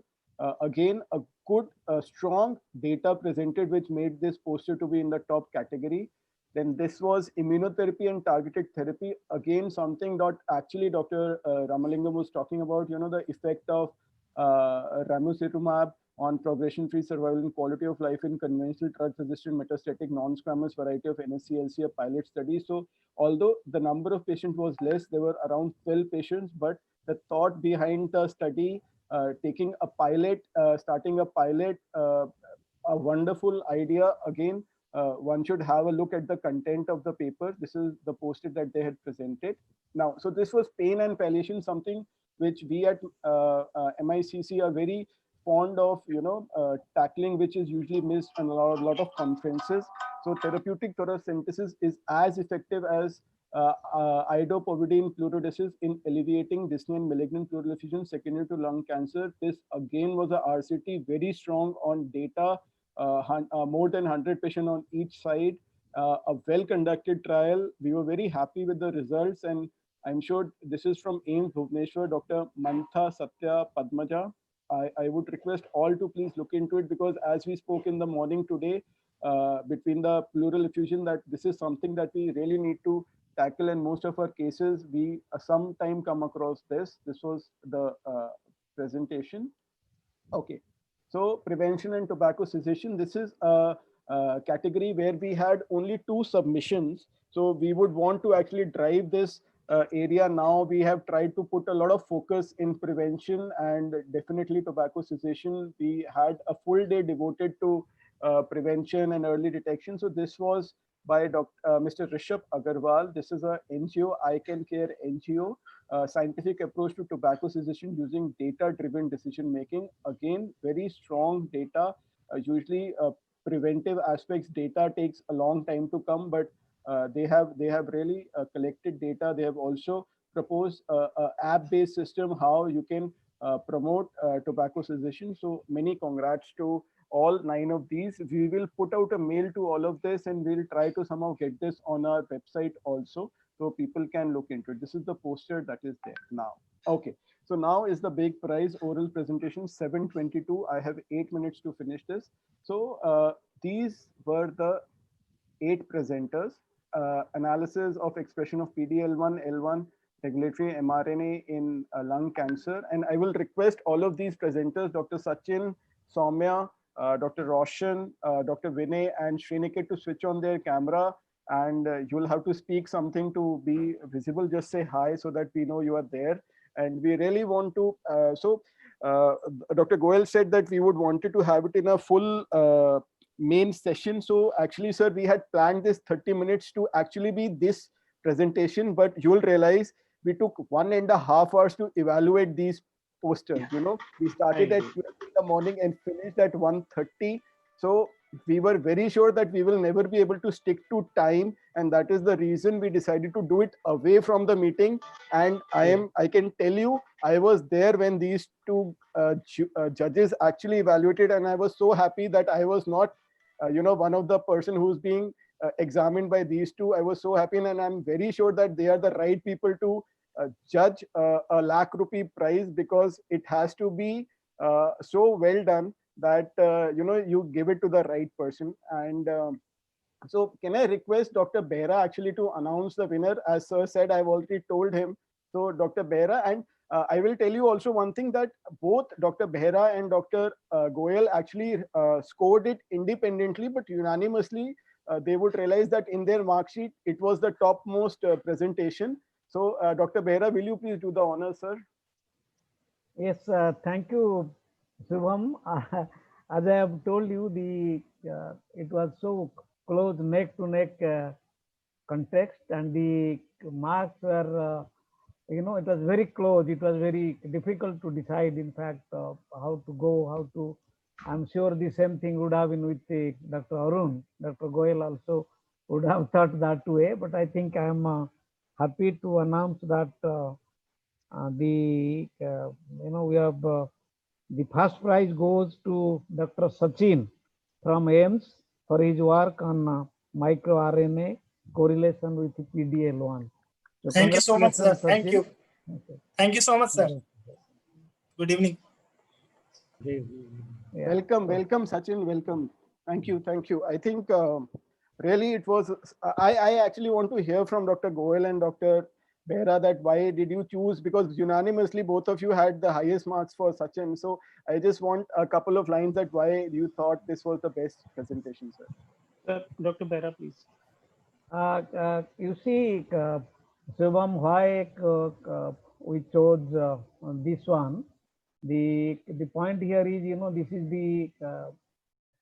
is the era of the topic is itself, the marks were divided into 5 different headings, as you know, the scientific content, the presentation, the timing, the question answer. It is not only the topic, it is every 5 section, each section given equal marks. I think I must tell to all the presenters, it is not only the content, the way they presented, the way they stick to the time, and also they true to our questions, the way they answered, the way they try to explain. So these are all 5 components which were taken into account, and every section was given different marks. That is one thing. And again, regarding this study, I am sure it is they have done a fairly large number of cases. They did about I think nearly 100 cases, 97 cases or so, if I remember, although I don't have the presentation right now, because I have remembered it was around 97 cases. They did mostly adenocarcinoma, and they studied few of the basic thing what they did about the the correlation with the microRNA, the down regulation of 3 microRNAs. Sachin, I am correct? If I am correct that way. Yes, sir. They have tried, and then they have tried to correlate that further with the response to therapy. Although they have not used immunotherapy in these cases, because immunotherapy in our country is an issue, the cost issue. So they are given the other types of therapy, and they have tried to correlate, and I think that he could convey the message to very clearly to us. And the topic was important. It was conveyed to us very clearly, and some of the questions which we asked, he answered that to our satisfaction. So I think these are the type of things I should comment. That's how I had chosen. Yes. Great, sir. Dr. Goel, sir, please. Thank you, sir. What I would say is, firstly, I must compliment all the 5 speakers for doing a good job with good scientific content. But for me, basically, 2, I would like to sort of say this study by Dr. Sachin and the team. And the second one, I would say, is Dr. Vinay from Tata also. It was a very excellent talk and very well handled. And for me, they were really neck to neck.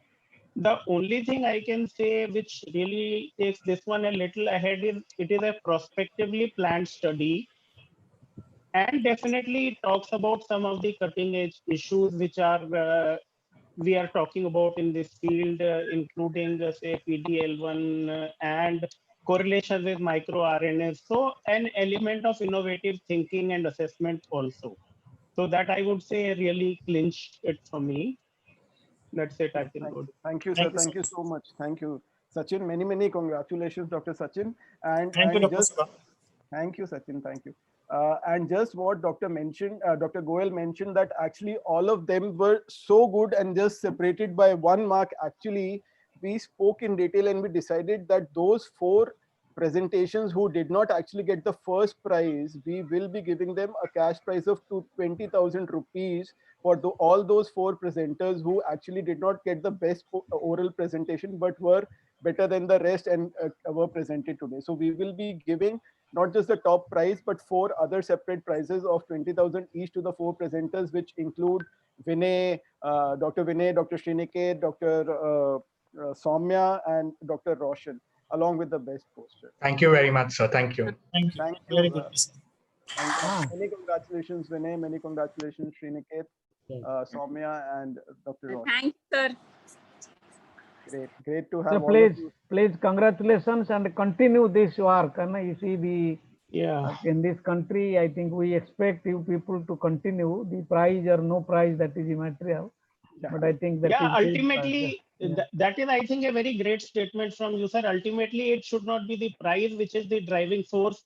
The satisfaction of doing good quality work and presenting it in itself has to be the driving force. Yes, sir. That is true, sir. Okay. Thank you so much. Thank you, everybody. And with this, these are the posters, and I request everybody that our site is going to be live for another couple of days. So if anybody wants to look at these posters, especially the prize-winning ones, the special mentions one, please go into it and have a look. Thank you so much. Thank you, everybody. Thank you. Thank you. Thank you. Thank you. Have a good day. Bye. Bye. Okay. So it's 7:30 and we are at the last presentation, and it goes without saying that we save the best things for the last. And what we have realized over the past 4 days, everybody has been talking about one magic drug and one magic molecule and one magic mutation which has actually done wonders in cancer survival. And we thought that there could be no better person than Dr. Tony Mock to take us through the journey of EGFR in the next 5 years. I am very humbled that Dr. Tony Mock has agreed to come on a virtual platform with us. And sir, it is our great pleasure, a great honor that we are here to host you. We would have loved to have you in person. And again, we'll try to invite you sometime next year when COVID allows us. But thank you so much for joining with us. I have with us on panel Dr. D. Behra, who's the president of Indian Society for Study for Lung Cancer. I have Dr. Navneet Singh, who is the secretary of Indian Society for Study for Lung Cancer and also a very active member of the International Association for Study for Lung Cancer and a member of the staging committee. Also, I have with her Dr. Harit Chaturvedi, the chairman of Max Institute of Cancer Care. And I request Dr. Tony Mock to please begin his presentation. Dr. Tony Mock. Can I interrupt for a second and Yes, actually yes. welcome Prof. Mock? I'll set the context for a second. NALCCon was our big agenda for the year because all of us here believed that lung cancer must be treated with single-minded intention of improving outcomes. Tony Mock is an epitome of somebody who spent more than a decade, and I can't say single-handedly because there are a huge number of people and there's a huge team, but with a passion, he has managed to change the outcome of lung cancer, the most important cancer in the world. And if anything, I think I learn from him every day of how, with passion, perseverance, and a lot of intelligence, you can actually change the world. And so you are the best person to give the most important talk for this conference, which is very dear to our heart, Tony. A very warm welcome and thank you very much for being here. Thank you, Latush. Thank you, my friends in India. It's very humbling to be able to join your position meeting. I was watching about the poster presentation and the award that just given, really exciting. And I'm sure that your young generation in India is going to make great impact in the treatment of cancer in a global scale. So I'm going to spend a little bit of a visionary talk on what is going to happen to EGFR TKI in the next 5 years. So with that, I would like to just show you my disclosure, and more specifically, I'm on the board of directors of these three companies: AstraZeneca, Hutchinson Chaiman, and Xenomics. Now, so start off with some bad news, unfortunately. If we look at the world statistic, we're not going to have a good time. In a sense, is that we're going to expect more than 20 million patients, new cases every year. So that is going to make a huge impact on our resources, work, and also likely a number of lives. But in view of that, I want to also share with you some good news. Is actually, this was reported in New England Journal of Medicine on the mortality of lung cancer in the United States according to SER. Now, this is SER is probably one of the most accurately captured epidemiology of cancer and cancer death. And for that, you can see that between year 2006 and 2013, there's a reduction of lung cancer mortality by about 3.2% per year. And while comparing to 2013 to 16, there's actually even an annual reduction about 6%. Now, this is exciting in a way is that there's no doubt it was the molecular targeted therapy that had made an impact on the lung cancer on the whole. Now, because the immunotherapy has not really arrived in this period as yet. So the question is now, with this encouraging news, how are we going to optimize the situation in the next 5 years? So for that, I bring in three concepts. First is that what will be the optimal sequence that we can consider in terms of treatment for the advanced stage disease? Can we optimize on the concept of minimal residual disease, which is a concept getting popular for the patient with resectable lung cancer or other malignancy? The third concept is that how are we going to deal with the resistant situation? So hopefully by conquering these three areas, by 2015, we may further reduce the mortality of lung cancer overall. Let me just focus on the sequence. Now, this is old slide now. I mean, with support from all my Asian colleagues, we managed to do this study to demonstrate the concept of personalized medicine. So you are familiar with that. I'm not going to repeat that, but we move on to the second generation when we had the second generation drug that are associated with higher potency. Well, we thought that with a high potency, we may get better response rate and more durable response. And this so-called the high potency is actually related to the covalent bonding in the ATP pocket. And so once this is binded, then it's become irreversible. So that's one concept. The other concept is the pan-HER inhibition. In the family of the HER, which is EGFR, HER2, 3, and 4, they do dimerize. But if we are able to inhibit all the HER family, then we may reduce the dimerization, therefore have a stronger inhibition of the EGFR signal. Our first work was done on dacomitinib together with Pasayani, my good friend, and then we looked into 45 patients with the EGFR mutation and using dacomitinib, a second generation drug, that with a response rate about 76.8%. And then that is associated with a median progression-free of 18 months and overall survival of 40 months. It's not encouraging, but again, small number, and also may possibly be a selective patient. So we need the randomized data to tell us how is a second generation drug compared with first generation drug in terms of efficacy outcome.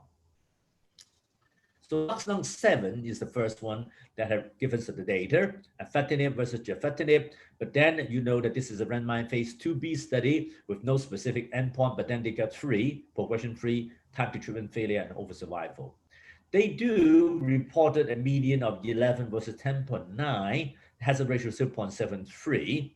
The major difference is actually towards the end, at about 2 years, that you may see that there's a progression-free rate of 18% versus 8%. So some improvement. However, the more important study is the ARCHER-1050 that Yilong Wu and I reported. We exclude the patient with brain met. Primarily, we did not know the efficacy of this drug on patient with brain met at the time when we first did the randomized study. 45 milligram dacomitinib versus gefitinib using progression-free survival as the endpoint. And we did have a positive study, a single endpoint of a progression-free. We are actually looking back to the comparison with the LUX-Lung-7. The median progression-free rate was about 30.6% compared to 9.6%, which is 20% different. And the median progression-free was about 14.7 months versus about 9.2 months. Hazard ratio 0.59, significant p-value. So this is the first time second generation is proven on the phase 3 study to be better than a first generation drug in terms of progression-free survival. And then it was translated in the overall survival benefit about 34 months versus about 27 months. And then the p-value is also significant at 0.76. Again, this is the first one that had demonstrated overall survival benefit. Now, but that comes in a price. LUX-Lung-7, we got more toxicity in terms of the diarrhea, mucositis, dermatitis, and paronychia. With the grade 3 toxicity that we have the dose reduced for LUX-Lung-7. Similarly, ARCHER-1050, we got significant proportion of patients with the grade 3 diarrhea, paronychia, dermatitis, dermatitis, and we also need to have dose reduction. And the dose patient, which is we thought the best way to manage it, is actually about 66%. Now, 2/3 of the patient regard dose reduction, then you have a serious question is that whether dose reduction may be associated with the worst outcome. So that's why we do an exploratory analysis. And then, first of all, by reducing the dose, then throughout the 30 milligram, 50 milligram, we were able to manage to reduce the incidence of grade 3 toxicity of diarrhea, dermatitis, and stomatitis, which is good. But then we were able to perceive the progression-free survival. The green line is the one with the dose reduction, and you can see that it's actually similar in terms of progression-free outcome with the overall population. So in a sense, is that the dose reduction may not have any adverse impact on the outcome of the progression-free. Now, third generation drug is a well-known one, and then the target is actually T790M. And then we were able to demonstrate successfully that by selecting the patient T790M mutation after failing first generation drug, we were able to have an improved progression-free survival 10 months was 4.4, and it become a world standard to look for T790M mutation. And that was back in 2017 when we published the data. Now, that leads to the more important questions that now we got 3 generation, how best to sequence them? Now, this is what I have in my mind when I see the patient. There's a first generation TKI, and then after that, if the patient did not have a major progression, we may allow them the treatment beyond progression. And then if that was okay, and finally failed, then we may have a subsequent therapy 1, 2, or even 3, and eventually supportive care. Now, The first part is the progression-free survival that we measure by RECIST criteria. But sometimes we use the progression-free survival 2, which is towards the end of the subsequent therapy 1. And then the most accurate is the overall survival that we look for from the time of diagnosis until the time of death. That is our perception and definition of the value of outcome. Now, when you compare the so-called outcome of overall survival, we understand that the first part is within control the situation in a randomized study. But after that, although we still monitor the patient for the outcome, but it's uncontrolled because in a way is that we have no dictation of what kind of treatment the patient may get. So when we compare one arm with the other in a randomized study, like for example, first-line osimertinib compare our first or second-gen TKI, although there may be a difference in progression-free survival, but it's not necessarily translated in overall survival benefit. Is because the subsequent treatment can be diversely different. So we cannot really control and dictate the outcome of this. So in a way, when we interpret the data of the improvement progression-free survival, but we're still looking for the overall survival outcome, we have to look into the impact of the subsequent treatment. So let's look at one potential sequence, a first or second generation drug, randomized, received it, subsequent treatment. You would say that about 40 to 50% may get osimertinib, and then they get the 10-month progression survival as was demonstrated in the OVAL-3. But then the patient who did not get the T790M mutation, they may receive the chemotherapy, and then they will have the median progression-free survival about 5 months. So in a sense, is that how would that translate into overall survival? In honesty, we actually don't have that much data to tell us the overall survival of the sequence incorporating the osimertinib into it. We only get selective data like this one, a retrospective study from Taiwan by James Yang's group, that they look into the retrospective analysis of patients who failed TKI and then received osimertinib. And those were the patients who actually get a without brain met about 28 months, with the brain met about only 10 months. Overall, it's about 16.7 months. But this is a retrospective data. Now, prospectively, the only set of data that actually we can count on is OVAL-3. Now, but this is only on the patient with the T790M positive patient that we have actually median overall survival about 26.8 months compared to 22.5 months, has a ratio of 0.87. Now, you may say that, hey, there's no overall survival benefit. But again, you know well this due to the crossover. And just look at the crossover rate, which is actually 99 patients, 71%. So in other words, you're T790M positive as long as you receive your osimertinib either in the subsequent first subsequent therapy or the second subsequent therapy, you may be fine in terms of having some degree of improvement survival. But if you look into the number, you are still looking in anywhere between 22 months and 27 months, which is not bad. Consider the patient already received close to or more than 1 year of first generation TKI. Now, of course, there is the FOREST study that looked into osimertinib as a first-line therapy. It's hugely successful. The median overall progression-free survival 18.9 months versus 10.2 months. Probably is because that its ability to prevent the T790M mutation resistance. But when they translate it in overall survival, the numbers are actually quite impressive. Medians for 38.6 months versus 32 months has a ratio of 0.78. But then we have to look into this a little bit more logically. Now, with this number, the question is that, can we achieve that with the sequential therapy? Now, if you look into the control arm, which that received the first generation TKI, and so they actually had approximately 65% of patients that had second-line therapy, and of which 47% received osimertinib. So in total, 30% received second-line osimertinib. Now, if you look at the hazard ratio of 0.78 or 79, osimertinib 30 median of 38 months versus 31.8 months in the first generation TKI, and the crossover at 30%. But you must ask the question, what if there's a higher crossover rate? Will this hazard ratio be still significant? So in other words, can we really conclude that we cannot have overall survival benefit with sequential therapy?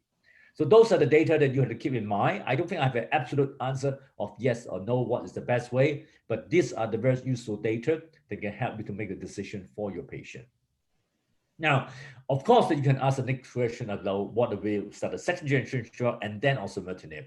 We are only limited data. I mean, for that, the afatinib, we have the Luxang 7, very impressive, the hazard ratio, but there's a very small number of patients, only about 30 patients. Similarly, for Archer 1050, we only had 22 patients, the median progression-free survival over 6.7 months. So I think that helped us to understand and how optimize the sequence, but more importantly, let's look at how else we can improve the outcome by looking at the concept of minimal residual disease. Now, the concept of minimal residual disease was first promoted or come into life by Charles Swanton's group by article in Nature 2017 on a project called TRACER-X based in UK. So it's not a big number of patients, but they had the resected lung cancer patient, and they do deep genomic study, was able to develop the mutation tree, and then use a series of plasma to follow them. So basically, they were able to identify the trunk of the mutation, are the one that you're likely going to receive, you're going to get in the plasma. So the bespoke, the mutation will be detectable in the plasma per se. Now, that concept was further looked into by another study in the Cancer Discovery, and about the same time, they looked into the minimal residual disease on using a electronic gene panel on the patient that is resected lung cancer. And interestingly, the 20 patient that they ever detected the plasma DNA that is positive related to cancer, almost all of them had recurrence. 18 of them had radiographic progression, and 2 of them had clinical progression. So we may be able to detect who are the patients that have progression, after the resection of the lung cancer. But can apply the same concept for patient stage 4 disease. I mean, especially for EGFR, which is a trunk mutation, and we already get technology, we can detect it. Let's look at some of the data. That is actually the concept of monitoring. Once we put a patient on TKI, can we actually monitor and make decision clinically for that? Let's look at the data. Now, first of all, it's what to monitor. Well, we can either monitor the activating mutation, exon 19 and 21, or you can monitor the occurrence of T790M mutation, especially if you put a patient on the first or second generation drug. Or you can actually even look at some of the subclonal mutation. Now, this is a study from FAST-2 that we have the serial plasma at the beginning, at the 3 months after the TKI, and then at the progression. We were able to demonstrate that the plasma level go down with the 3 months and then increased, at the time progression. But more specifically, patient with persistent mutation at 3 months, then the chance of progression is earlier. That is a median of 7.2 months compared to a patient without is 12 months. Overall survival, same thing. If you got persistent mutation at 3 months, your median overall survival is going to be 18.2 months compared to 32 months if you don't have a persistent mutation. So that was the first study that we have published in 2015. Subsequently, if you look into aura-free data, we also show the same phenomenon, that the patient with detectable mutation, then actually the response rate is lower. And also the median progression-free survival is also lower. So in other words, the plasma persistence at 6 weeks is predictive of the outcome of osimertinib. And pushing it earlier, they look at 3 weeks, that also give you the same phenomenon. So I think in a way they give us some idea that detection of EGFR mutation can bring us into some idea what is going to happen to the patient. Right now, there is an APPLE study ongoing by EuroRTC, which is randomized to either osimertinib or gefitinib on plasma monitoring. Hello. And then is also can then go to the other one is the gefitinib followed by the RECIST progression. So that is on the primary endpoint progression-free survival. At least let's take a look at the resistance. Okay. Now the resistance is actually well known at this point. And you can see the fact that the patient, whether on gefitinib or on first line osimertinib or second osimertinib, you can persistently see HER2 amplification, MET amplification, and then in the post-osimertinib, you also see a certain percentage of C797 mutation. Now, to remind you, the C797 is the binding site for the osimertinib, and therefore mutation there will prevent binding of the osimertinib. So the pattern is actually start to get a little bit clear. The question is that, how do we tackle them? Now this year, we have get a little bit more idea by understanding of the cancer evolution. In a way is that we know the resistance is likely going to be a subclonal event. So in other words, you can catch them early, but also if you catch them late, you're going to have a very heterogeneous cancer, meaning that certain tumor site may be dominant by one gene, and certain tumor site may be dominant by other genes. MEK is actually one important feature that also come out. This is from JCO 2019 from Singapore, that approximately 26% of the patient with mutation has certain degree of MEK amplification in the beginning. So in other words, that is why we do have see MEK as a resistance mechanism, overall. And also, this MEK amplification can also be heterogeneous, meaning that part of the tumor is actually MEK amplification, the tumor may not be. So making it a little bit difficult to target those amplification. So we need some new toy. I mean, when you have new problem, you need new toy. And this year in ESMO, we do have some new toy. Amivantamab, you probably already heard about it. It is a bispecific antibody, MEK and EGFR together. And then their early data is actually quite suggestive of some efficacy as a single agent. But this year, there is a Chrysalis study which actually combined the amivantamab together with lazertinib. Lazertinib is actually a third generation EGFR TKI from Korea. So Dr. Cho from Korea have reported on this combination and the patient with osimertinib resistance. So you got resistant osimertinib, and then you put on this combination, you got a 36% response rate. Not bad. 1 out of 3 patients may get response. And then the median for it, we're still short, but you can see a lot of patients had a persistent control, but now it's still too early for the progression-free survival. So I think this is one potential area that we can look into, as a one treatment paradigm for the resistance to osimertinib. Now they're going to do a phase 3 study called the Mariposa, which means that they're in the treatment-naive patient, randomized to the combination osimertinib or lazertinib alone. Personally, I don't think it's a bright idea, because I think that although you got good combination, can serve that as a second-line treatment, but they really want to move it to first line. I think mostly for commercial reason, but I'm not optimistic about that. The other interesting one is called the U3-1402, which is a ADC, antibody drug conjugate, which is a monoclonal antibody targeting HER3. And then with the linker, they link to a very toxic topoisomerase 1 inhibitor.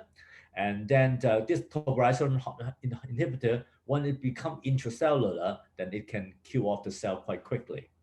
Now, to cut the story short, this patritumab, that's a toucan or U1402, then the response rate is 23%. Now, the patient population is a bit heterogeneous, so we don't have a really pattern to see what they're good at this moment. But at the 25% response rate, I think that gives us some idea that this potential had this role after failing the TKI. MEK, we got 2 MEK now that is going to come on market. Were supposed to target the MEK exon 14 skipping. Then both paper come out simultaneously, and then comatinib had already been approved for MEK exon 14 skipping in the United States. And when there is a study for combined gefitinib with comatinib in TKI failure, focusing patients with high gene copy number, then they are actually the patient who respond. The response is actually 46%, which is actually quite impressive.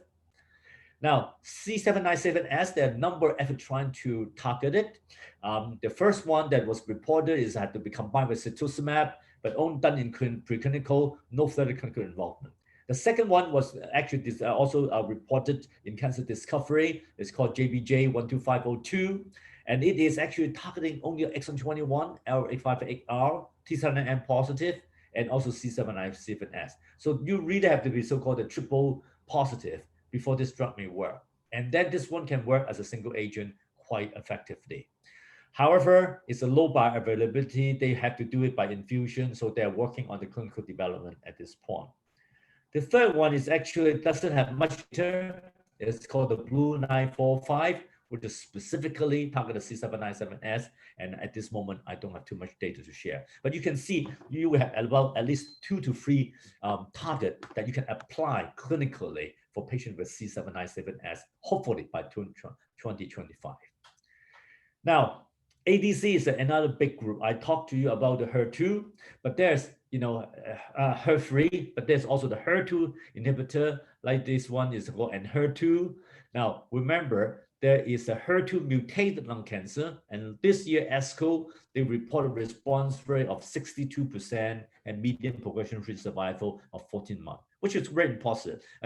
This is probably the best outcome for HER2 in exon 20 insertion patient. And then another ADC is called a TROP2.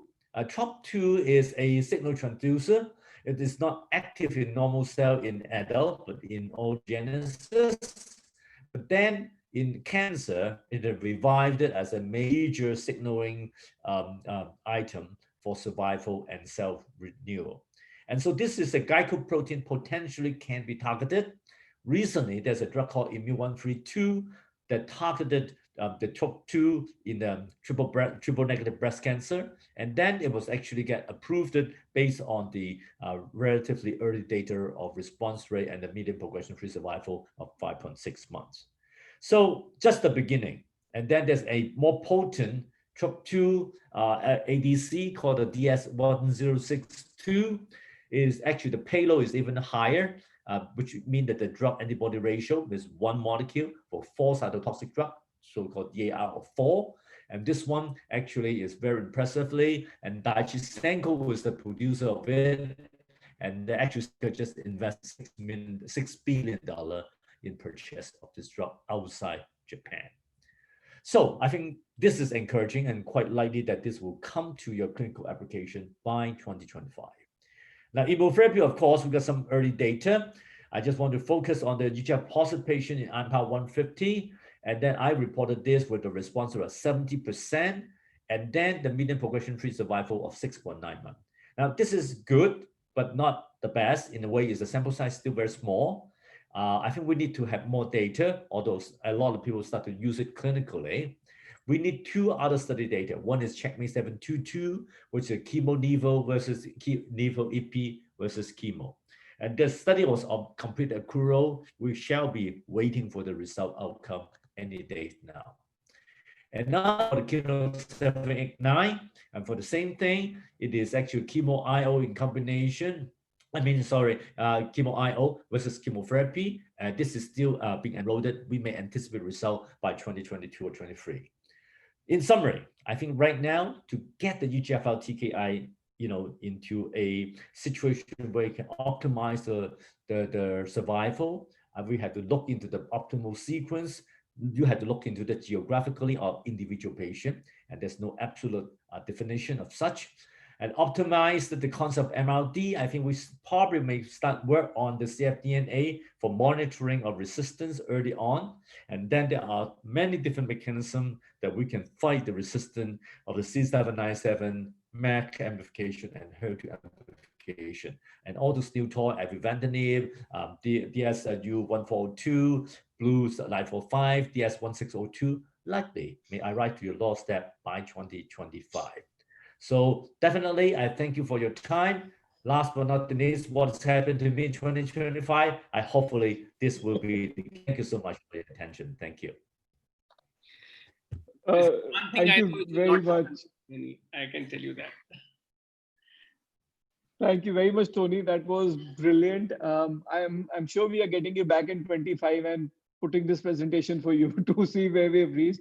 but nobody else could have shown us next 5 years. Can I start with Dr. Navneet Singh and see if he has any comments? But I know we have a hall full of Dr. Bhattacharya is there, Dr. Smruti is there, Dr. Julka is there. Please feel open to ask questions after Navneet. Hi, Tony. Great to see you again. Hi, good to see you. So, Hi. I had a couple of questions. So the first is, we have seen that the second generation EGFR inhibitors have been pan ERBB blockers. Third generation has been selective T790M inhibitors. We are looking at the fourth generation, which is basically MET plus EGFR inhibitors. What do you fancy would be a fifth generation EGFR inhibitor? Well, I think we have to be very careful about this generation segregation, okay? In a way is that every generation may have a specific purpose, but then the purpose may not be generalized overall. So let me just take you through that. Is that from first to second generation, we were hoping to increase the potency. In the third generation, the design was the T7IM, but it just happened that it had excellent CNS penetration. We did not design for that. It's just lucky that the drug is such a good CNS penetrant. And so therefore, the third generation drug take a very important position, you know, at this point. But then once you go to the fourth generation, whether it's the C797 targeting drug, or whether it's going to be the bispecific, it's likely going to target a smaller much population. So in a way is that they serve more like a purpose of counteracting specific resistance rather than it had the ability to control the whole spectrum of disease. For example, I do not see the fourth generation drug bispecific really have such a strong role into the first line therapy without partnership with the TKI. So I think we really have to take on the concept of generation very much carefully. So whether we should stop at 3 generation and the rest is only going to be specific resistant management, I think it's just debatable. And you know, I don't think we really have to define that as such. Thanks. And my other question was that assuming that monitoring of MRD goes into clinical practice after being proven in trials, what exactly would the method you would recommend, a ddPCR or something else? Excellent question, my friend.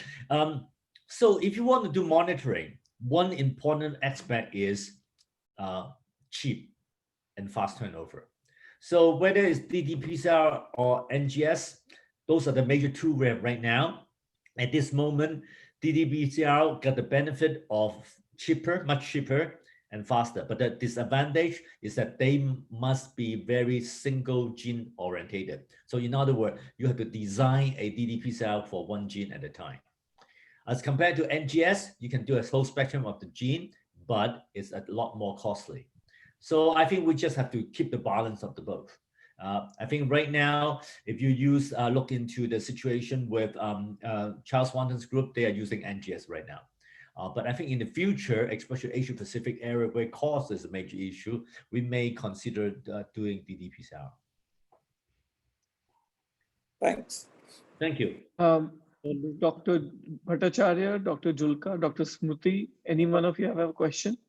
Yeah, Tony, I just wanted to ask. I think you remember me, I'm Dr. Julka. You came to our center at next Lajpat Nagar. Yes, I do. I do remember the visit, yes. I just wanted to ask you about anti-TIGIT agent, you know, tiragolumab. Does it hold any ground now in lung cancer? Sorry, I missed the part. The anti-angiogenesis that you said? No, anti-TIGIT agent, tiragolumab. This is combined with itolizumab. This is a T-cell immunoglobulin receptor antagonist. So this is a new drug which has come in lung cancer. This ESMO, it was presented. I may have missed the wording. Yes. Which drug are we talking about? Natisha, you may be able to help me to say which drug are we talking about? Tiragolumab. Tiragolumab, I think combination of immunotherapy with. Yes. tiragolumab with atezolizumab, Tecentriq. So this ESMO it was presented. So that is I have missed reading about it. So this is I would not know. anti-TIGIT agent. They call it a TIGIT, TIGIT, anti-TIGIT agent.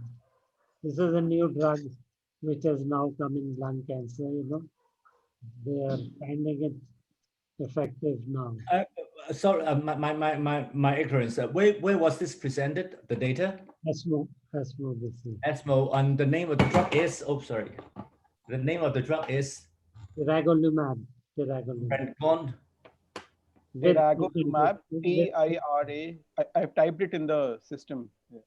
Okay, let me just take a look at that. But just sorry, it's maybe just my hearing that's a problem. So if you can just say in the chat room. Tiragolumab. Yeah, it is in the chat room. Tiragolumab. Tiragolumab. Just 1 second. TIRA. Oh, this one. Oh, okay. Yes. Sorry. Now, I think it is potentially very helpful. But I think the problem with the tiragolumab is that whether we can find a biomarker to select the patient. I think in lung cancer, there are some of the early data, but I think their concern is about how do we select the patient to use this drug. I think it's early, and then we probably have to wait and see. They are combined with the Tecentriq, you know, the atezolizumab, and then found that these are both synergistic combination. Well, let's wait for the more mature data. Yeah. I wanted to have Dr. Smriti, please. I just wanted to know, you know, this interesting concept of monitoring the MRD, like we do in hematologic malignancies, that we have cutoffs at certain months. So you find that it does not go below a certain level, then you either change to something or add something. So what do you envisage? How would you put it into practice actually by the use of this MRD now? You are absolutely correct. We are actually adopting this concept from the hematologists. we are a bit slow in this regard. And so because that we actually previously don't have too many effective drugs. And then also our ability to detect cfDNA had only become more popular in the recent few years. So that's why that is starting to come in. So I think in the future, if we were not able to clear the cfDNA with a single agent, then we may have to ask the question, should we use the combination?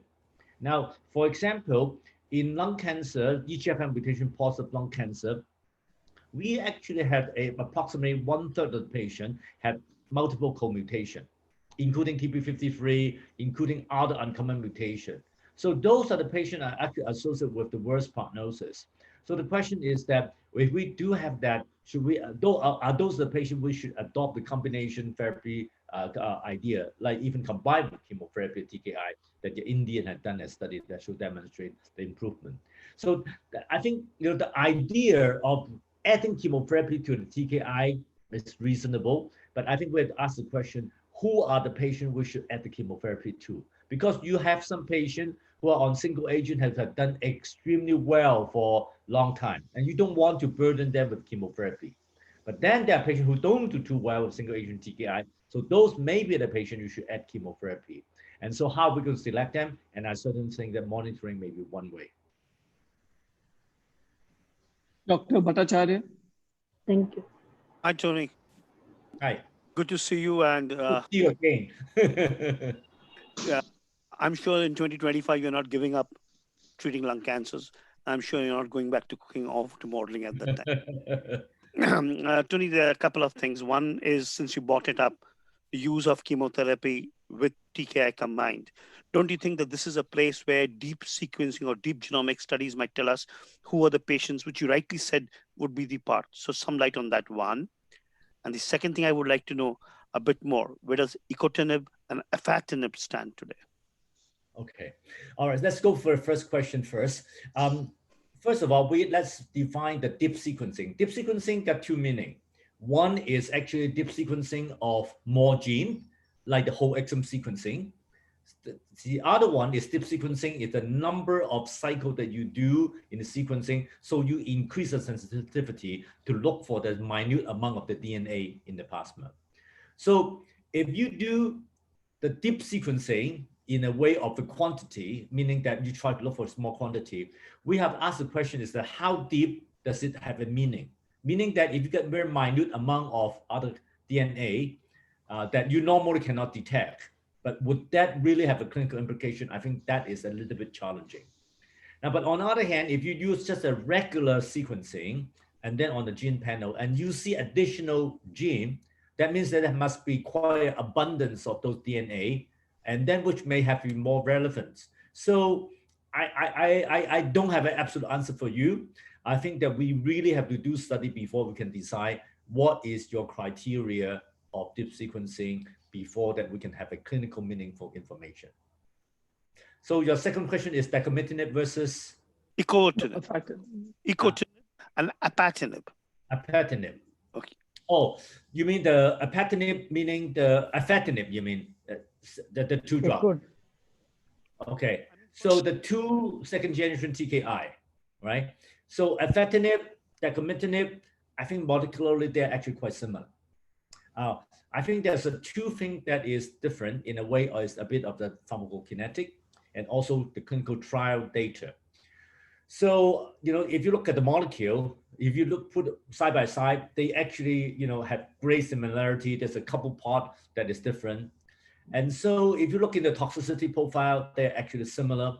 But then the doses, you know, in a way is that, you know, they also see that both require dose reduction. And that, however, it is the clinical trial development that is make the difference that we were able to demonstrate over survival benefit. I'm sure that, you know, well, I can't say I'm sure, but there's quite likely if you do a effective study the way exactly we have done in the Archer 1050, they may have the same result, but I don't know because it was never done. Thank you. Can I ask one more question? Yes, yes, Dr. Smruti, please. Dr. Tony Mock, what is your view about adjuvant TKIs? I mean, we don't have the overall survival data. So in the clinic, what do you do? Are you using it? Right, excellent question. First of all, I declare conflict of interest. I'm on the board director of AstraZeneca, but I try to look into this in a very objective manner. So the data is very impressive, where to say. Hazard ratio of 0.17 in lung cancer adjuvant study. This is the first time ever on the earth. So whether this hazard ratio 0.17 is translated into overall survival benefit, I can't tell until the data is out. Because there's a good number of patients who get crossover, they may also have some survival benefit. But we do not know for patients who had completed the adjuvant therapy, when they recur, what is the efficacy of the TKI for this group patient? We also don't know. So there's an uncertainty there. But what do I tell my patient right now? Now, I have to tell them about the ADAURA study. I have to tell them the disease-free survival. And I also have to let them know about the overall survival. Data is not out yet. Now, the question is this. If we do not offer them TKI on adjuvant setting, and 4 years later, there is overall survival benefit, what are you going to go back to tell your patient? You can't. You can just say that, too bad, you know, we make a mistake. So we have to help the patient to make a decision to say, this is the data now. I can't decide for you, but if you want to take it, I think it's okay. But if you don't want to take it, then really, you know, what is the overall survival outcome 4 years later? No one knows. With the hazard ratio 0.17, I think although even with the crossover, there may still be a chance of some OS benefit because of the early exposure of the TKI. But we can't say for sure for now. Excellent. But can you extrapolate to ALK positive also, or you would have to have a separate trial for that? Sorry, can you rephrase? Would you extrapolate She's asking to ALK positive also with the second generation? ALK positive is a lot more difficult now because there are two studies that's ongoing right now. One is the Alchemist study, but they have a hard time recruiting patients. Second study is using anatinib on adjuvant setting. That one had accrued quite well, but we don't have the data yet. Now, it's slightly different in a way between ALK behavior and erlotinib. So I don't think we can directly to say that because of Adura, then I can use adjuvant ALK. But right now, there's actually no randomized data ever come out in the ALK positive. So I may not be able to use that myself. But for stage 3A or 3B, I may be a little bit tempted because of high risk of the brain progression. But on the other hand, on the official way, that I really cannot apply that to ALK. Tony, I think this, I would have loved this to go on forever, but we do have to end. There is another question from Dr. Gatade, which is, this is the last question, that do you prefer DACO first line and reserve osimertinib second in your practice with no CNS metastasis? That's the last question, after which we'll end there. This question is a little bit too commercial. I probably will not, use one way or the other, as my own personal preference. I basically have to discuss all the different options with the patient. And also to mind you, in Hong Kong, the first generation TKI erlotinib is now become free and given by the government. So actually a lot of patients now taking erlotinib because it's free of charge. And so there's so many different factors that come into place, and I will not promote any drug for any company in my life. Okay, thank you very much. Tony, I cannot thank you enough. As I said, you're a leader in lung oncology and you're a leader with passion. And we could not have asked for more to end on the highest note possible for NANSICON 2020. Thank you again. With that, I hand over to Dr. Navneet for his comments, his final words, and then to Shubham to close the meeting. Thank you. Thank you so much. Bye-bye. Good night. Bye.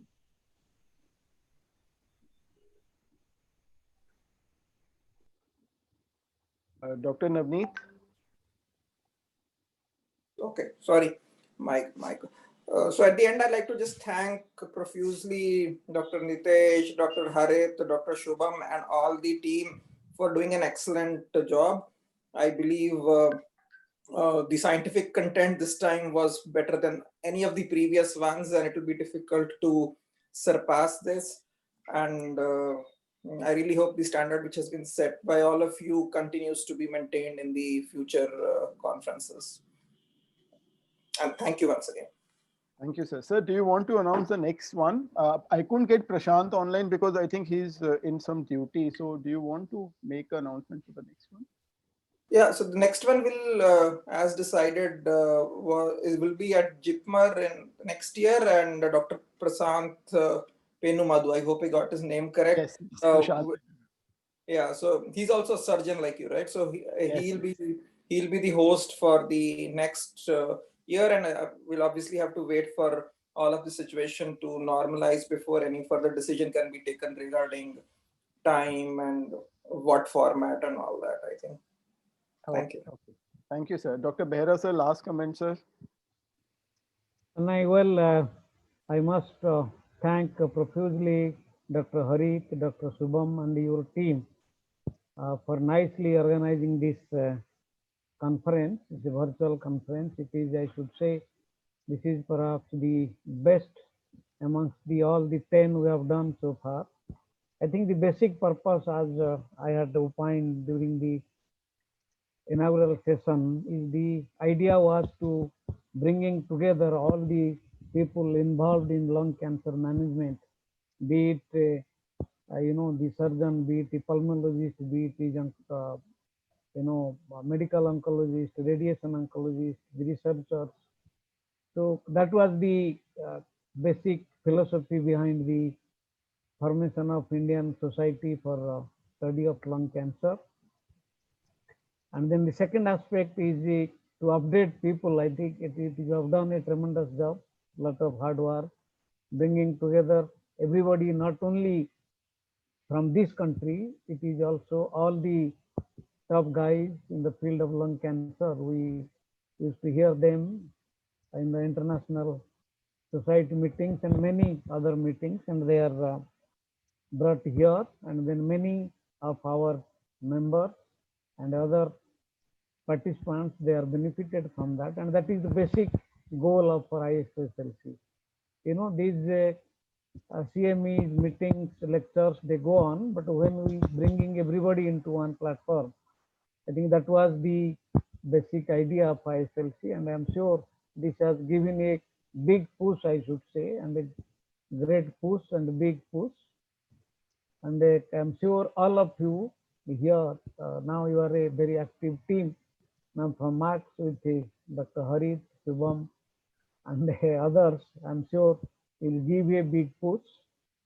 So many of us who had started this movement, maybe we will be phased out and we will be phasing out. We are in any case are phasing out, we will be phased out.